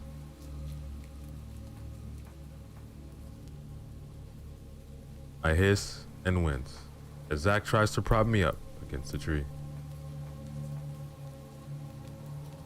Luke comes up to a stop behind Zach and stares at me, pain and in horror. Addie, I save it. You left me. Zach, help me up. But Addie, please help me get up. He lets out a sigh, but he helps me to my feet. My knees are bleeding and bruised, and my arms are the same. I have a cut on my forehead, and I'm in pain. Major pain. Luke's eyes widen, and he steps forwards. Get away from me, Luke. Addie, no. You left me, Luke. I was trying to figure something out.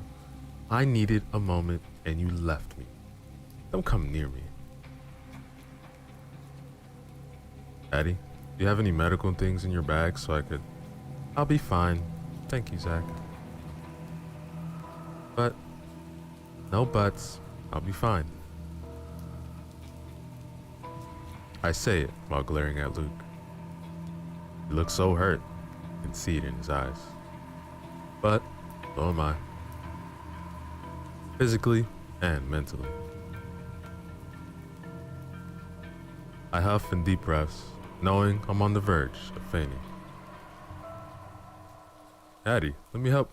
I can look after myself, Luke, okay? I don't need nor want your help, Luke, okay? Well, this time, I don't care. I'm gonna help you whether you like me or not. He walks closer to me, and I try to stand tall. He wraps his arms around my waist, practically holding me up. Look, what I did back there, I regret it, okay? I'm never letting you go again. You are not allowed to leave me. Got it? Let go of me, Luke. I'm fine without you. He glares at me, and I glare back at him. Zach, standing to the side, seemingly scared.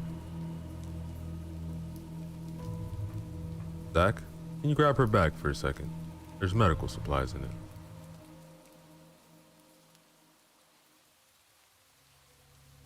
Hey, Zach, don't... Luke slides my bag off my shoulders, causing me to whisk in pain. He hands it to Zach. Look, you can look through it behind that tree. I need a moment with Daddy. Zach nods and walks away while I try to push myself away from Luke. Let me go, Luke. No. Why the hell not? Let me go. I don't want you to touch me.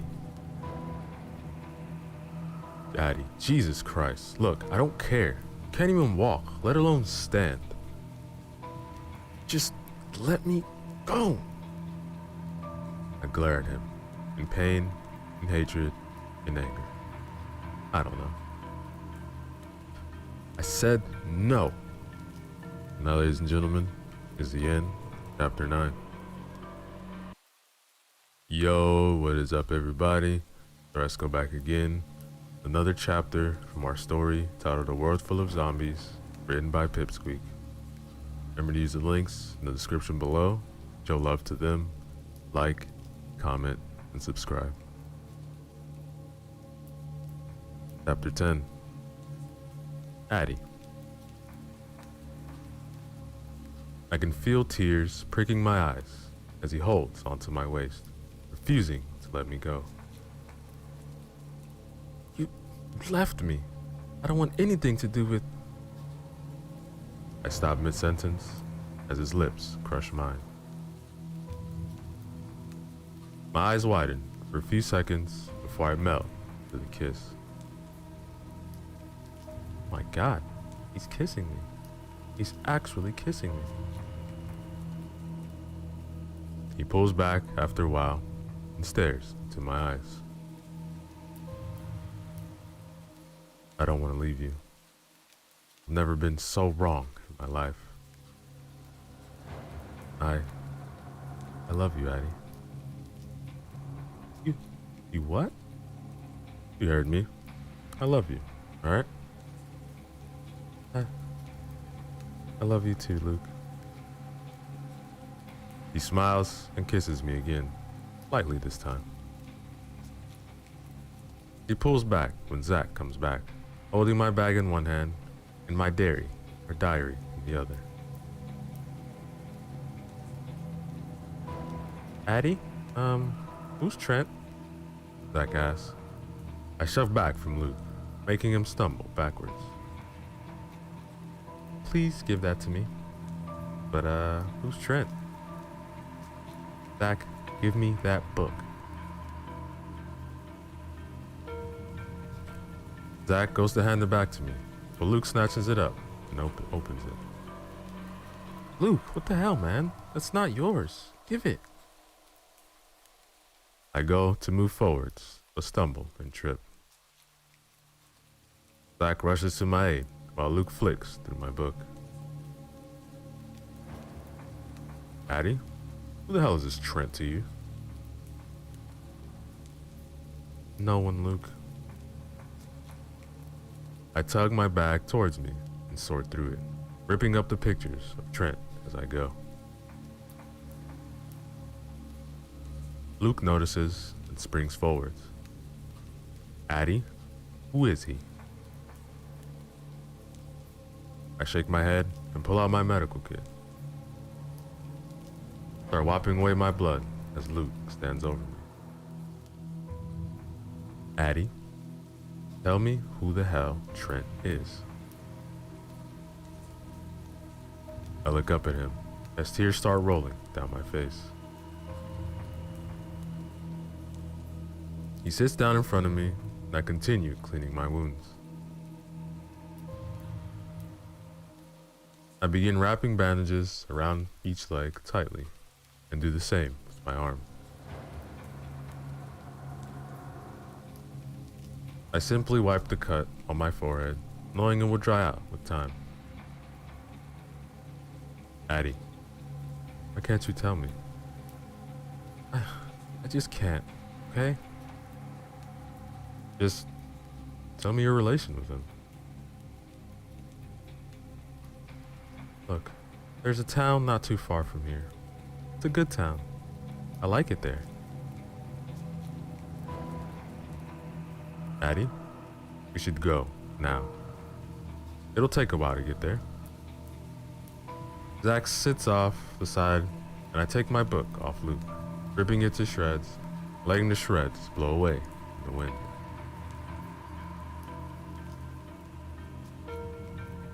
We start walking again, with me leading the way.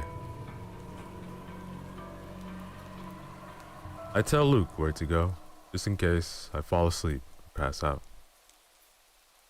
Something that is very likely to happen.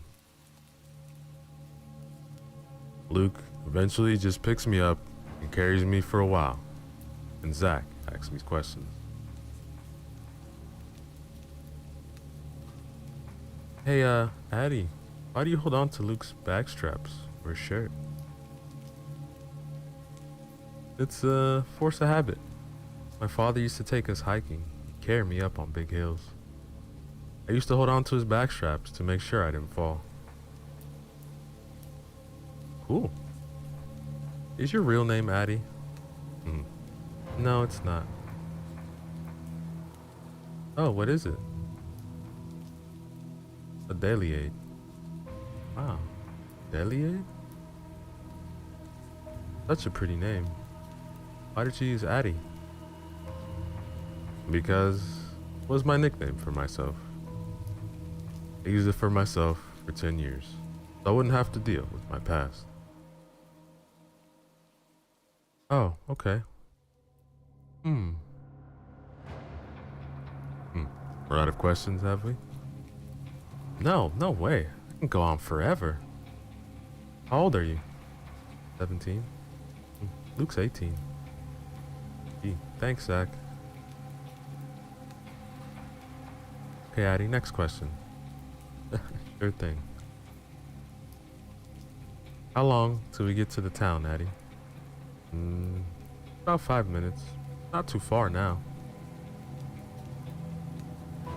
I let out another yawn, and I squirm in Luke's arms before he sets me down. Come on, this way. They both follow me as I lead the way towards the town. Towards the town I grew up in.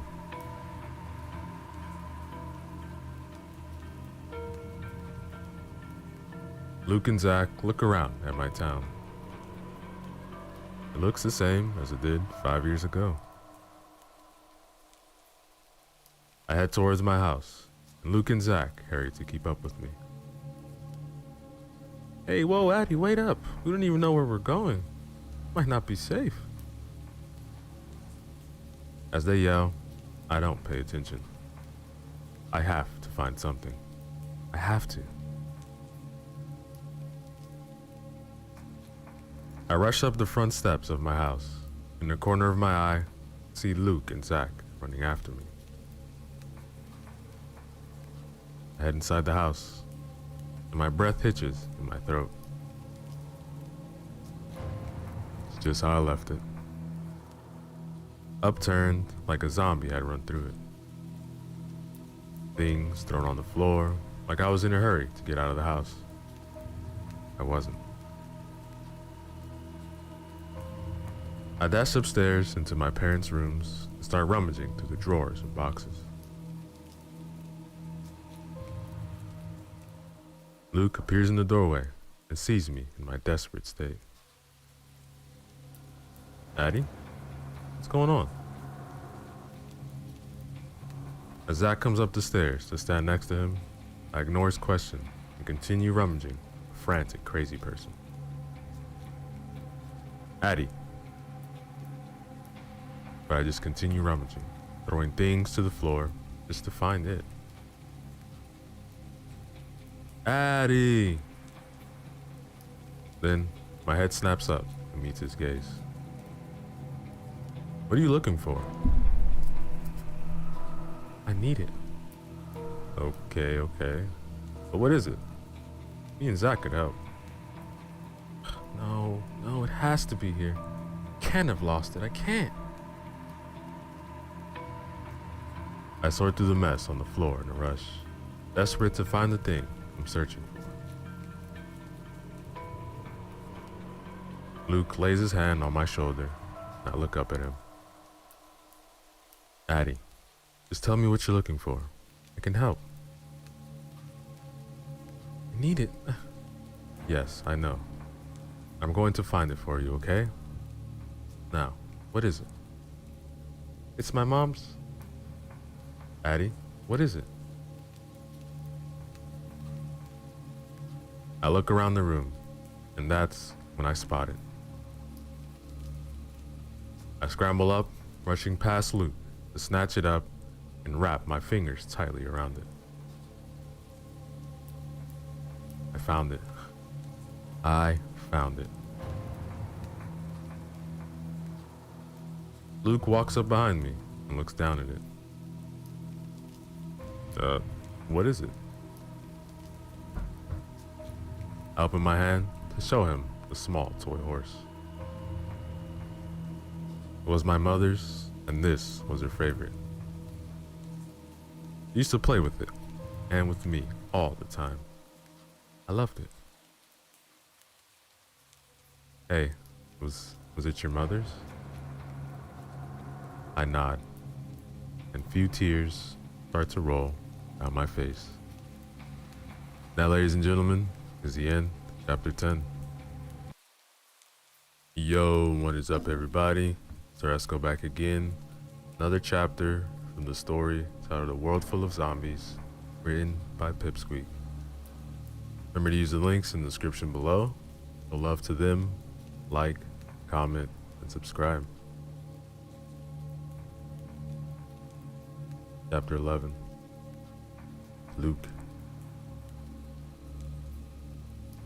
I wrap an arm around Addie's shoulder as she starts to cry. Zach, standing in the doorway, as confused as I am, I'm sure. Come on, Addie, let's head downstairs. He nods, and I help her to her feet, leading her downstairs. Zach follows us, and I set Addie down on the couch so she can rest for a bit. Yo, Zach, let's see what's left in the house, man. I walk around with Zach to see what's left to grab. This must have been Addie's house. After half an hour of searching, everything turns up blank, and Addie wanders into the room, seemingly much better. I smile at her, she smiled back, heading over to the staircase. Here, look. He taps on the plank and swings it open. There's tinned food and some other helpful things. Wow, did you make that? Yeah, there's some medical things in here, and some weapons. Ah, cartridge of bullets. He plucks up a box and pockets it after loading her gun so it's full. Hey, can I check out the weapons? Of course. I start rummaging through it and find some useful weapons, which Addie allows me to keep. We eat a dinner, which for once is warmed up. Then, head to sleep. Addie ends up curling up next to me, which for some reason, I don't mind. Her head rests on my chest, and her breathing is steady, calm. Finally, he's going to get good sleep. Zach is sleeping next to me, peacefully. Wow, can't believe how much he's grown up. Can't believe how much I've missed. And and Addie murmurs in her sleep, snuggling closer to me. My breath hitches in my throat as I blush. God, I think I'm in love with her. I take in a deep breath, finally daring to close my eyes. I fall asleep a little while later. But not a deep sleep. I wake up a few hours later to the light of dawn. I shift a little bit and place Addie on the couch for a moment while I get up. I load my gun, walking to the kitchen to have a look around. I thought I heard a sound. I heard something breaking in the living room and hurried into the room. Addie wakes up with a start, and I shove my hand over her mouth before she can talk. She glares at me, and I motion my head towards the front door. She grabs her gun and loads it. The door swings open, and a guard emerges. Zach snaps awake, and Addie shoots at the guard. He stumbles backwards, and I shove him back against the wall, placing my gun on his temple. How many of you are there? Why would I tell you? Tell me.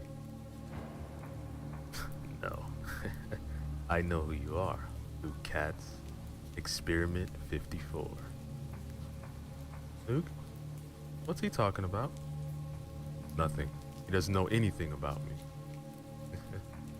Yes, I do. I know that you were in the lab for 2 years. Been a hard time trying to find you. Not after you took out your tracker. Shut up. Once Dr. Hart gets you there, I said shut up. I shoot him in the head and he drops down, ready to turn into a zombie. Luke! Addie screams at me as I pant.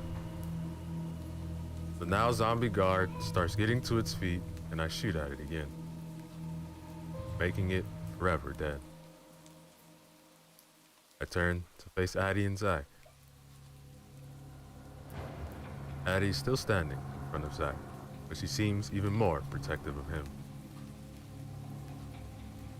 I go to step forwards, but Addie holds her gun out. Don't come any closer, Luke. What was he talking about? Addie, please. Nothing. Yes, it is. What the hell is Experiment 54? Addie? Tell me, Luke, god damn it. Alright, fine. I was experimented on, okay? For 2 years. I was taken away and I was experimented on. They're trying to find me. Where's the tracker? Where the hell is it, Luke? I rip my shirt off and point to the giant scar on my stomach. It's large, bruised, bleeding, and it looks horrible. Addie's breathing speeds up as she stares at it. Is it out? I don't know. Damn it, Luke. Look, they don't know who you... They do. They know who I am. I'm experiment number 10. I cut mine out. Look, I've been under the radar for years now. Luke, you put me in danger, and you also put Zach in danger. Now, ladies and gentlemen, is the end, chapter 11. Yo, what is up, everybody? Resco back again. Our final chapter of the story titled The World Full of Zombies, written by Pipsqueak. Remember to use the links in the description below. Show love to them, like, comment, and subscribe. Chapter 12. Luke. A few tears escape Addie's eyes, and I stare at her. She's aiming her gun at me, Zach hiding behind her. Addie? Addie. I swear I took it out. Well, apparently not. Addie, please. Luke, no. You've put us all in danger. Me, Zach, and yourself. These people will stop at nothing to find you.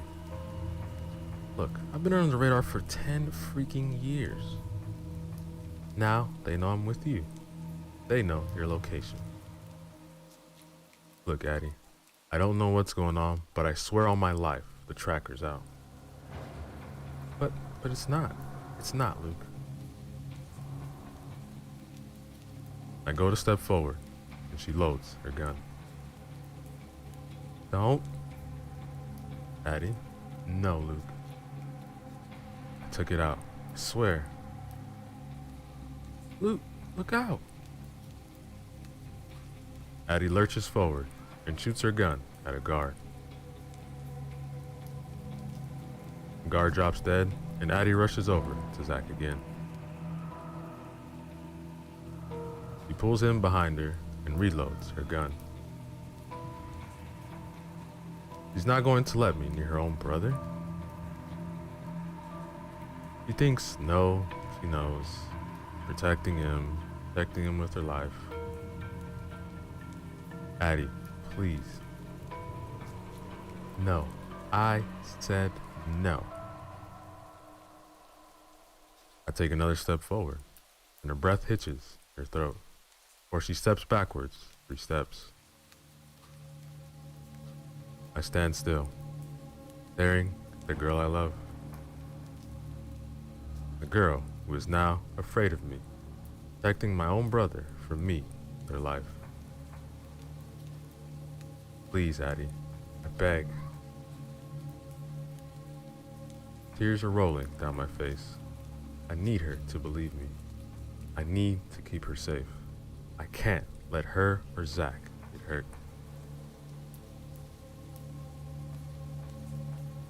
Leave me, Luke. Just leave. I stare at her. Zach has silent tears rolling down his face, but Addie is sobbing. He doesn't want me to go. I look down my wrist, and then back at Addie. My hand flies grips my knife, and I cut my wrist deep. Luke! Addie screams, dropping her gun to try to reach over to me. I grip my teeth. Pain is almost unbearable. A large device falls to the ground, covered in blood. My blood. I'm panting now, pain shooting across my wrist. Addie grabs onto me, holds me tight, applying pressure to my wound. You're so stupid. Can I stay with you now?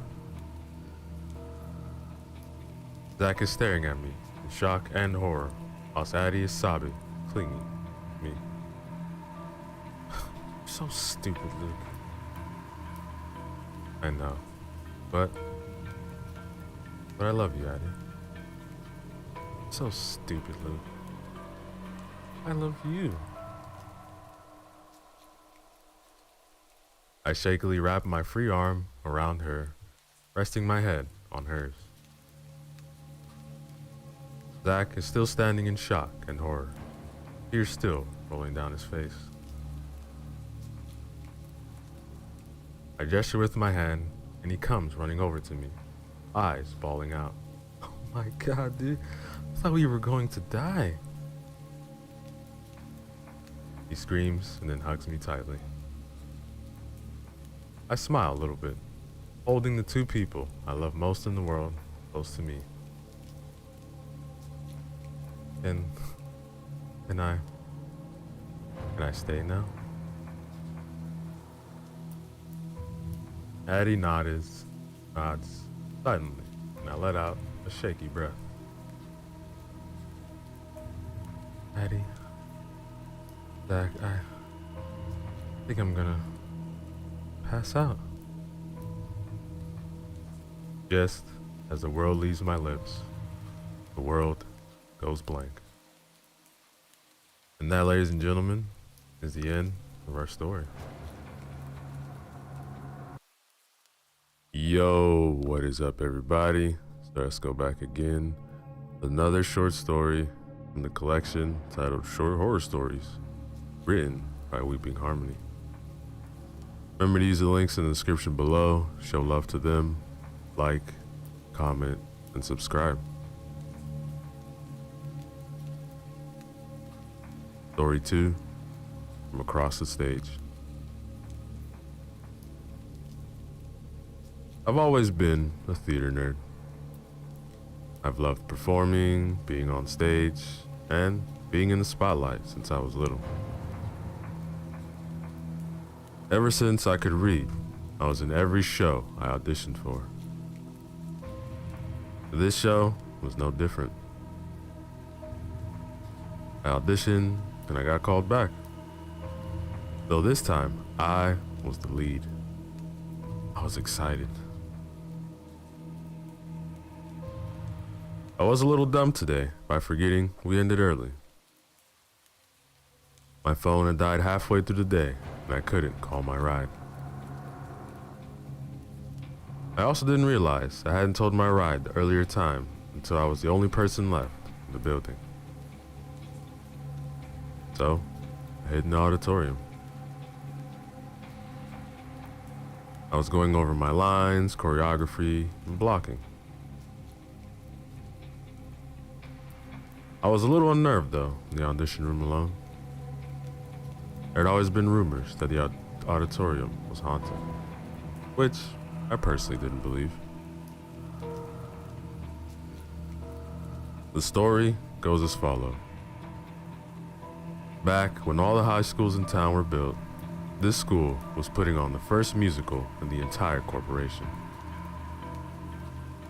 This unnamed boy got the lead and was extremely excited. One night, he was staying late to help with lights, props, and the curtain. While working with the curtain, a rope got caught around his neck and he was hung. He died instantly. He now haunts the auditorium. Some say he wants his chance as the lead. Others say he looks for someone to play the lead female with him in the afterlife. Either way, it's a bunch of lies. It's just a scare from the teachers to prevent kids from skipping class in the auditorium or staying late for no reason. I don't believe in ghosts. Some people are scared to staying alone in the auditorium because they don't want to end up like the unnamed boy. I get that, but it's not real. I wish people would just realize.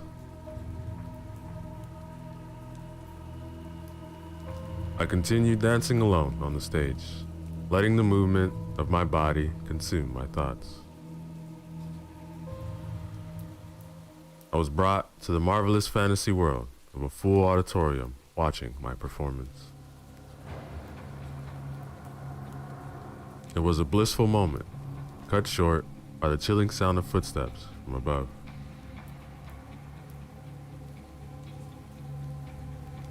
I stopped what I was doing and looked up toward the lights. Nothing.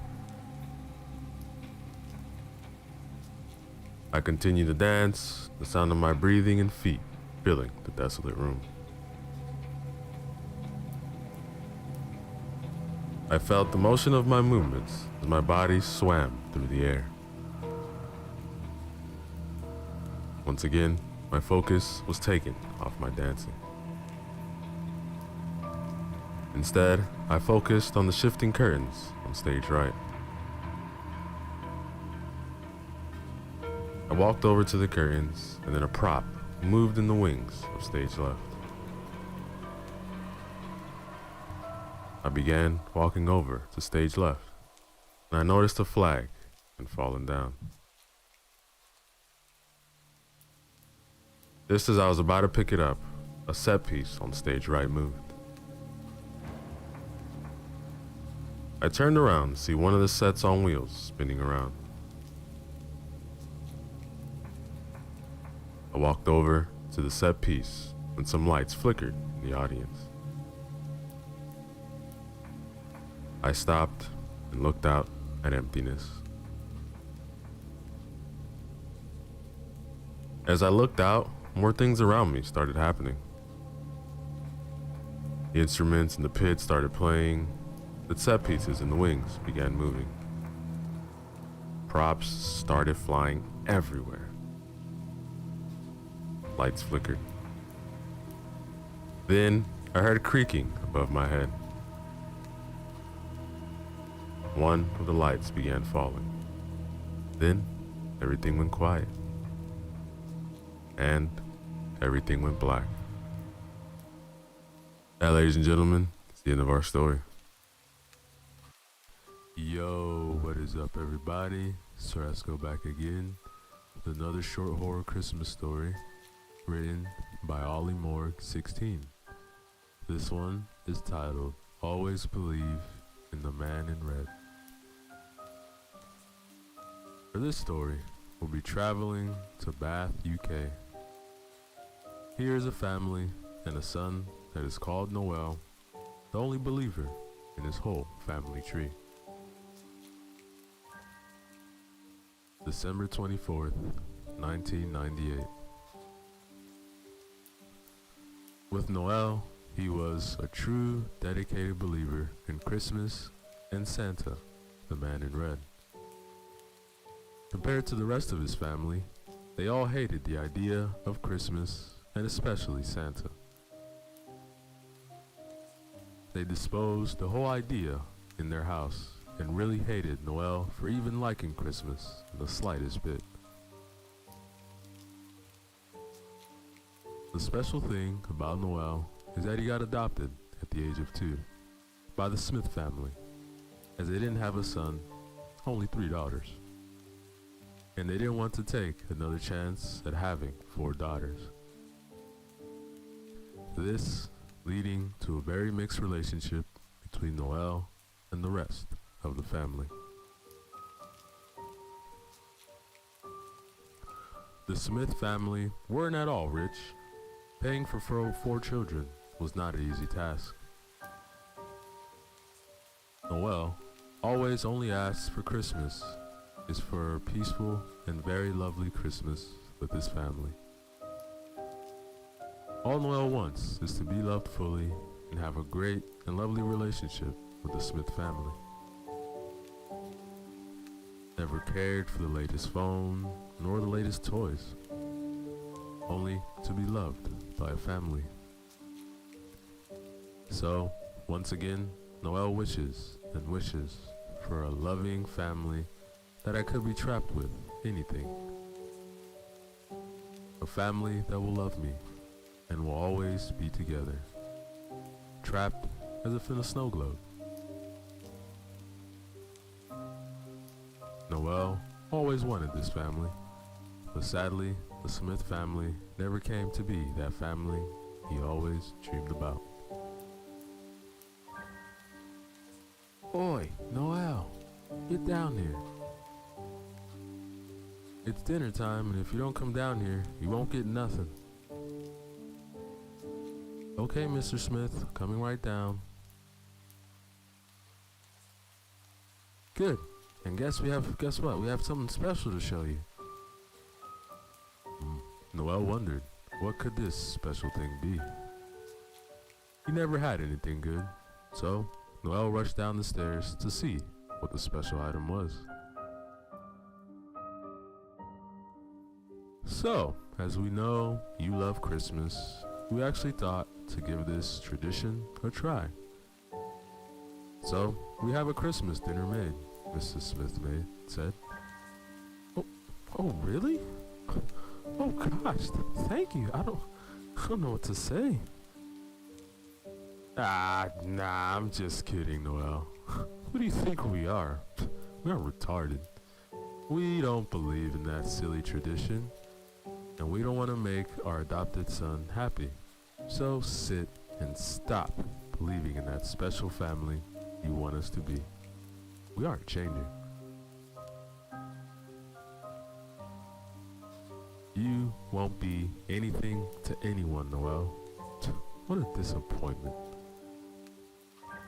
Mr. Smith just laughed when spitting out beer from his revolting mouth. His teeth yellow, half fallen out, rest holes with decay and brown substance everywhere inside. What? Why are you all... What? Say it, boy. Say what you were going to say. What happened? You don't have any balls? You're all mean. And as I heard you say to the neighbor, you're all dickheads. Mr. Smith stared right into Noel's eyes, looked at Mrs. Smith. She nodded her head. Mr. Smith stood up, unclipped his belt, and headed towards Noel. Come here now. If you run, it will be worse. However, Noel knew he could make it to the bathroom upstairs and lock himself away. So, he ran as fast as he could, and Mr. Smith charged after him. Noel was so close to the top, however slipped on the third step to the top. He froze, turned, and saw Mr. Smith right behind him. Mr. Smith lifted his hand, battering Noel. Multiple hits, multiple pains rushed Noel's body. All while the other Smith family just listened to the beating Noel was taking. Hearing him scream, crying, and dying from the inside. Mr. Smith, heavy breathing, not stopping after 10 hits. Rage came rushing over him, and the last hit did Noel bad. Hit him right across the face, causing what feels like a sharp blade rip across his face. Tears rushed into the cuts, stinging.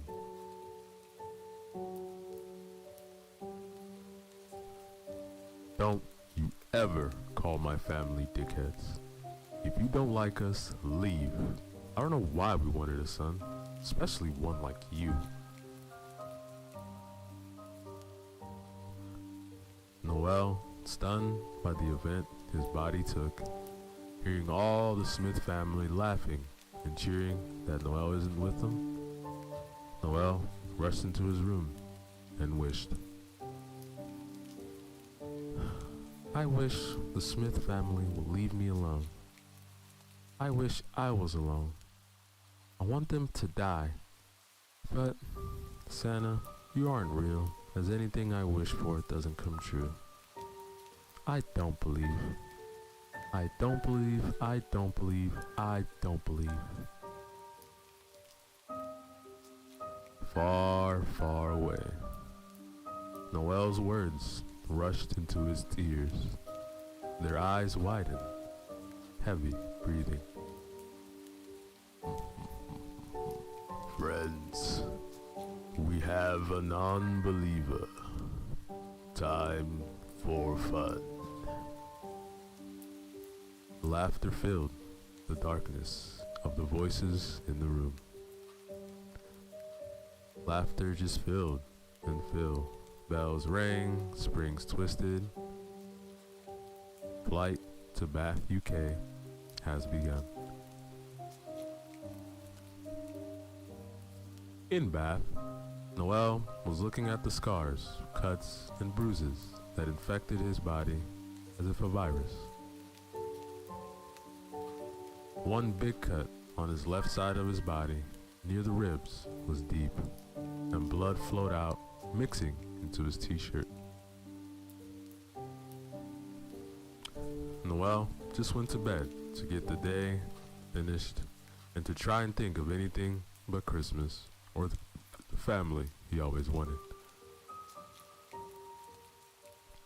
Noel fell asleep around 1859.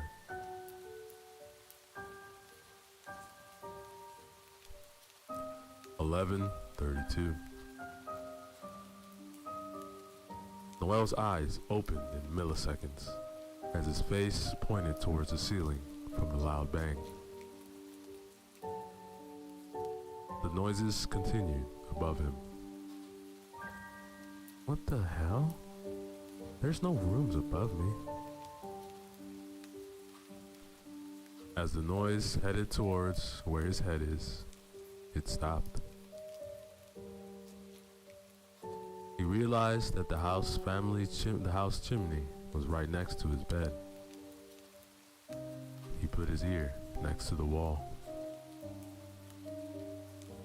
Suddenly, he could hear heavy breathing and the scraping of chains against the brick. Hello, Noel. I know you can hear me. Noel knew the Smith family always stayed up until midnight, so he decided to leave them. At least that's what he wished he could have done. However, Noel was very respectful and a caring person. Even though the pain the Smith family had put him through, they are still people. So he ran down the stairs, rushed into the lounge where the Smith family are and the chimney is. Guys, there's something in the chimney, believe me, and I'm not coming in by the fire.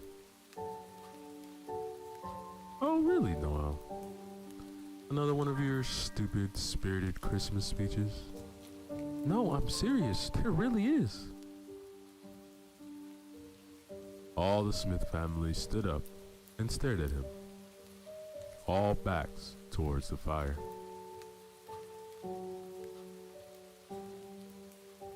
With no one noticing, the flame died down. The flames decreased to nothing, and then chains started to lower, hooves climbing down. Noel then looked past the family, eyes widened as if almost popping out. Look! Mr. Smith turned around.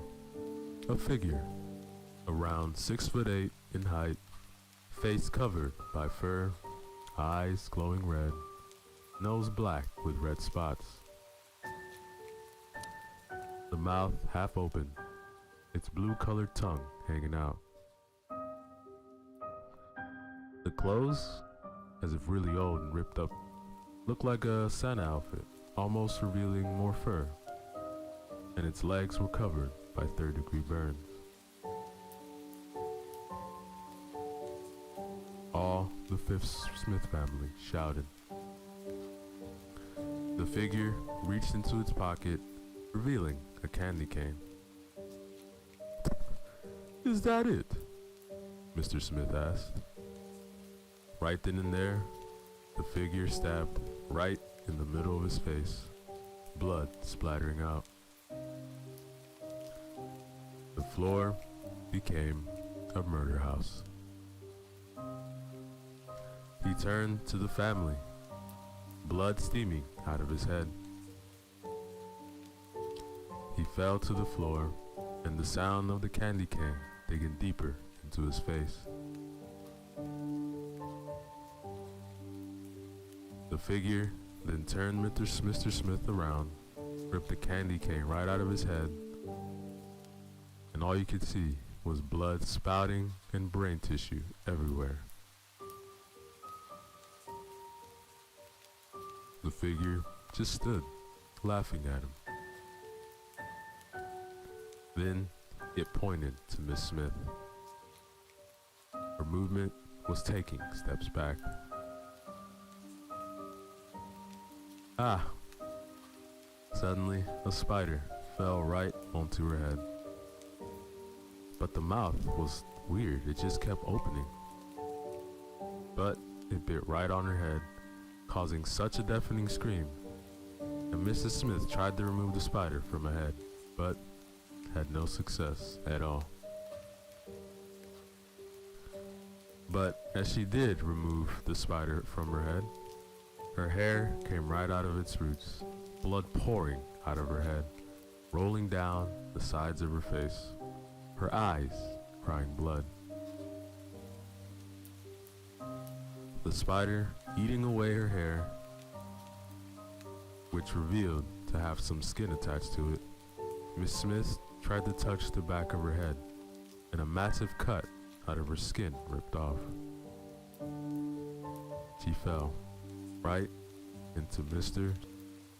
The rest of the family, all girls, were chased into the kitchen, surrounded by gingerbread men. Molly slipped and landed on her head, causing her to be knocked out.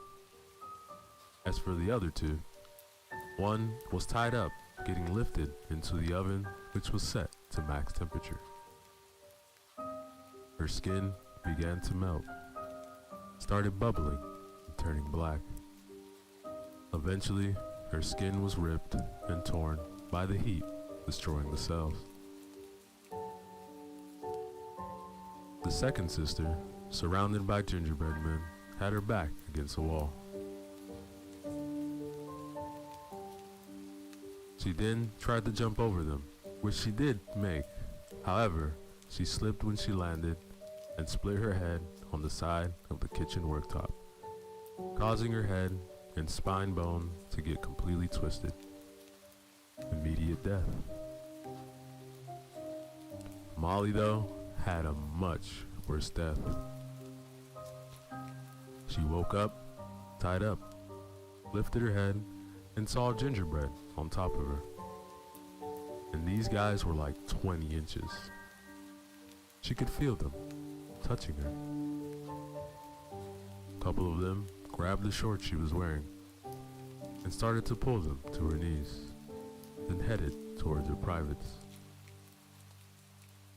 Ripped her pants, started forcing their way up, causing splits, blood forming. Molly was screaming of pain. There were around 5 of them, all climbing into oblivion. Her face was trying to fight them back, but couldn't. All of them made it into her. Her chest started to pop up and down, screaming at the top of her lungs. They are! And suddenly, the gingerbread ripped straight through her chest, her lungs, but you can still see her heart beating, and all the blood came rushing out. The revolt of the scene was as if World War III was in one room. Then all 5 gingerbread men reappeared, covered in guts and blood, laughing in horrific ways. Guess your cherry got popped, one of the gingerbread men shouted. And then the house fell silent.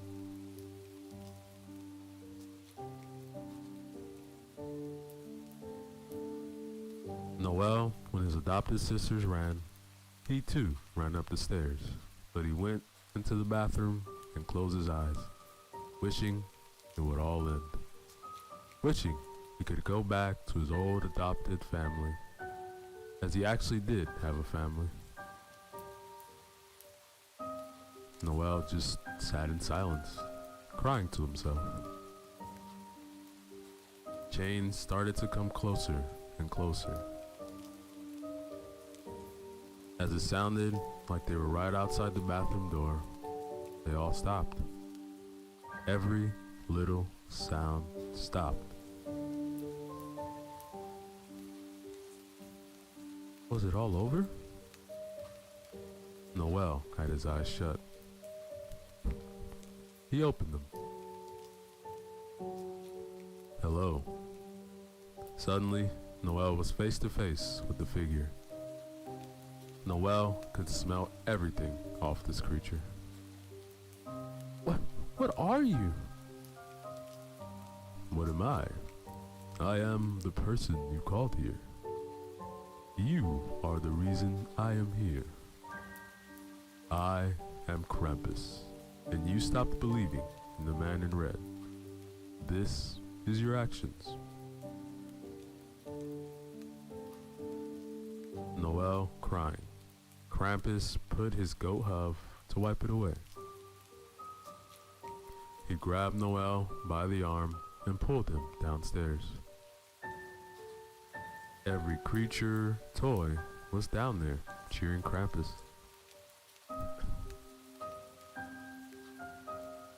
Krampus threw Noel in the chimney, waved goodbye, and walked to a table, lit a match, and the gingerbread had cooking oil, and poured it right over Noel. Krampus throwing the match, landing right on Noel's nap, Noel rushed out, running around, screaming for help. He tripped over Mr. Smith's body. Krampus lifted him up again and threw him on the chimney again. Noel then rushed up the chimney, launching into the sky. He saw his whole city. He started to rush straight towards the earth as he realized gravity was starting to grow. Noel then hit the ground. Whoa. Noel then woke up in a very nice bed and a clean room. He walked downstairs. A family, cheerful, all cheered Noel when he entered the room. Hey, we've been waiting for you to open your Christmas gifts. Here, open this one's first. As this is to claim to be the first one to be opened. Noel then stared at Mr. Smith. He was happy. So, Noel opened the gift. It was a bit of cloth, red and old. Noel turned the piece of cloth over, and it had a big K on it. His face dropped. Then he suddenly heard a tapping noise outside the house. Noel then rushed outside, and right there in front of him, Krampus was looking right at them. But he was massive compared to them, a giant. He lifted them up and put them right next to a piece of paper saying, Noel Smith, wish, loving family that I could be trapped in anything with. A family that will love me and will always be together, trapped as if in a snow globe. Noel saw and understood what has happened. He got his die-hard wish. He has everything he wished for. A perfect family trapped in a snow globe. Krampus lifted them up again, started tilting them forward. Noel hit the glass and saw a bin with multiple other snow globes. Here you go, Noel. Your wish has happened. And have a very Merry Christmas. And always, always believe in the man in red. The Smith snow globe fell straight into the pit of other abandoned snow globes. Krampus then waved and covered the pit to make it complete darkness.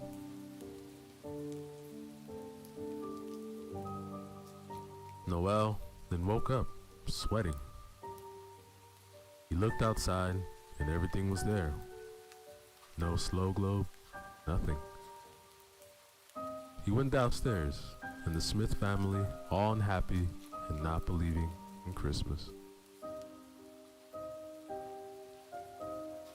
Was it all a dream? Mr. Smith then asked Noel, "What do you want for breakfast, kiddo?" I'm not that hungry, but thank you."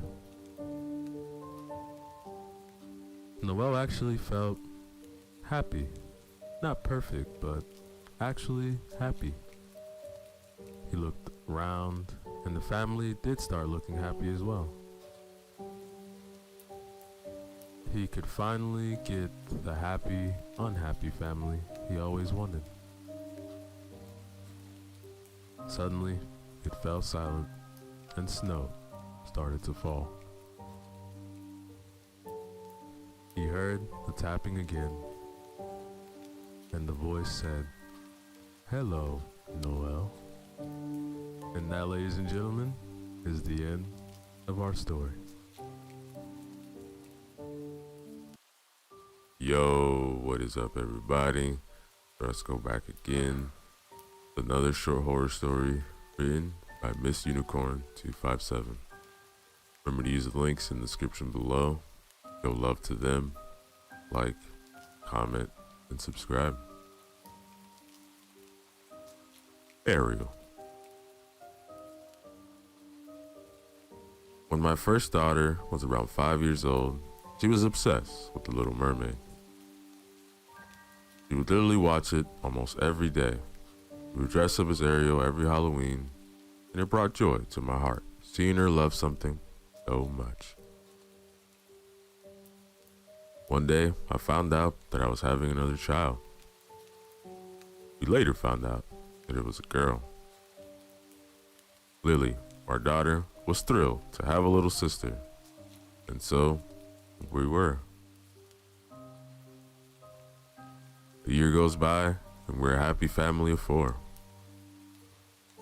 We have our 2 girls, Lily and little Ariel.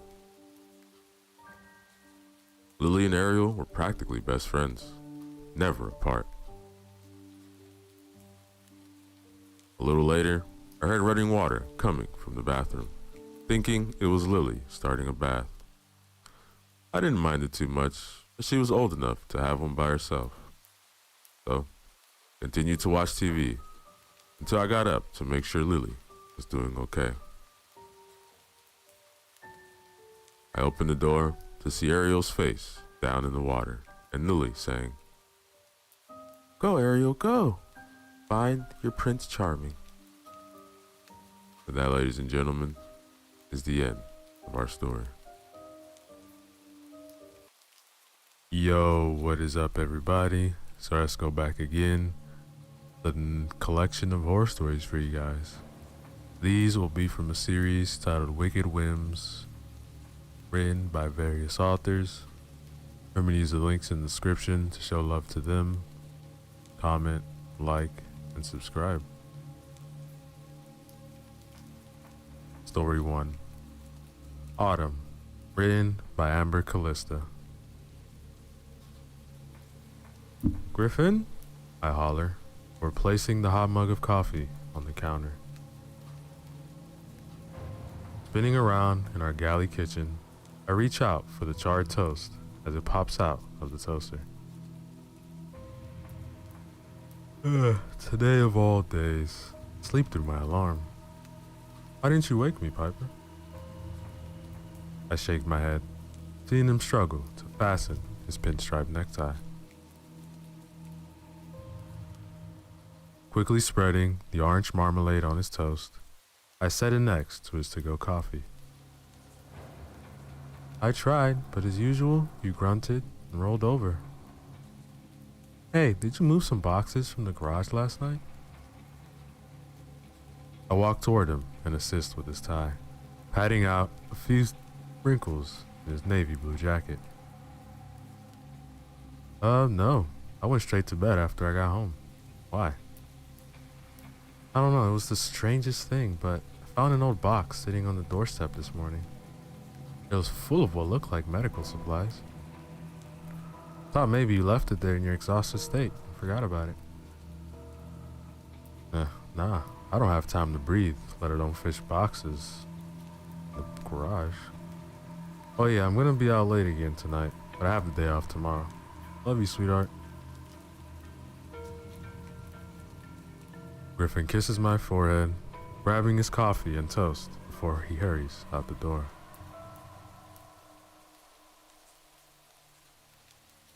Walking toward the side entry of our 2-story home, I gaze out his pane window and smile, feeling blessed to have such a loving husband. Griffin and I met in my first year of college at the University of Vermont. He was attending law school elsewhere, but had family that lived in Burlington, so we ran into each other quite often. By the third or fourth meeting, he finally asked me out. My 21-year-old self couldn't be more thrilled. Not only was he ruggedly handsome and made a pair of black frame glasses look sexy, but he had such a way with words. We dated for about a year before he proposed, and were married a year after that. I've always had an infatuation with Halloween, so we decided to have a non-traditional wedding and recited our vows on All Hallows Eve. We asked our guests to dress in costumes to make it more theatrical, and it certainly made for one heck of a party. Pirates, zombies, and murderous serial killers lined the room of our wedding hall here in Stowe, Vermont.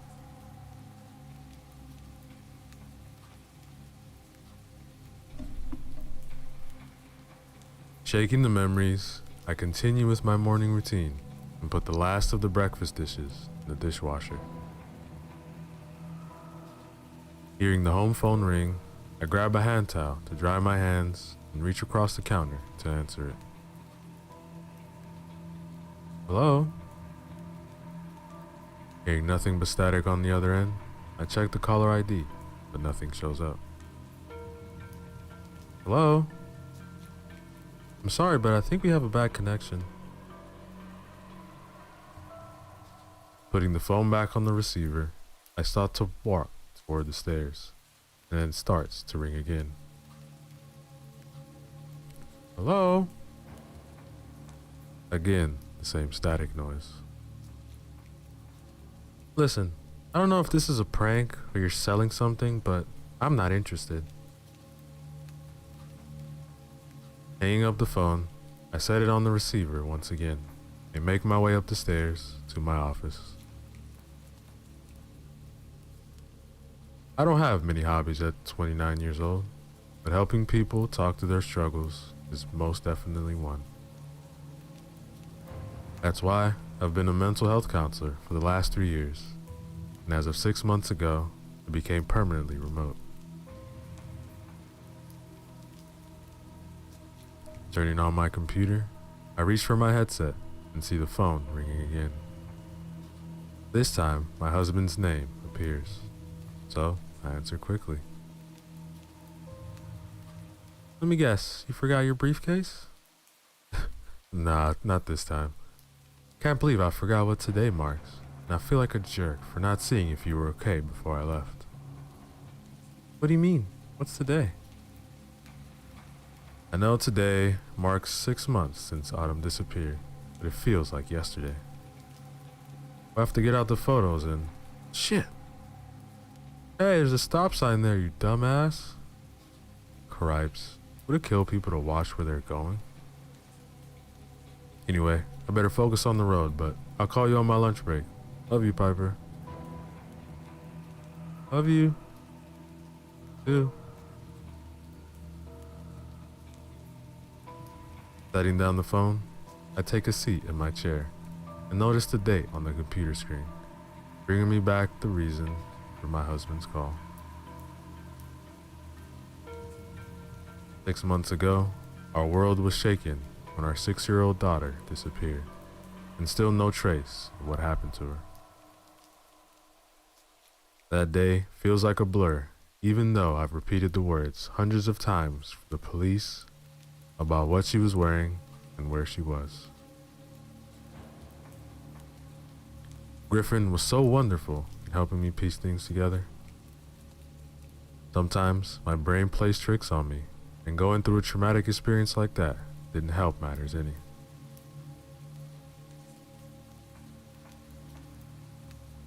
Seeing a call coming through my computer, I quickly turn on my headset and begin the workday. Spending the next several hours talking through a variety of struggles and doubts, I choose to answer one last call before my lunch break. Hello, how are you feeling today? I'm sorry, but the screen isn't showing your name. Who am I speaking with? It's me, Mommy. It's Autumn. Feeling a cold chill creep up my spine, I shake my head and reply, I'm sorry, I didn't get that. Who is this? Don't you love me, Mommy? Why are you doing this to me? The words pierce through my headset like a wailing banshee, causing me to take it off and rub my ear.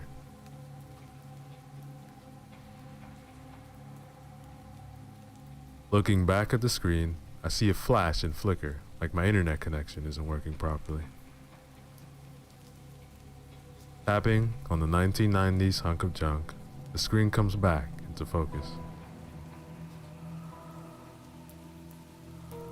Putting my headset back on, I ask, "Are you still there? Hello?" Hearing nothing, I decide to turn off the computer and make my way downstairs into the basement to check if something is wrong with the fuse box.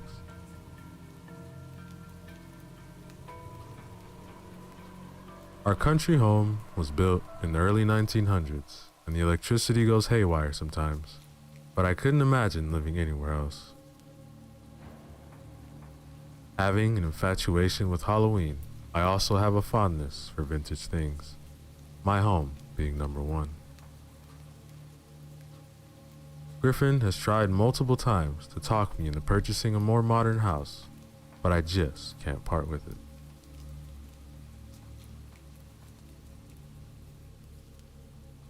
Opening the basement door, I take the 20 creepy steps and pull the string in the middle of the room and turn on the light.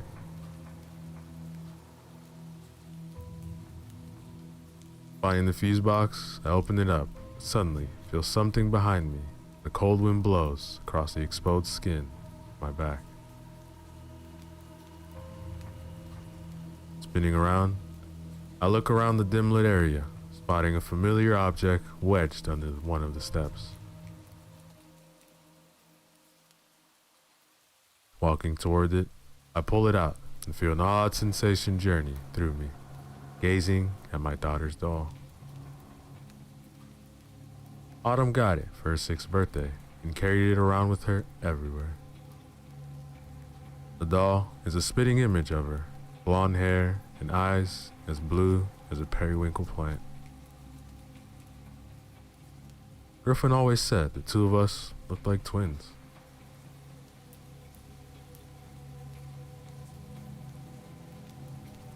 Brushing my fingers through the doll's golden locks, I smile as the highlights of her playing with it dance in my head. My smile quickly falters as my skin is met with a wet liquid that starts running between my fingers. What the? Holding out my hand, I see what looks like blood oozing from the doll's head and down my arm. Like the substance has my brain in a fog, I stare at it and bring it closer to my nose. Inhaling the rust scent, I stop, hearing a whispered voice. Why are you doing this to me? The tone is like an eerie echo crawling out from the depths of my memory.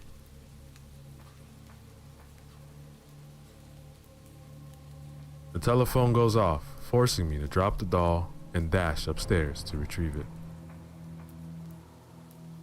Reaching the well-lit level of the house, I look down at my hand and see the blood has somehow vanished. Hello? Hi, sweetheart. Is everything okay? You sound like you're out of breath. Oh, yeah, I was down in the basement because my computer was freezing, so I wanted to check the fuse box and... You shouldn't go down there. I will take a look at it when I get home, but I wish you let a professional put in a new one. It's not broken, Griffin. You know what they say, if it's not broke, don't fix it, I know. Have you taken your medication this morning? Oh no, I ran out a few days ago. I told you I needed to get a refill, but you insist on driving me everywhere and won't let me do it myself. Piper, you know you can't drive while you're on medication, and you certainly can't function without it. Look, call in the prescription, and I'll pick it up this evening and leave the office early.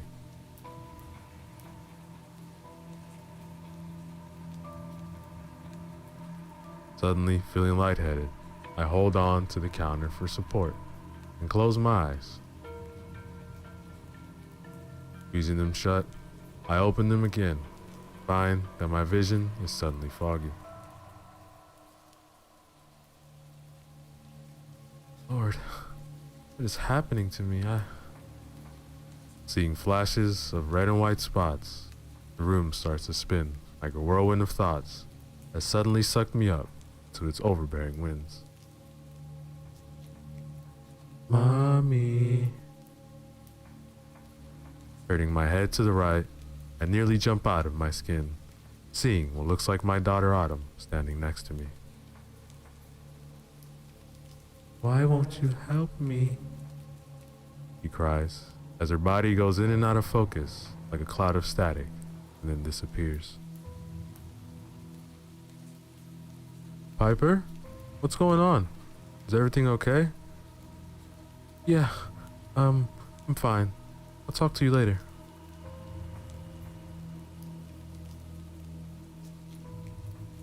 Floating toward the bathroom, I push the door and open the mirror cabinet. Frantically searching for anything to help cure this overwhelming bout of dizziness that has overtaken my body, I fall short.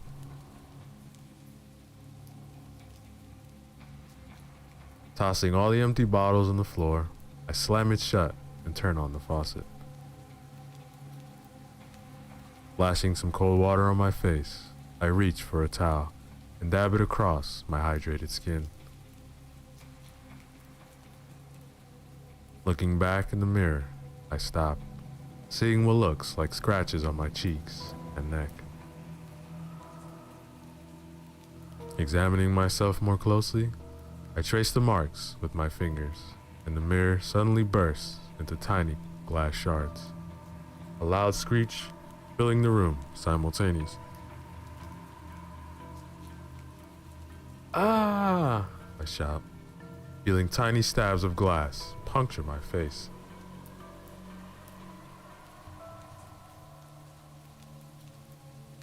Running out of the room, I stopped in my tracks, seeing that same image of my daughter from earlier. The same white dress with pink flowers stitched into dresses like her body, like it did the last time I saw her. Why won't you come back for me, Mommy?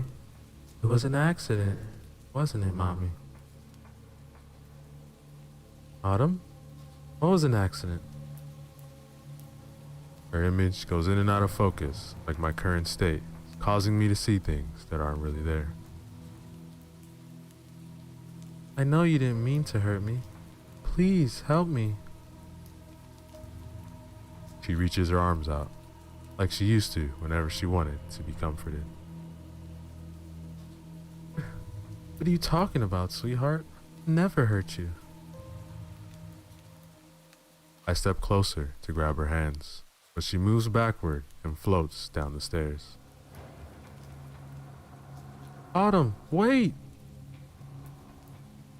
I rush down the steps after her and see that she's hovering next to the basement door. like she's waiting for me to follow.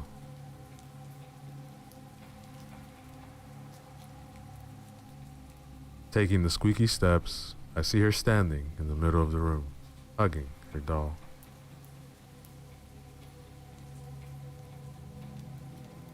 Hush, little baby, don't say a word. Mama's gonna buy you a mockingbird. Autumn starts to sing the song that became our bedtime ritual as she sways back and forth with her doll.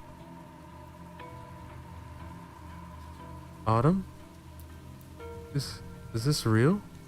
Are you really here? She turns her head to look at me and shakes it up and down. How is this possible? What happened to you? I step closer as she backs up and points her finger at me. Her eyes now seem sunken and sad, like she has been crying for months on end. I really don't understand what you're trying to tell me, sweetheart. Please, help me understand. I beg, wondering what this is all about and what it all means, and why she appears the way she does. You can fix this. You can save me, Mommy. Autumn? Hearing that loud screech pierce through me once again, I bend down and cover my ears, hoping it will ease the pain.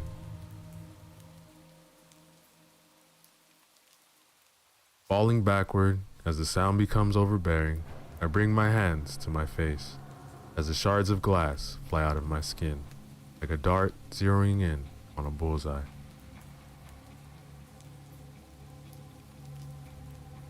Seeing the outline of a door where the shards drifted off to my left, I quickly get to my feet, walk towards it.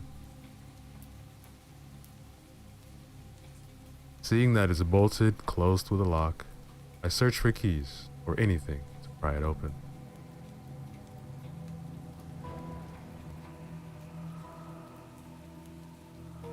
Standing on my tiptoes, I feel around the top of the doorframe to find the key.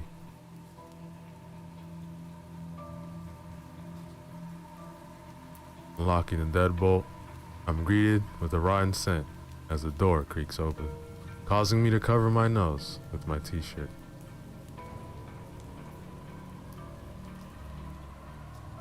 Stepping through the door, I can make out a few wooden tables and what looks like a small bed on the other side of the bathroom-sized room.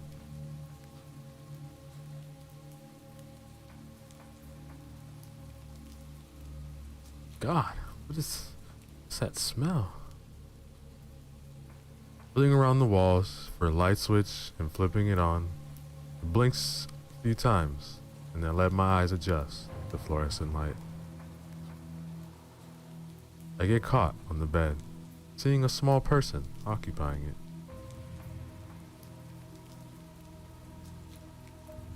Catching a glimpse of strands of blonde hair hanging out the blanket, I call out, Autumn? I walk toward it, remove the blanket from her body. Oh God! I back up into a wall and bring my shaky hands over my mouth as I slide down onto the concrete floor. Tears slip down my cheeks, seeing her lifeless body hooked up to all different wires. Bruises cover her arms and legs as dried blood is smudged on the white and pink floral dress she was wearing when I last saw her. God damn it. I told you not to come down here. I dart my eyes to the doorway and see my husband standing there, anger dripping from his stare. Griffin. My words pause as I realize he's not in the least bit shocked to see what's in the room. What did you do to her? I shriek. My body trembles as he steps closer, not entirely sure what's going to happen next.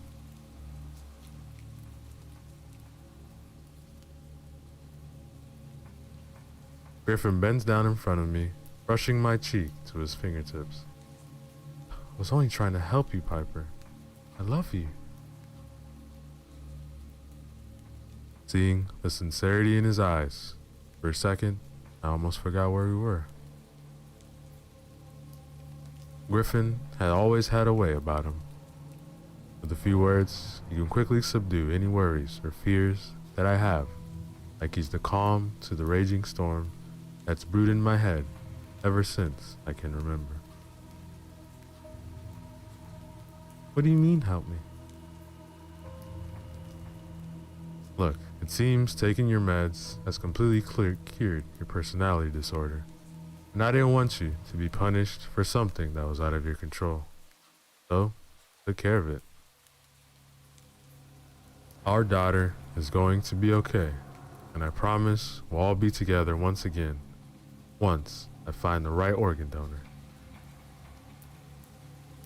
Organ donor?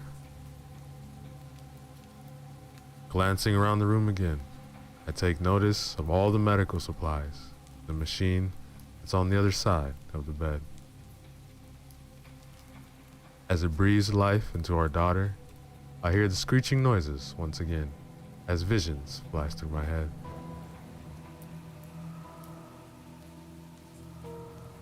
It had been a long day at work, and I was feeling the weight of it, so I rushed home. Not having any medication for a few days, I tried to scavenge anything I could find, but this voice was controlling my every move. Like she was telling me I could thrive without the pills. So, I went to pick up Autumn from school. I'd never been an organized woman, so my prescription going missing was quite common. Usually, I could find it with ease, but this particular week was stressful because I was taking on more cases than I could handle, and I forgot to refill my medication.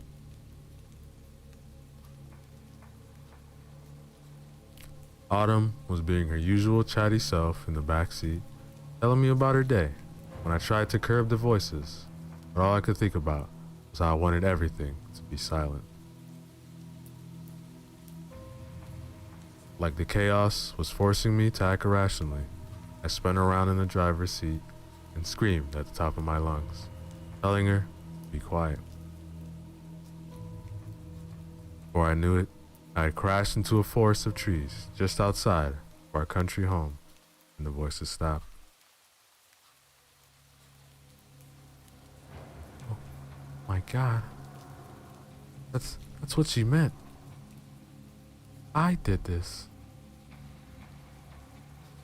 The realization hits me as the words slip through the cracks of my lips.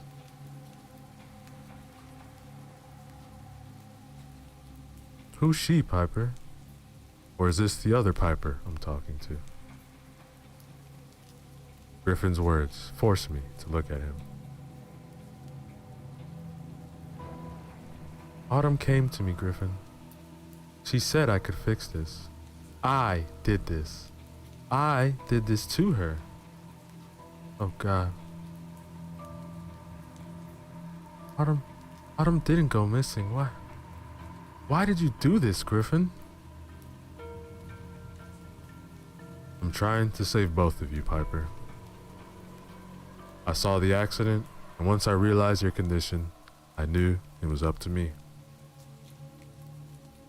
You had glass shards in your face and neck from the windshield, and your hands were all cut up, but you sat there, laughing. You kept repeating the words, finally, over and over again. I knew it wasn't the real you who had been done to, and I took care of it. Like everything that I do, Piper, I was putting my family first. Had I let the police find you, you'd be put in the nut house, and our daughter would be dead. I would have lost everything. But she needs a doctor. Has she gone to a hospital? She could have lived. Kept her down here for 6 months? How? She's alive, Piper. The machine is breathing for her, but she's there. I know she is. And if you recall from college, I took a year of medical classes before deciding I wanted to pursue law. This is insane. I quickly stand up and once again feel the world spinning. That eerie voice screeches and drowns out every rational thought, forcing me to grab my head and shake it uncontrollably. Mommy, mommy. The voice becomes almost unbearable as it cries for me like a child.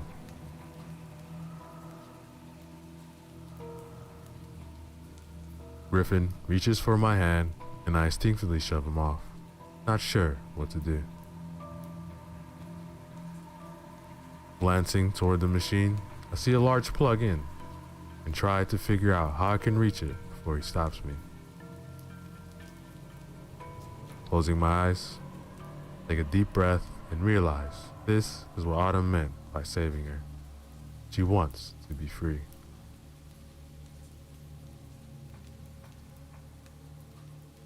Griffin's eyes dart to where mine are as he steps in front of me.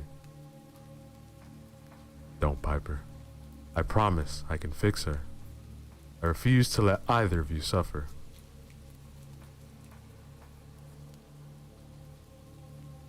Seeing the love disperse into the air from his words, I realize how genuinely he means that.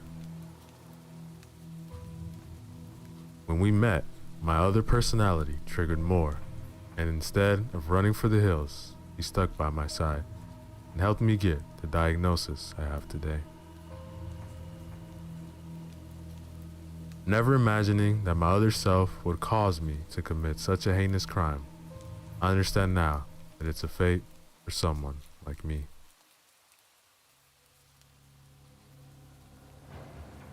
Brushing my hand across his cheek, I shed a few tears before looking in his eyes. That's just it, Griffin. No matter what you do, I'll always be this person. You can't save me. His chestnut brown eyes begin to pool with water as he looks down at the floor and tries not to cry. Pulling him close, I hold on to him for a few seconds and reach for a sharp knife on the table. Bringing it behind my back, I kiss his cheek and back away from him. Holding the knife to my neck, I whisper, "Save her, please. I love you." Now, ladies and gentlemen, is the end of our story. Yo, what is up, everybody? Let's go back again. Another short horror story for you guys, written by Miss Unicorn 257. Remember to use the links in the description below. Show love to them. Like, comment, and subscribe. Babysitting. A young girl was babysitting some children late one night. Once she put the children to bed, she went to watch TV. In the middle of their show, the phone rang. When she picked up the phone, all she heard was laughing from the other end of the phone.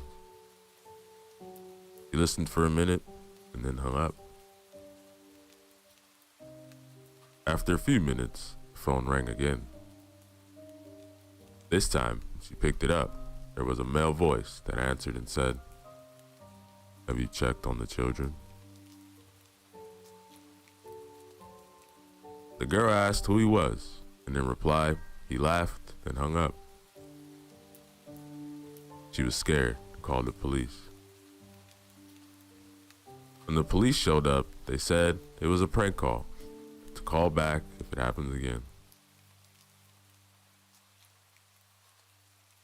She got another call from the man asking again if he checked on the children.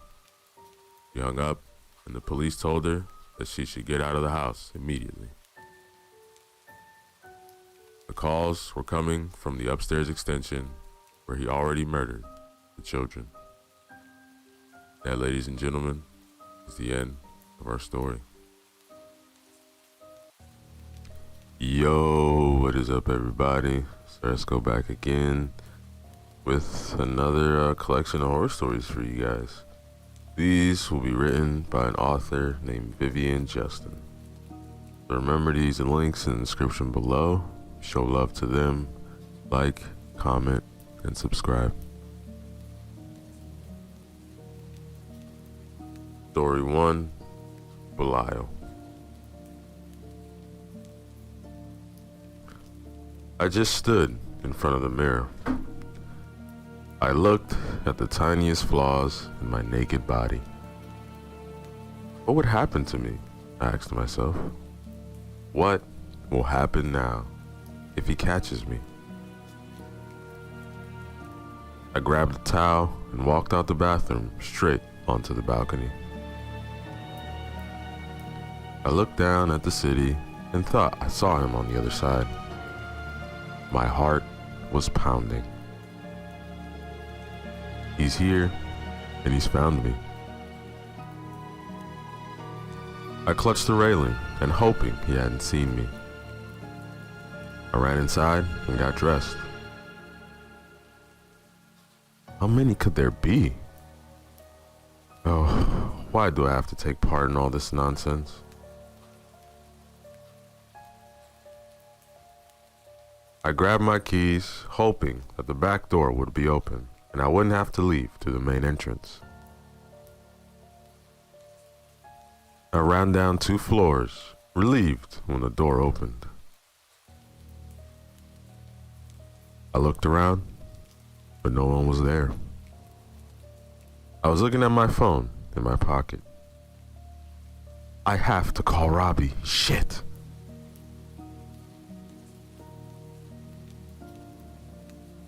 I heard a noise behind me. I started running, looking for Robbie's number on the phone book. My car was parked 2 blocks away, just in case. I drove about a mile before I spotted Robbie at one of the exits. What was left of him, anyway. I jumped out the car and helped him up. Part of his face was covered in blood. The skin was hanging in shreds from his right calf, and his stomach was held together only by the sturdy binding of his t-shirt. It was a horrifying sight.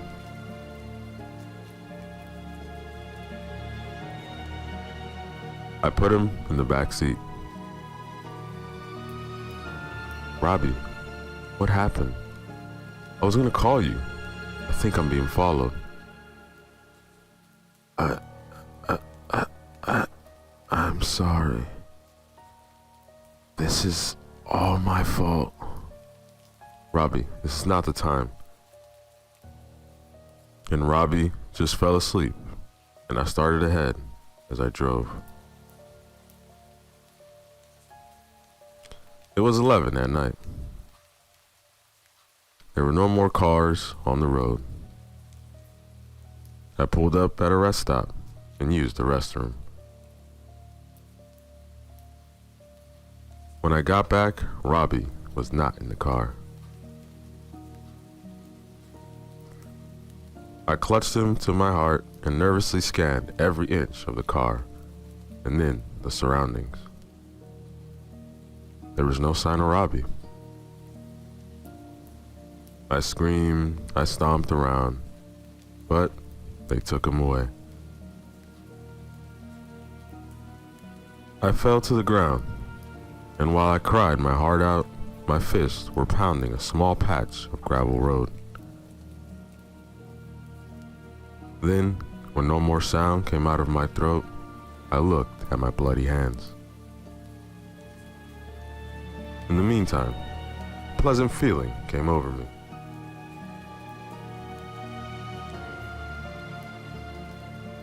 I stood up, tapped every bone in my body, and went in search of Robbie. The woods were dark, bleak, and damp.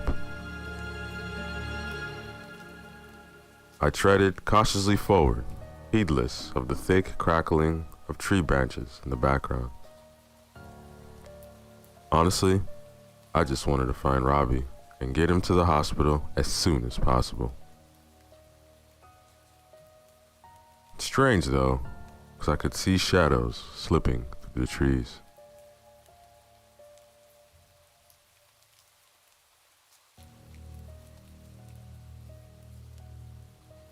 In the distance, I saw a shack. Light filtered through the windows. And with quick steps, I ran towards the cabin, hoping to find Robbie inside.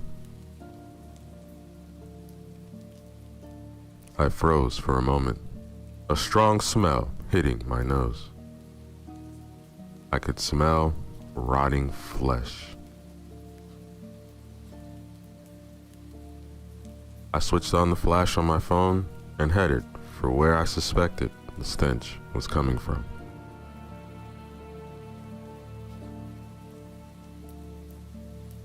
I smelled it more and more strongly. I held my nose with one hand, but it seeped in through that too.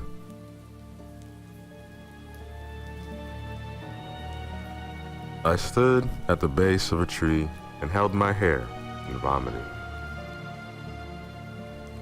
My body couldn't stand the smell anymore. I straightened up and walked on with my phone in my hand. Even the buzzing of flies was foreboding. I approached.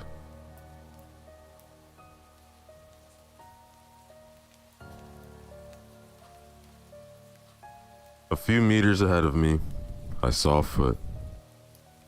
Oh my God, Robbie, I thought to myself. He's running headlong, but it wasn't Robbie.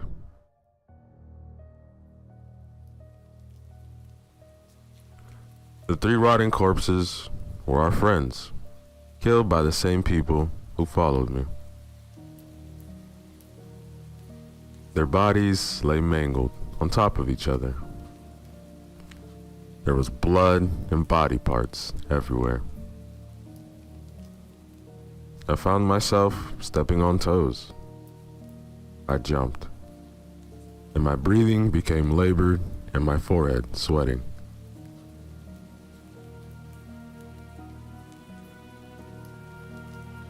Then I saw perhaps the most horrifying sight of my life. The throat of one of the corpses was slashed open, maggots crawling out of it. I shuddered. First, I'll get Robbie to the hospital, then I'll go straight to the police.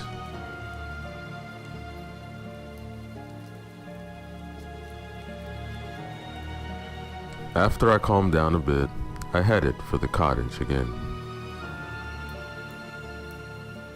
If someone had taken Robbie from the car, I'd be no good to him without a gun. So I crept onto the porch and peered cautiously through one of the front windows. The room was empty. I ran over to the other one. It was the kitchen window, but there was no one there either. I opened the front door noiselessly. I looked around slowly, and everything was empty. I stopped in the middle of the living room. I heard a noise from upstairs. Could someone be there? Or was my mind playing tricks on me? It was as if someone was walking upstairs, and the beams crackled.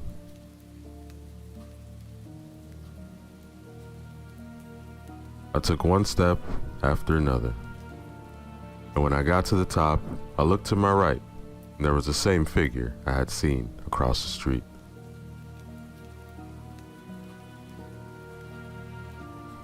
Where is Robbie? I screamed at the top of my lungs. But there was no reply. With a sudden idea, I threw my phone at him.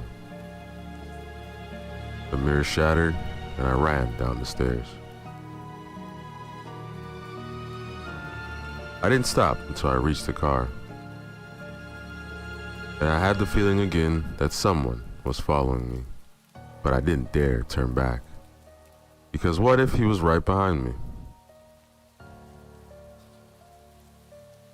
I avoided one tree after another, and I couldn't wait to see the car.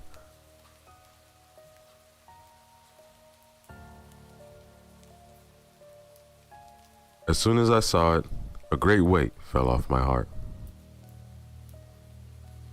I ran to the back door and almost collapsed from what I found. Robbie's body was lying there. The whole seat was covered in blood and mucus. He was the only person I loved, and I couldn't save him anymore. There was just damage all over his body. The flesh was coming off in pieces. I was backing up when a piece of leather fell on the car. I vomited again.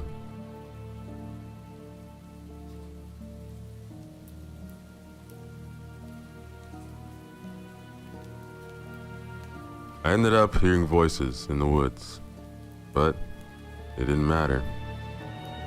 I screamed from the pain that was gnawing in my chest. I felt dizzy, and by the time I opened my eyes, I was looking at the starry sky. I blinked slowly, trying to regain my strength. I hoped it was just as bad as this was just a bad dream, and by the time I woke up, Robbie would be gone. But there he was. I knelt beside the car, as if that would bring him back to life.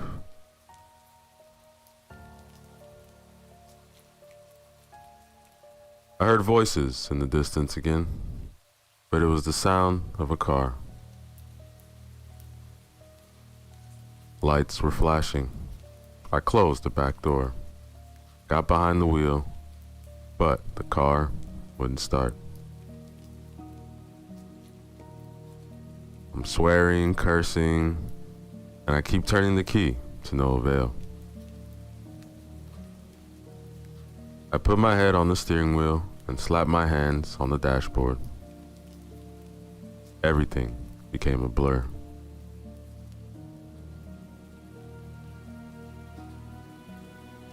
At least 7 police cars and 2 ambulances surrounded my car. I saw some police running into the woods, and the rest were standing around the vehicle with guns in their hands.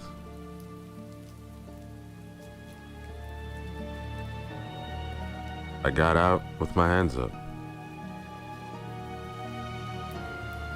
From the side of one of the ambulances, I saw my doctor approaching. Besides Robbie, I trusted him. But now, his always happy face was gone. It was different now. What have you done? It wasn't me. It was Belial. Don't play games with me again. They all lied to me. This is all Belial's doing. The demon. He killed them.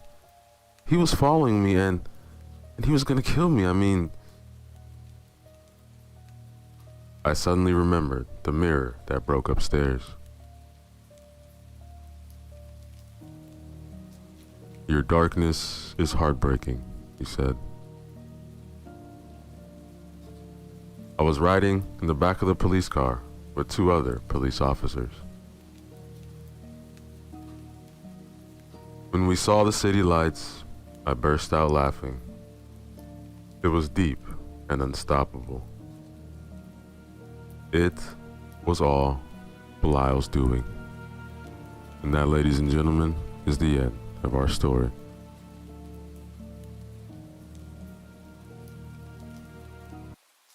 Yo, what is up, everybody? Soresco back again with another story from the collection Macabre Minds, written by Auntie Hart. Remember to check out the links in the description, show love to the author, like, comment, and subscribe. Story 3, Bloodbath. I hear that there is a place where God watches over you and your children always listen. I'll eat my own shit before I admit a place like that exists. Hell, on the other hand, certainly has a setting of its own. I know that for a fact. I moved my family out to a remote country village a few years ago. My 2 children, both boys, were young, hard-headed, and warranted suicide prevention 24/7 with their mischievous antics. I deliberately bought a fixer-upper and a few cows and goats, for I figured it would teach the whining sons the importance of responsibility. I remember their continuous complaints and firm declarations of my abusive parenting style. But while my sons contemplated the degree of my sadism, I knew I was raising them right. They loved their animals and they loved the home. I wish it could have stayed that way forever, though. I had the peculiar fortune of calling the Legend family my neighbors. They seemed to have stepped out a rendition of American Gothic, as the couple had been younger and shown with 2 doll-faced children. Anyways, Tom Legend was a large man in height, and his rippling muscles on his right arm always strove to emasculate me. However, his non-existent left arm promised salvation for my crippled dignity, even though it was nauseating how it seemed to swing back and forth automatically like the chime on a grandfather clock. It was like it was counting down the seconds till his death. I didn't know the wife's name, but she was thin, cold woman with lips stretched in a peculiar and perpetual scowl. She spoke with the icy words of a strict Christian mother to her children, and the only time she spoke to me was when she mentioned my own children looked homeless. In my defense, my boys worked, and their maturity was measured with the amount of dirt and sweat collected in their orifices. I couldn't change the fact that the wife dressed her kids up like porcelain dolls, perfect girls with perfect golden locks and white dresses. The youngest, just a baby, still fussed with the lace, but the oldest girl, Emily, skipped in front of our house and leaned so her skirt was caught in the wind. She was only 5, but she still tried to catch the eyes of my bemused boys. I told them they could do better. They silently agreed. The rural country setting always seemed to warrant gossip. I was too close to the Legend family just by living next to them. That could be why Emily came skipping up to me one day, face glowing like the rising sun. She grabbed my hand and begged me to my feet in my comfortable position on the porch swing, and I put down my beer with sparking annoyance as she dragged me towards her house. Mr. Jordan, you've got to come see what Daddy bought me. She was alight with joy as she babbled about her love of her father and her more pronounced love of her new gift. I figured she took me because my boys were at school, so I began to lament on the loneliness of the poor child and how I was somehow cured. Their home was a large, typical country home. White painted wood, crackled with termites, seeming to age by the minute. Windows remained forever plastered with dust, promising me that I was never a pry to the lives of those who lived within. The little girl led me by my hand to the back of the house, which was even more dilapidated than the front, and she opened her arms wide in front of a collapsing shed. "Ta-da!" she exclaimed, and she ran into the open barn and wrapped her lithe arms around a grunting pig. Oh, wow. At least she wasn't fooled by the sarcasm. I was an expert since I raised two boys fascinated with dead bugs and dirt. "Her name is Alice. Mama just read me Alice in Wonderland. Have you read it, Mr. Jordan?" The way she said it was so condescending that I bobbed my head furiously. Of course I read it. I wasn't illiterate, despite the few words I ever said. She was a damn ripoff if you ask me. Sorry? I paid a damn fortune for that pig. Em's been begging and crying for one for months. But that bitch is pregnant. Pregnant. Now what am I gonna do with piglets, huh? He looked at his daughter accusingly, and she just wrapped her arms tighter around her pig. "We're gonna love him, of course. Or you could have extra bacon."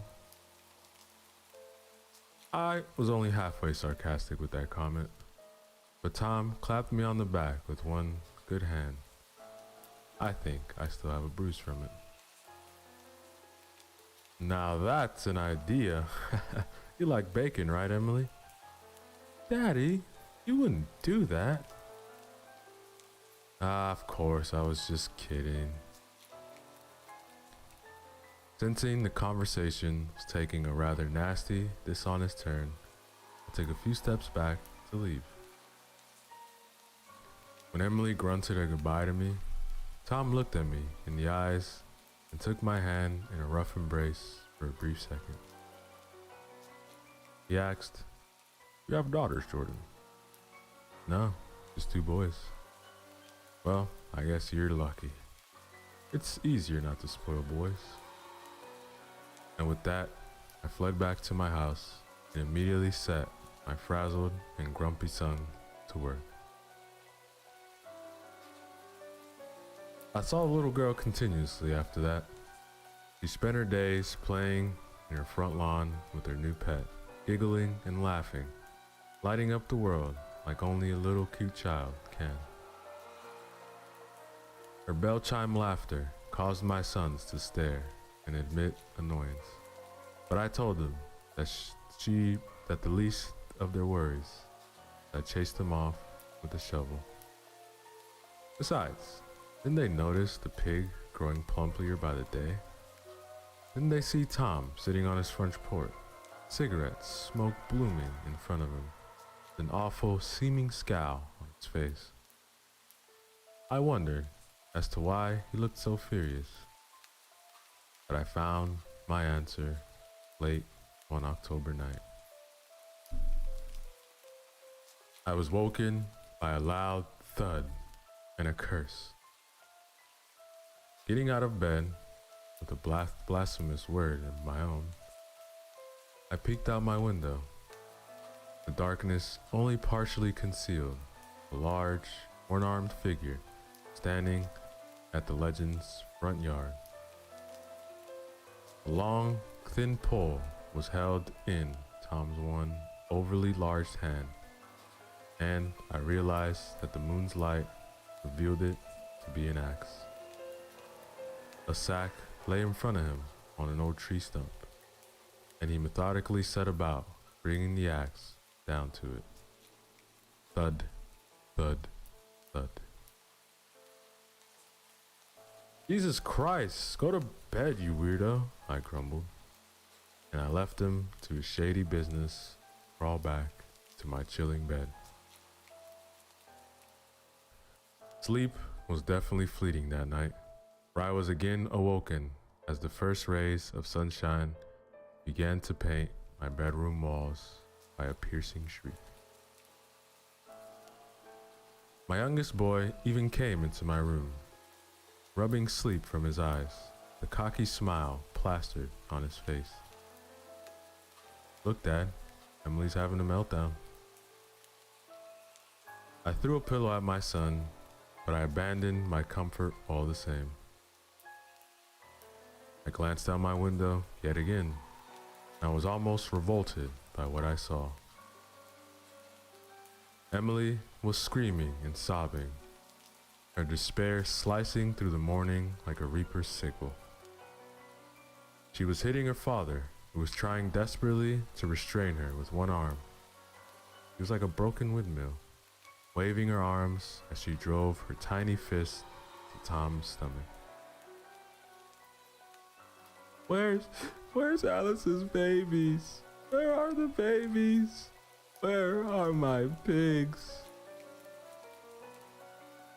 Tom seemed to be yelling nonsensically back at her, and I noticed he kept glancing at the axe that lay right behind his daughter. Em, it's okay. They're with God now. Wow, and I thought there was something wrong with my family, my son said as he cupped his hands to the window. I threw a shoe at him, and then he left with a grunt and a jab at my lack of humor. After that, all I saw of the Legend family were strained interactions. Emily sat mostly in front of her house with Alice, hugging and cooing at the pig. A frown set deep in her young face.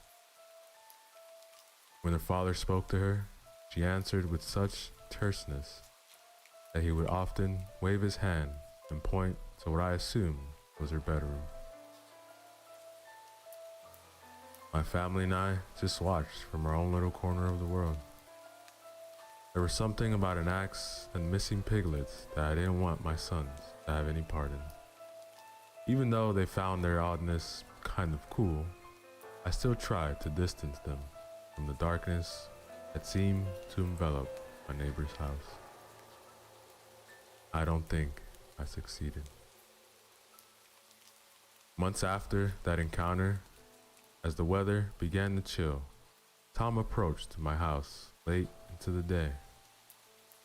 I was just beginning to doze to the sound of my son's video games when I heard the rasping on the door like a reaper to come claim my life.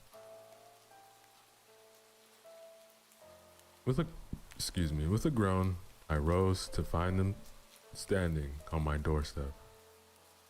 One arm swaying slowly in the cold wind, complete with a black hoodie. Jordan? He said it so civilly that I think I stared at him for a few minutes before replying, Dom. He fiddled with his left sleeve and said, I'm sorry to bother you this late at night, but I was wondering if you can help me with something. I have work tomorrow. Can't this wait? No, it cannot. Come on. As I followed him into the darkening sky, casting shades of crimson, he explained cryptically, See, Em thinks it's funny to let her pig wander around unsupervised. She knows it pisses me off, but she just lets it run free. Well, pig's pregnant again. Just had the pignets, actually. You have a pig, don't you, Jordan? I pursed my lips. So, it was the blame game he wanted to play. I wanted to tell him where to shove it, but what came out was, yes, I do. And it's male? My boys had bothered me for a male pig for months. They had promised to take care of him, and I believed them after all that hard work they pulled on the farm. I mean, they were good boys. So I said, yes it is. Tom's accusatory glare raised bumps on my neck. His one arm swung as though to hit me in the face, but instead it rested on my shoulders, and he said, well, we're in this together. I cringed at the thought of being connected at all to the Legend family, but I supposed it was the inevitable horror that stemmed from being neighbors. As much distance as I put myself between the family, it did not change the fact that we lived just next door to each other. I cussed out loud, and Tom glanced at me. Shit is right, Jordan. Life is shit. Tom dragged me by my shoulders across the cracked street towards his dilapidated home. In the back of my mind, I had an inkling of understanding, especially when he led me around the house. But something, call it sanity, blocked the truth from unfolding. A tree stump swam into view, and next to it sat a burlap sack that squirmed and squealed. In front of it rested a bloodied hatchet. You first, Tom said, shoving me forward roughly with his one arm. I shook my head like a rag doll, and my body stiffened like a car wreck victim when he handed me the hatchet. You owe me. These are your responsibility just as much as they are mine. You don't know that. Really? Did these piglets come from a fairy or a unicorn, Jordan? Look, I'm not fucking doing this. Ugh, you're more of a coward than I thought. Steam began to rise from my face, but it was quickly chilled as Tom brought the hatchet down on the burlap sack. It made a sickening thwob sound, followed by the screams of the dying. I took a few steps back, my body a doll again. The hatchet sliced through the sack 6 more times. He finally threw it to me, whacking me in the knee. I cursed as I felt a bruise blossoming. And that's how it's done. That is called life, and life is shit, Tom said. I think I ran from the Legend's backyard and did not look back, not even when I reached the minimal safety of my own house. I did not sleep that night, but the day broke with the crying of a little girl and my son's footsteps as they ran into my room to peek out my overlooking window. Damn, you two are so noisy. But my half-hearted tone caused them to completely ignore me. So I rose from my bed with a groan and went to join my children at the window. Alice, the piglets, where are they? Where are they? Alice was punching her father again, and I noticed she began to go for his half arm. He recoiled fiercely when she knocked her chubby fist to his closed wound. Phantom pains, I suppose. Tom's reply was exactly the same. Irrational. He just said they're with God now.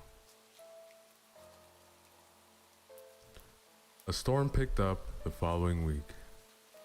The darkest of clouds rolled in, and an angry winds ripped through the wood on both my house and the Legends. The unforgiving rain, icy like a serial killer's heart, sliced through my skin when I went outside to repair the damages. I saw Tom through the storm attempting to do the same thing, struggling as he lifted fallen beams with his one arm.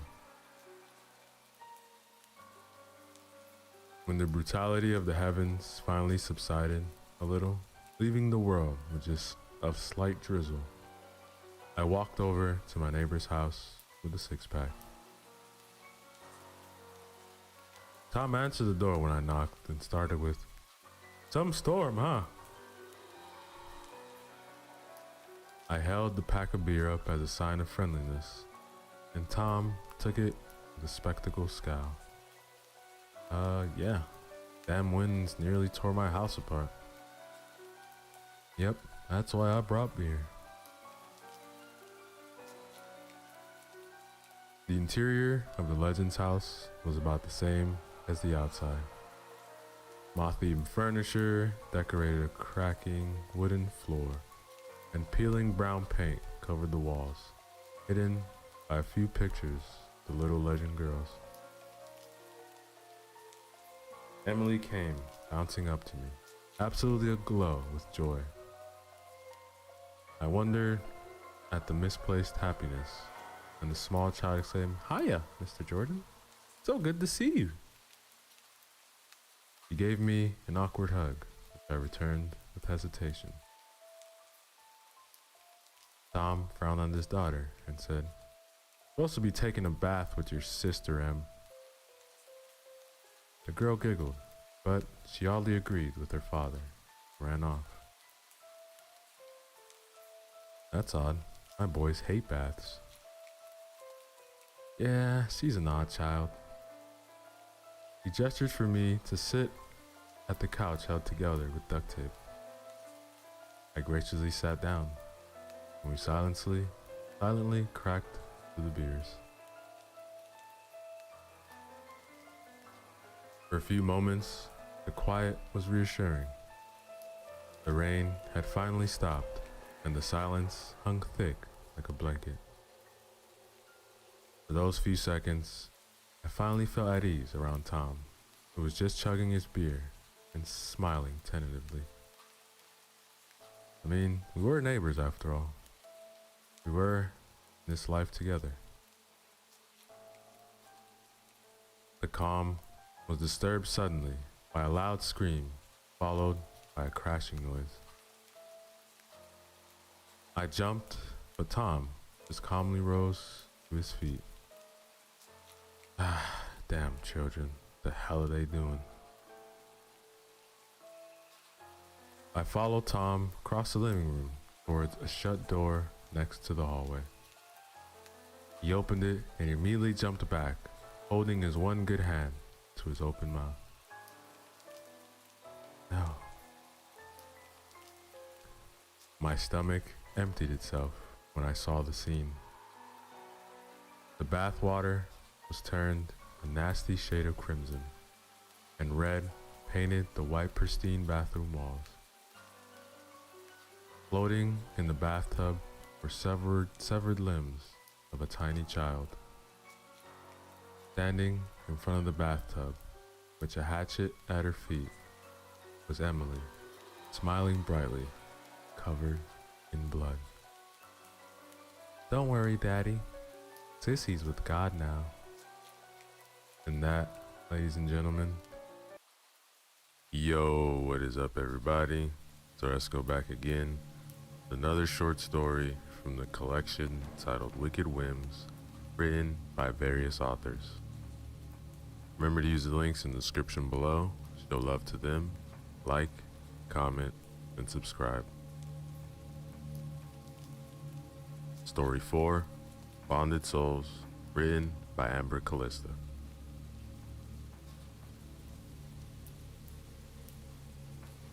Are you sure we should be up here, Ricky? Didn't your friend say upstairs was off limits?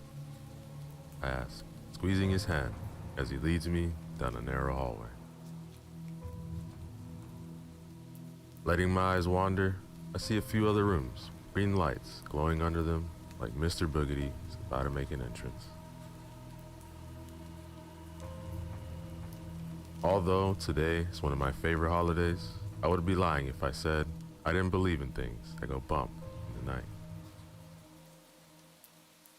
Just being around my Mormon parents my whole life, horrifying enough.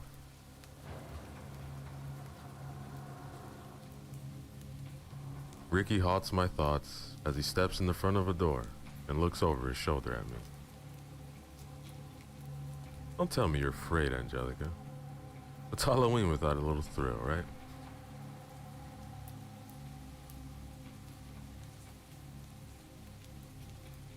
Stepping through, my face is met with several strings of cobwebs, like a fleet of spiders occupies the room.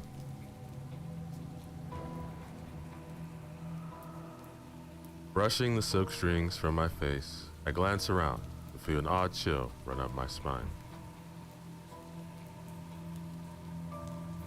The room is lit with a single candle, revealing the pewter-colored walls. No other furniture except the mahogany-colored bed frame that sits in the middle of the room. Maybe we should go back to my dorm. My roommate's gone for the weekend, I offered, feeling creeped out at this moment. Ricky shuts the door and walks towards me. The mischievous look in his eyes makes my heart race as he brushes my black and white hair away from my eyes. Don't be afraid, my little dog napper. This is one pooch you can slay anytime you want. Did I mention how high you look in that costume? You may have mentioned it a few times tonight. Tonight was this annual Halloween party hosted by his friend Preston, and the theme was Disney. Cruella DeVille being my favorite Disney character, I dressed as she and Ricky in a Dalmatian costume. Surprisingly, he wasn't the least bit upset by the choice of outfit and went along with it like a champ. Perhaps it's the fact that there's nothing to it, as the black and red corset hugs my thick curves like a glove. The black booty shorts and fishnet tights accentuate my long legs. Got my walking, talking sign that reads, "Fuck me."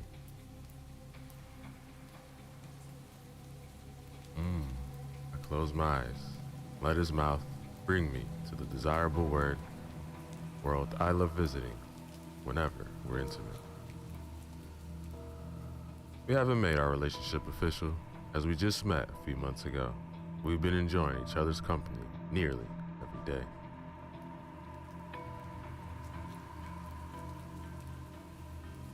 One bat of an eyelash on that warm August day was all it took, and I was hooked.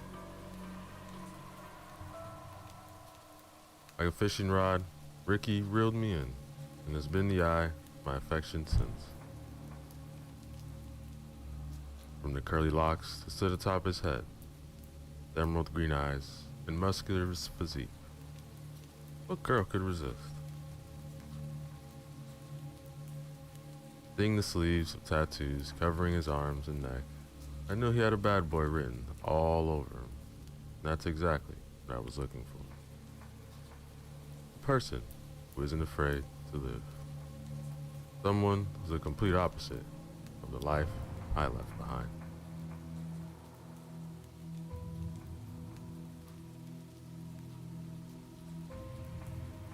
Growing up with strict parents, I never followed in and never was allowed to date, so my virginity remains intact.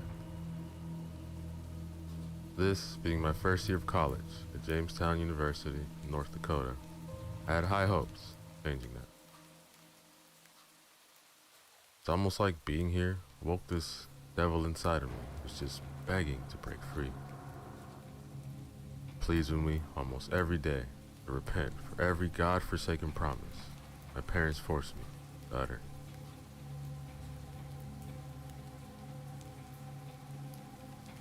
Everything alright, Angie? Can't help but feel those flutters disperse, hearing him call me Angie instead of Angel. Heavenly nickname is one I happen to hate, and without words, like he knows my deepest, darkest secrets.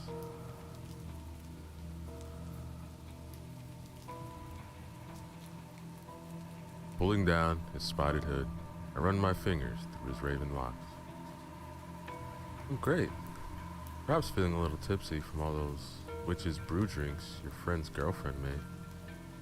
Honestly, looked like Peter Venkman poured ectoplasm in them, so tried to choke him down as fast as possible. That girl would not take no for an answer. Who's Peter? Another boyfriend of yours? I throw him a confused look, wondering why the tone of his voice suddenly rings like an angry chord. He's a character from the movie Ghostbusters. You know, I start humming the classic theme song as Ricky grunts and pushing me back against a wall.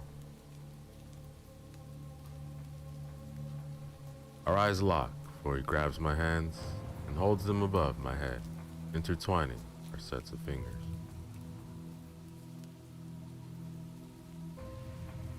Do that again. Forehead lays against mine. His breathing becomes heavier. Don't tease me, Angie. You know how much I love that gorgeous voice of yours. Ricky's lips met mine.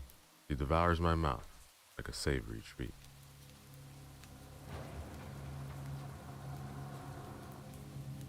I never thought of myself as a phenomenal singer, but ever since Ricky took me to this karaoke bar, and I shared my hidden talent, like, can't get enough of me. Like my voice was the call of a siren, luring him in to his destiny.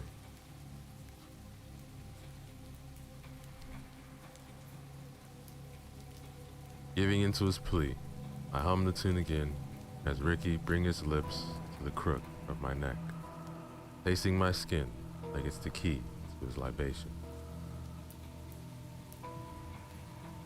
Don't stop. His voice, but a mere whisper as he kisses his way down to my cleavage. The fervent touches compel my body to squirm, but he squeezes my hands tightly, let me know he's in control.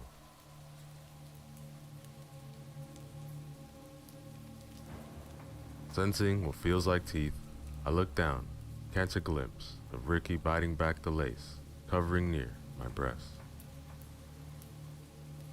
His lustful eyes gaze back at me. He takes my nipple between his teeth, clamps down, his tongue finishing the fallacious act. He releases my arms and slides his hand to the space between my legs, his fingers groping the fabric that houses my most prized possession. Ricky. My hips rock back and forth as he rubs my center, sending shivers throughout my body. You don't know how long I've waited for you. So extraordinary, Angelica. Before I can breathe, his lips collide with mine. Like a passionate stick of dynamite, our tongues explode into one another's mouths.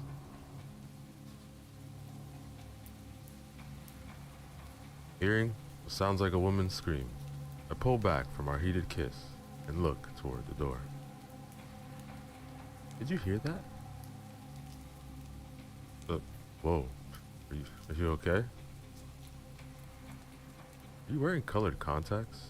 I swear, your eyes look purple. Alright, look, stay here. I'll check it out. Ricky opens the door and shuts it behind them, leaving me in the dark. Fixing my outfit, I reach into my wristlet, take out my cell phone, turn on my flashlight. Using it to light my way, I look around the room and notice a cluster of old portraits on one of the walls. Each one holds an image of a man, every facial expression stiff as a board. The formalness of their attire brings me back to a conversation I had at dinner with my parents a few months ago. It was customary in our home to dress formally for any and every meal. My parents, being Mormons, expected me to demonstrate a sense of perfection, even if I tried to rebel. No sugary treats, no public schooling, and no doing anything outside of helping our church force me to grow up resenting my parents. It was at this dinner that they told me I was to marry a boy named Abel Chadwick. His name, coming straight from the Bible, my parents thought he was a sign of good things to come. My father uttered the words sexual relations, and I about fell over in my chair. It made our union sound like it was the Holy Grail, and it was on me to give our family the eternal object. Like I'm just some piece of property they can sell off. This marriage to them was simply about creating life to do God's work, and that's why I ran.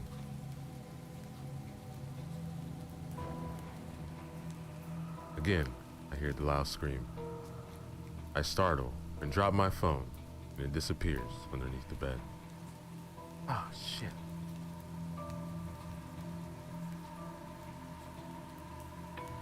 Bending down to catch a glimpse of where it went, I see its light shining under the middle of the queen-size bed, so I lay down on my stomach to reach for it. The opening isn't quite big enough for me to fit my thick body under, so I close my eyes and push my face against the wood edge, stretching my arm as far as it can.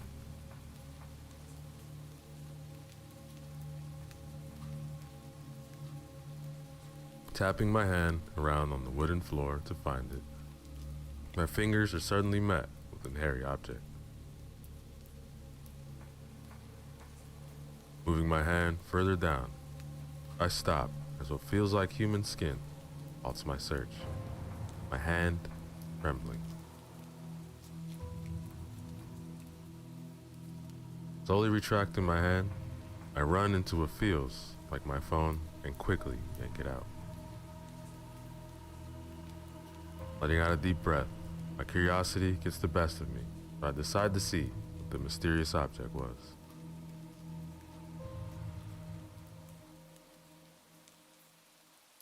Shining my light under the bed, I see what looks like a black wig and let out another deep breath. Thank God. Slide my hand across my forehead, feeling ridiculous for letting my paranoia get the best of me.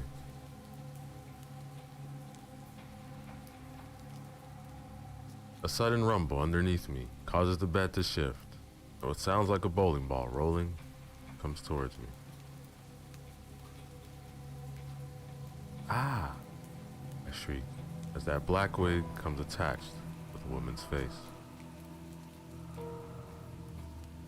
The spot where her eyes should be is black and empty, tears of blood running down her cheeks.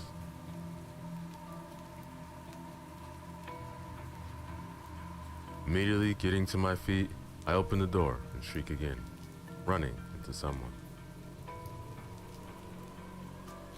Hey, I was just coming back for you. What's the matter? Ricky puts his hands on either side of my face to keep my attention. My mind and body are shaking in fear. There's a woman's face under the bed. She didn't have any eyes, Ricky. They were gone. What? Are you sure? You know Preston likes to play pranks. Sure it's not real, Angela. I know what I saw, Ricky. Ricky goes into the bedroom and bends down to look under the bed. He chuckles and pulls out the black wig. Just a face mask, Angie. He holds it out, but it doesn't look the same as the one I saw just moments ago. My mind's just playing tricks on me, I guess. Is everything alright downstairs? Yeah. One of the girls broke a nail or something. Most of the party guests left. Guess what? I have one more spooky surprise up my sleeve. Come with me. Ricky takes my hand and leads me downstairs. A quiet atmosphere refreshing to hear after listening to all that loud rock music for the last several hours.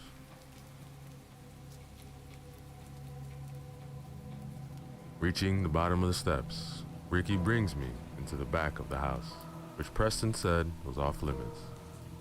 The area enclosed by double French doors.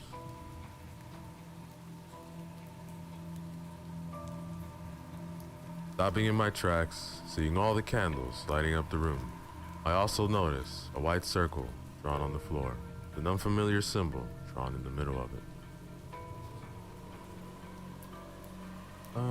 What's this, Ricky? He releases my hand and walks toward the circle. Stopping at a table off to the side, he tosses something inside a bowl as a puff of smoke emerges and delivers a herbal scent to the air.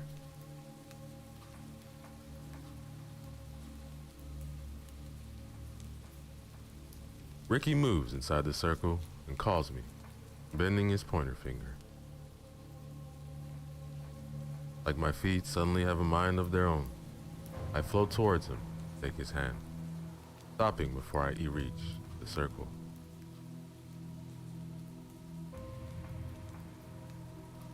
His fingers brush across my cheek and down my lips before he leans in, passionately kisses me.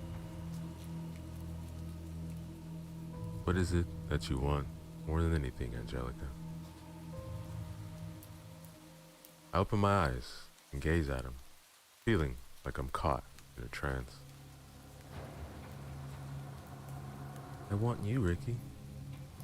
I want you to be the one.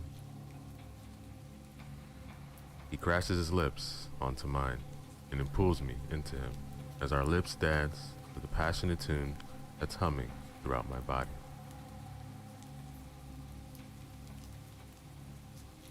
Ricky drags his lips away from mine, compelling me to yearn for him even more.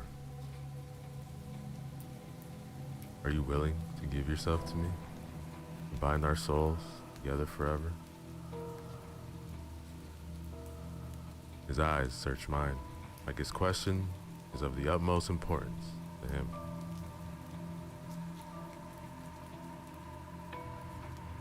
Shaking my heated thoughts, I let a giggle slip, realizing he must be playing some game. Bind our souls, huh? Is your way of asking me to be your girlfriend? I gotta say, it's sweet that you went to these lengths, but I'm a simple girl, Ricky. You're so much more than a simple girl. You are one of a kind. His fingers once again brush across my face, forcing me to forget where we are. Like his touch houses some sort of magic that I'm drawn to.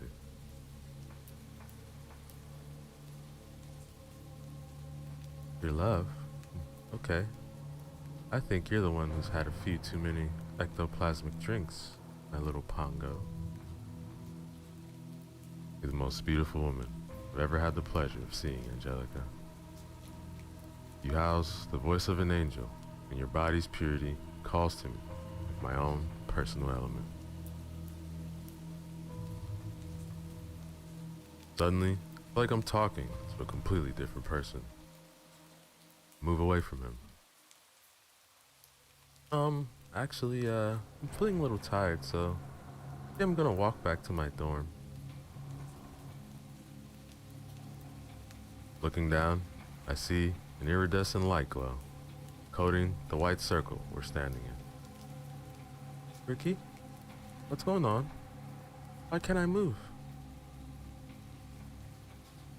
Feeling his presence behind me, I jump a little as his breath warms my ear. I want to give you everything, Angelica.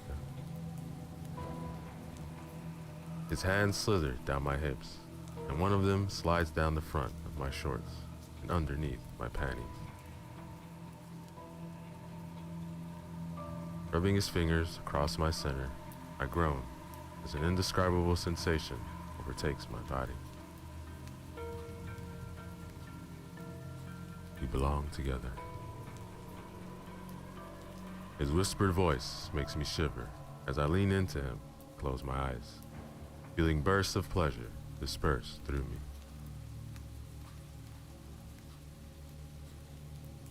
I groan and throw my arm around the back of his neck, combing my nails through his curly locks. His soft lips throw kisses down my neck and to my shoulder.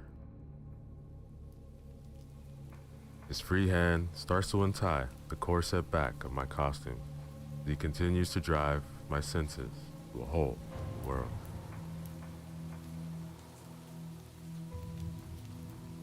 The top of my costume falls to the floor as Ricky scoops up one of my breasts and kneads it like a savory piece of dough. Tell me, Angelica. Tell me you'll be mine forever. His fingers start to rub over a new area of my wet center. An unknown feeling causes my knees to go weak.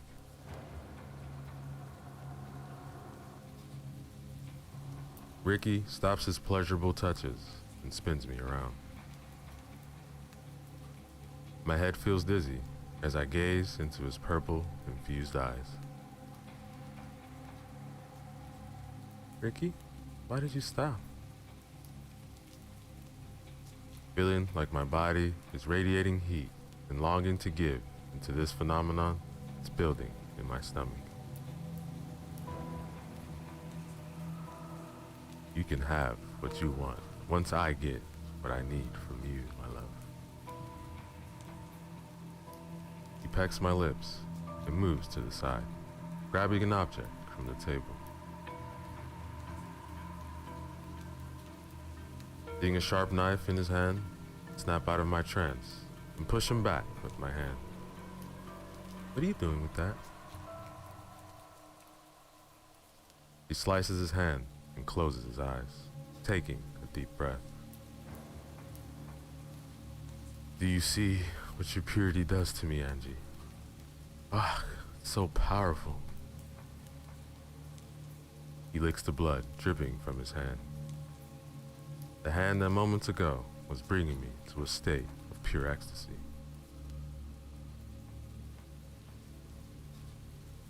Glancing around the room, I suddenly see things with a new set of eyes as they widen in fear, realizing what this is. Several symbols dress the walls and the room like a bright marquee that was staring me in the face the entire time. But I was too blinded by my lust to see it.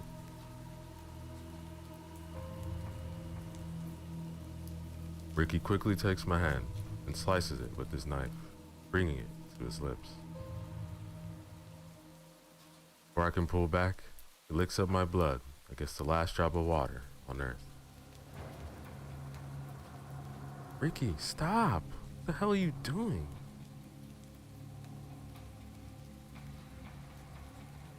Yanking my hand away from him, I bend down to retrieve my top and cover my breast as Ricky's body starts to levitate and a dark purple cloud hovers over him.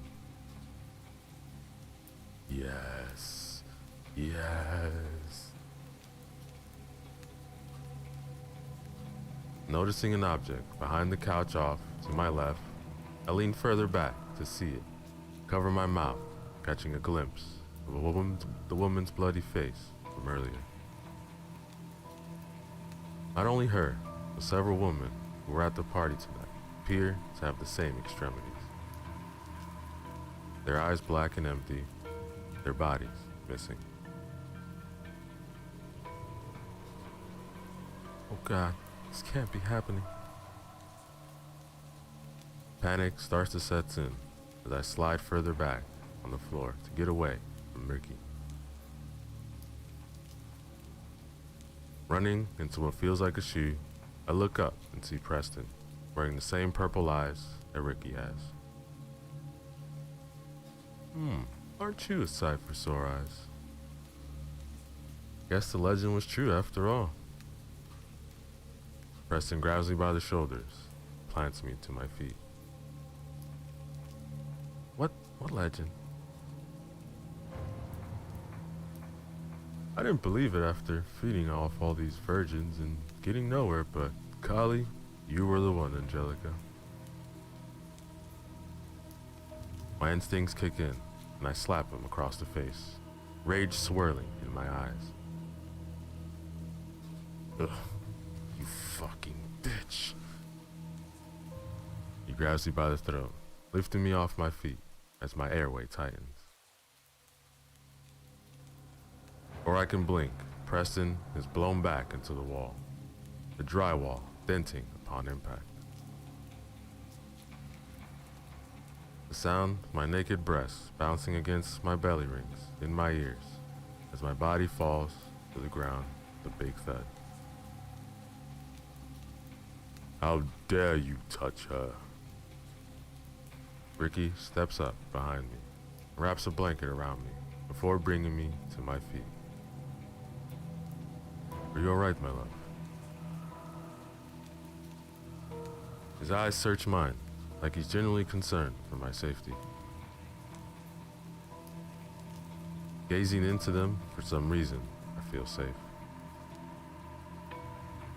Given the things that have happened in the last few minutes, I feel insane for believing that, but it's real. What did he mean by legend, Ricky? How was your body floating? And why do you all have these dead women here? The women are Preston's attempt to become more powerful, but epically failing. That's why he has these Halloween parties. He's dramatic in his conquests and likes to sever their heads and cut out their eyes like he's Jason Voorhees. Fuck you. I should have told you who I was when we met, Angelica. I knew you were different the second I laid eyes on you, and I should have gone with my gut. But what do you mean? Who are you? You grew up in a religious family, right? I shake my head, remembering I told him about my Christian household on one of my tell-all drunken nights.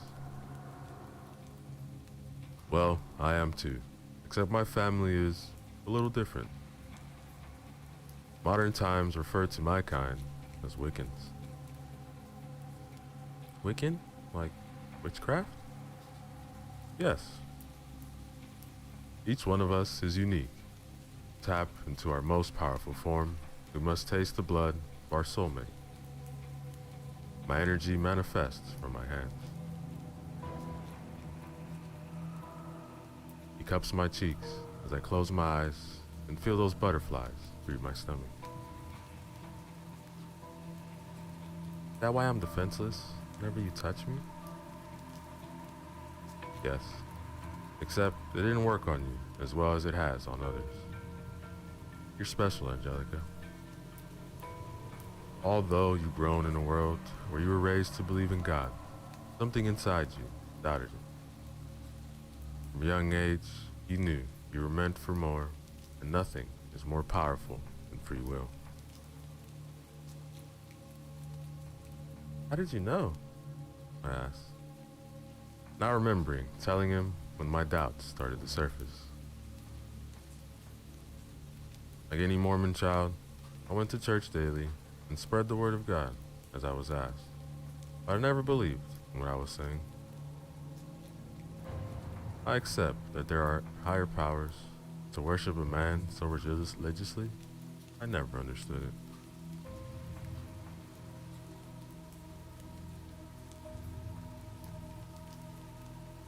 The day your doubts began was the day something sparked inside of me. A signal that you existed was sent to me, and I've been on a mission to find you every day since. Wow, I don't know what to say, Ricky. This is all a little too much to take in. For a second there, I thought I was going to be your next victim. Admitting that his methods were a little creepy, what I feel pounding in my chest is by far more terrifying. No, I could never hurt you, Angelica. Love you. You do? Our souls will be bound once I take your purity. Haven't you wondered why you never reached that level with another man since you've been free from your parents' chains? He's right. The thought has crossed my mind a few times since I've been in school, but I just chalked it up to not finding the right one.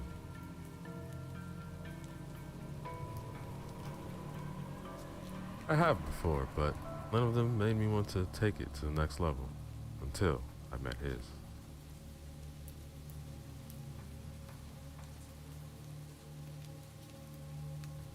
Tracing my fingers over his lips, flashes of our passionate moments flicker in my head, highlighting the best parts of our love story. Realizing that's exactly what these unexplainable feelings are, I feel an electricity soar through me. Like an answer I'd have only been searching for has been revealed.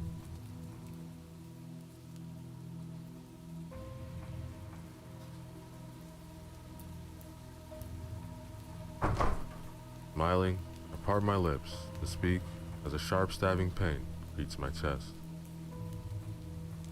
Looking down, I see a large knife sticking out. Angelica! Ricky shouts as my body falls forward. He catches me. The blade that has pierced my heart slides back out. The floorboards begin to shake as what looks like an iridescent bubble surrounds me. How could you? It's not fair. I am older, and I haven't found one yet. It's me who was meant to be the most powerful Wiccan. Preston's voice shouts behind me, and a blast of wind surrounds us, and what sounds like bones creaking becomes the only sound in the room as I fall to the floor.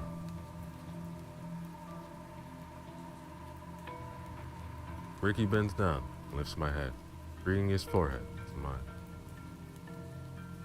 Please, don't leave me, Angie. I love you. Ricky? I call to him, but blood starts to spill from my mouth. His tear-filled eyes meet mine, and he kisses my lips one last time. Bring you back, my love. I promise. I'll do whatever it takes to bring you back. My eyes start to shut as the sharp pains suddenly disappear. No, Angie, please. Flickering my eyes open one more time, I whisper, love you too. And ladies and gentlemen, the end of our story. Yo, what is up everybody? Let's go back again. Another chapter from the story titled Don't Speak of It, written by Sam 1031. Remember to use the links in the description below. Show love to the author, like, comment, and subscribe. Chapter 2. I woke up around 2 a.m. like I always do. I made my way downstairs so as not to disturb my wife with all of my tossing and turning. My nose was a bit stuffy. I must have been sleeping with my mouth open, as it was as dry as the Sahara Desert.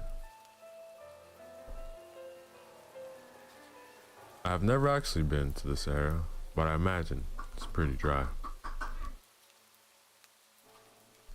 Walking by the window that looks into the backyard, I reached for a glass out of the cabinet and began to fill it in the sink. I was blindly looking into the darkness of night out of the window into the backyard. Wasn't really looking outside, but rather staring into the nothingness, lost in my own sleep-deprived thoughts. Something moved in the darkness, breaking me from my stupor. I directed my focus to the movement, pressing my face a bit closer to the window. Something was in the trees.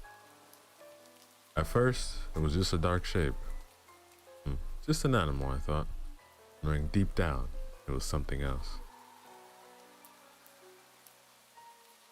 I pressed my face as close as I could get, now smashing and distorting my features against the glass, hoping to get a glimpse of whatever was lurking in the trees. My hand made a streaking sound against the window, and the shape suddenly shifted and appeared to turn towards me. I could see its eyes glowing in the light, coming from my kitchen. It looked like a woman or a skinny man with long hair. I could not really make out any features other than its overall shape and size, along with those staring eyes. Then it smiled. I could see its eyes and what appeared to be a smile. Its mouth looked huge based on its eyes location and what I could make out of its body and size in the dark. It was looking directly at me and smiling with a mouth full of teeth. The light from my window illuminated its eyes and its horribly used teeth. Suddenly, all at once, a jolt of fear swept through my body. This entire event took less than a minute, but everything was moving slowly as if hours were passing. The fear jolt I felt was similar to the feeling you get when you realize you have lost your phone or wallet. It's that moment when you realize you have fucked up. I knew what this thing was. All of the images from the notebook were suddenly racing through my head, in that one moment where realization came crashing down on me. Smile, those teeth, don't speak of it. The moment passed, and I turned to focus my attention back on the shape outside the window, and it was gone. For a brief moment, I considered going outside to see if it was there, or if it was ever actually there, but fear kept me inside. I don't really want to know if that thing was real or not. I finally snapped, I thought. Lack of sleep and pain meds have played mind tricks on me. That's gotta be it.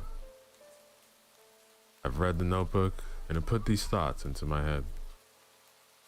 The notebook! For a moment, I considered going outside and digging through the trash to get the notebook, but I opted to wait until the morning to go on that mission. I wanted to read more of the notebook to see if I had missed something. The notebook felt like an obsession at this point now, but better safe than sorry, I thought. Beth was right. Should have never opened that package. It was at that moment that I decided not to tell Beth about what I saw, or I think I saw. She already seems concerned about me, and this will only make things worse. In the morning, I can check the backyard for any clues, and I can reclaim the notebook and study it a bit more closely. I just need sleep. I left the kitchen and made my way to the couch in hopes of catching a few winks before my family wakes up. I turned on the TV just as an old episode of The Twilight Zone was starting. It was the one called The Howling Man, about a man who has captured the devil, but nobody believes him. They all think he's mad. The greatest trick the devil ever pulled was convincing the world he doesn't exist.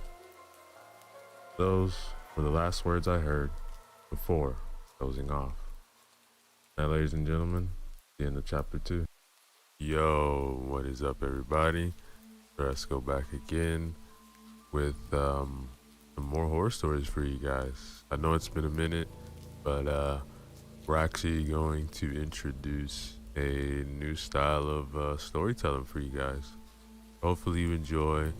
Please bear with us as we are trying to get better at what we do.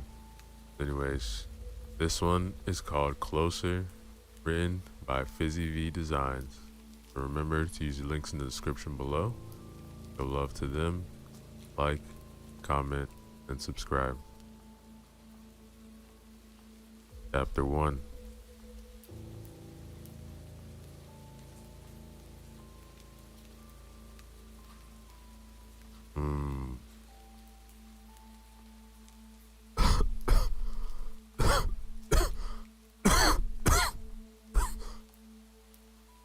Ugh.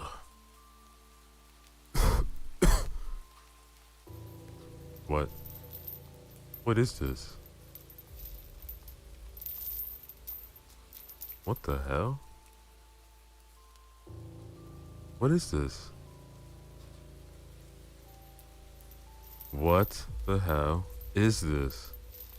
Why am I, and why can't I?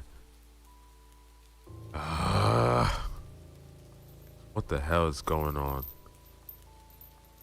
Where the fuck am I? Where the fuck? Jesus.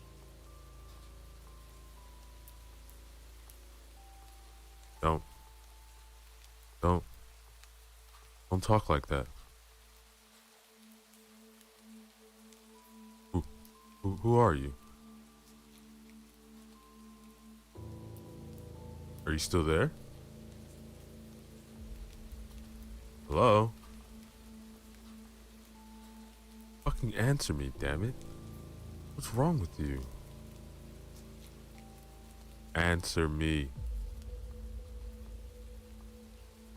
Please?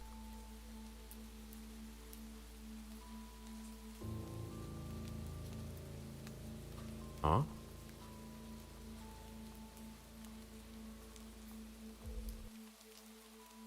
As we are still stuck in the darkness, we begin to see a small light form, and what appears to sound like footsteps and a figure approaching.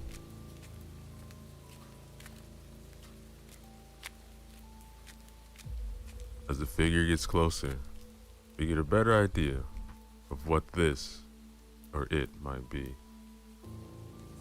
It is a woman, but the question is, who is this woman?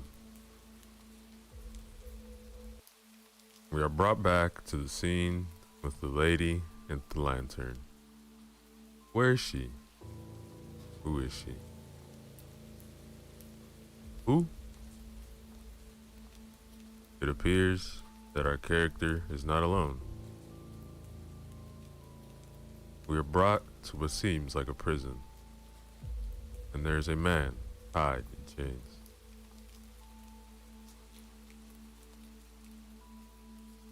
He has a wary look, and he stares at this woman. He feels the shackles on his neck. What's going on? She gives a creepy smile.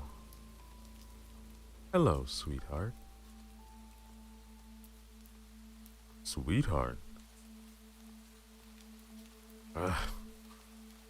Lady, who the fuck are you?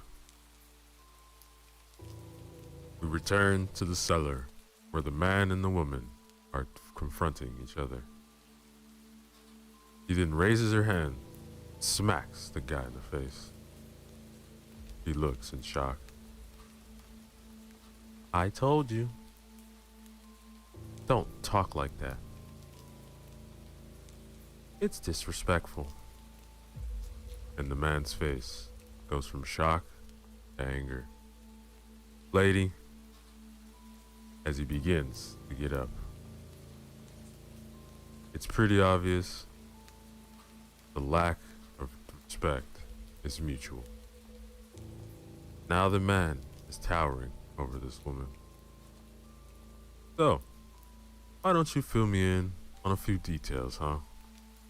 Minus the damn pet names. As the man stands waiting for a response, the lady just stares, confused and a bit impressed that the man was able to stand on his own 2 feet. Well? But she just stares, ponders her thoughts. Yeah, I can still stand. That's all your fault. Not enough practice, huh? Let me guess. You were the one who was always tied up?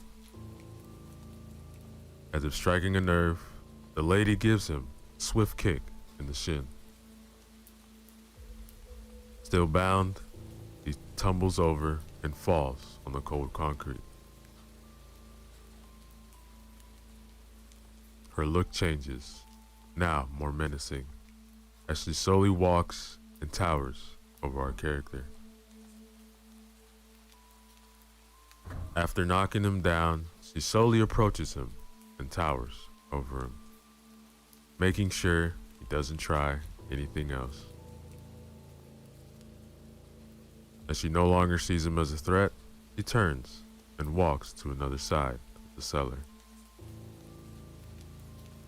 The man then quickly turns and grabs her by the ankle, making her fall over. Hitting the hard floor, grunting and groaning, she tries to get up, but as she turns and looks, fear splashes across her face. Not enough time to react. The man slams her in the wall, then slams her to the ground, demanding to untie him.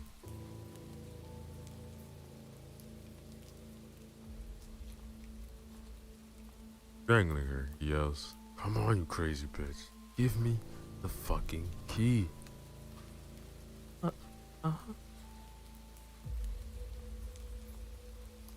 Acting like she doesn't know what he means, he stares at him in confusion. Where is it? Where is the fucking key? Goddamn thing around my neck. Tightening his grip, tears start to come out of her eyes. Give me it, or I'll keep squeezing. Not willing to give in to his demands, he still struggles to get out. Come on, tell me. Upstairs. Bullshit. Then suddenly, you hear a loud crack.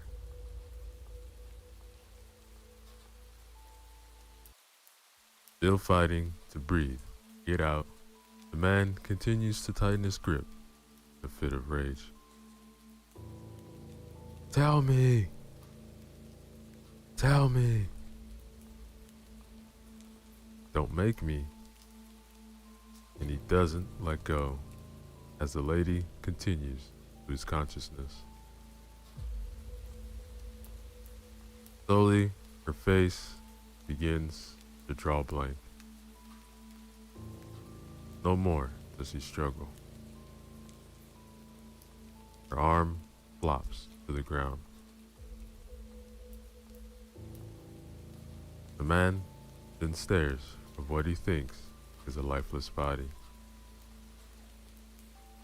The man now kneels in front of the lifeless body, in shock and in disbelief about what has happened and what he has done with his own bare hands.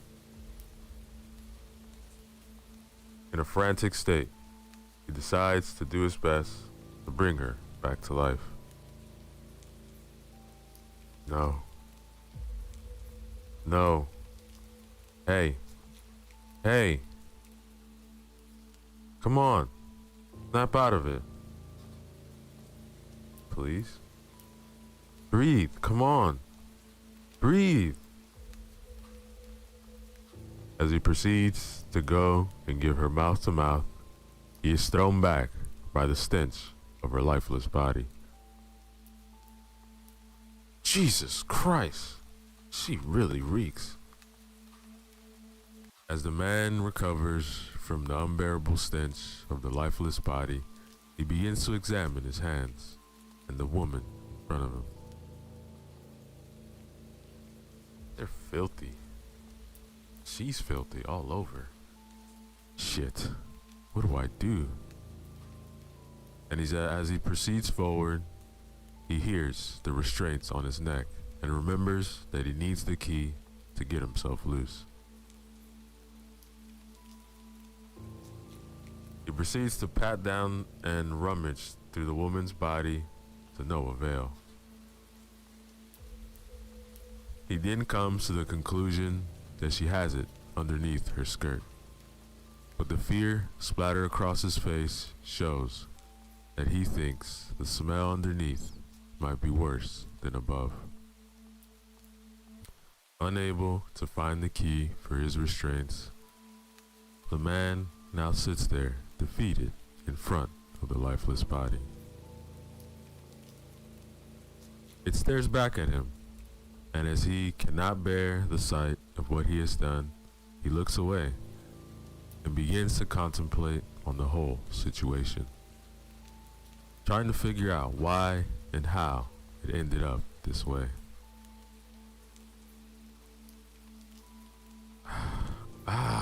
What the fuck just happened? How could I? What the fuck is going on? Why?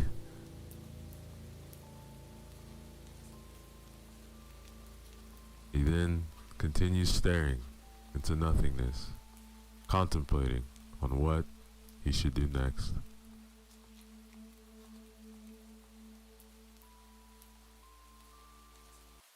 Time passes by, and the man continues to sit in the dank cellar, unsure of what to do next, randomly focusing on things in the room. When his eyes finally set on the door, out of a fit of desperation, he begins pulling on his restraints as hard as he can. Motherfucker. Break, you piece of shit. Come on, break. Fucking why? This is fucking insane. God damn it. As he continues pulling and pulling, the flame in the lantern begins to flicker away. As he notices, fear plasters across his face as he realizes he will be in a dark room with a lifeless body.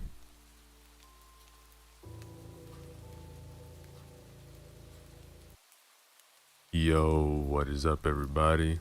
So let's go back again with a couple horror stories for you guys. This one is titled Horror Tales, written by Corey. Remember to use the links in the description below. Show love to them. Like, comment, and subscribe.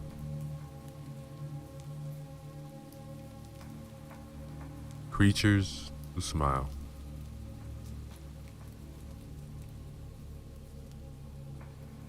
It was the eyes that attracted her to the boy. Yes, the eyes. The eyes held the mysterious of the ancients. She and her husband have been searching for such a thing for a long time, no success. So, it was here all this while. She looked at her husband, and he looked back at her. There was understanding. It was sort of telepathic understanding. The one people couldn't see, but it existed in their minds. It was transcendental. This bond between them was born on the day they first celebrated the passing of souls together.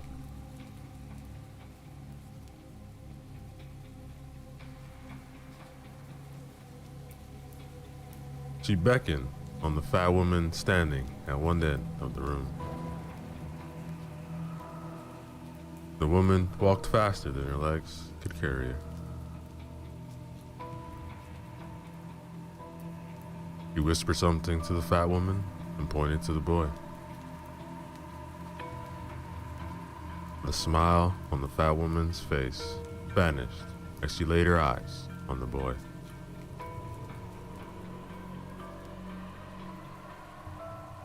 The fat woman tried to convince her to change her mind, but she won't have any of it. She wanted the boy, and that was the end of the matter. The fat woman turned and commanded the children to go back to their rooms and asked the boy to stay behind.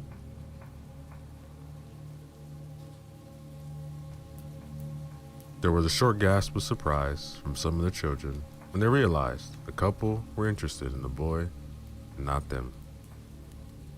Well-mannered and cultured children they were.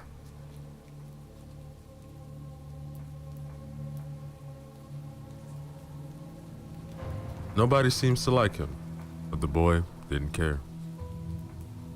He was smarter than all of them. Not for that damn fire, he wouldn't be here. The couple still looking at him as if he was a fine piece of china they were about to purchase. They seemed like regular folk that came to the orphanage from time to time to adopt children. None of the other couples that had visited the orphanage had ever considered adopting him. Who would? He was a weirdo. At least, that's what the other kids called him. The name now struck him as he thought more about it. Weirdo hairdo, weirdo hairdo. They called out to him at every given opportunity they had. Is it wrong to keep one's hair the way he did?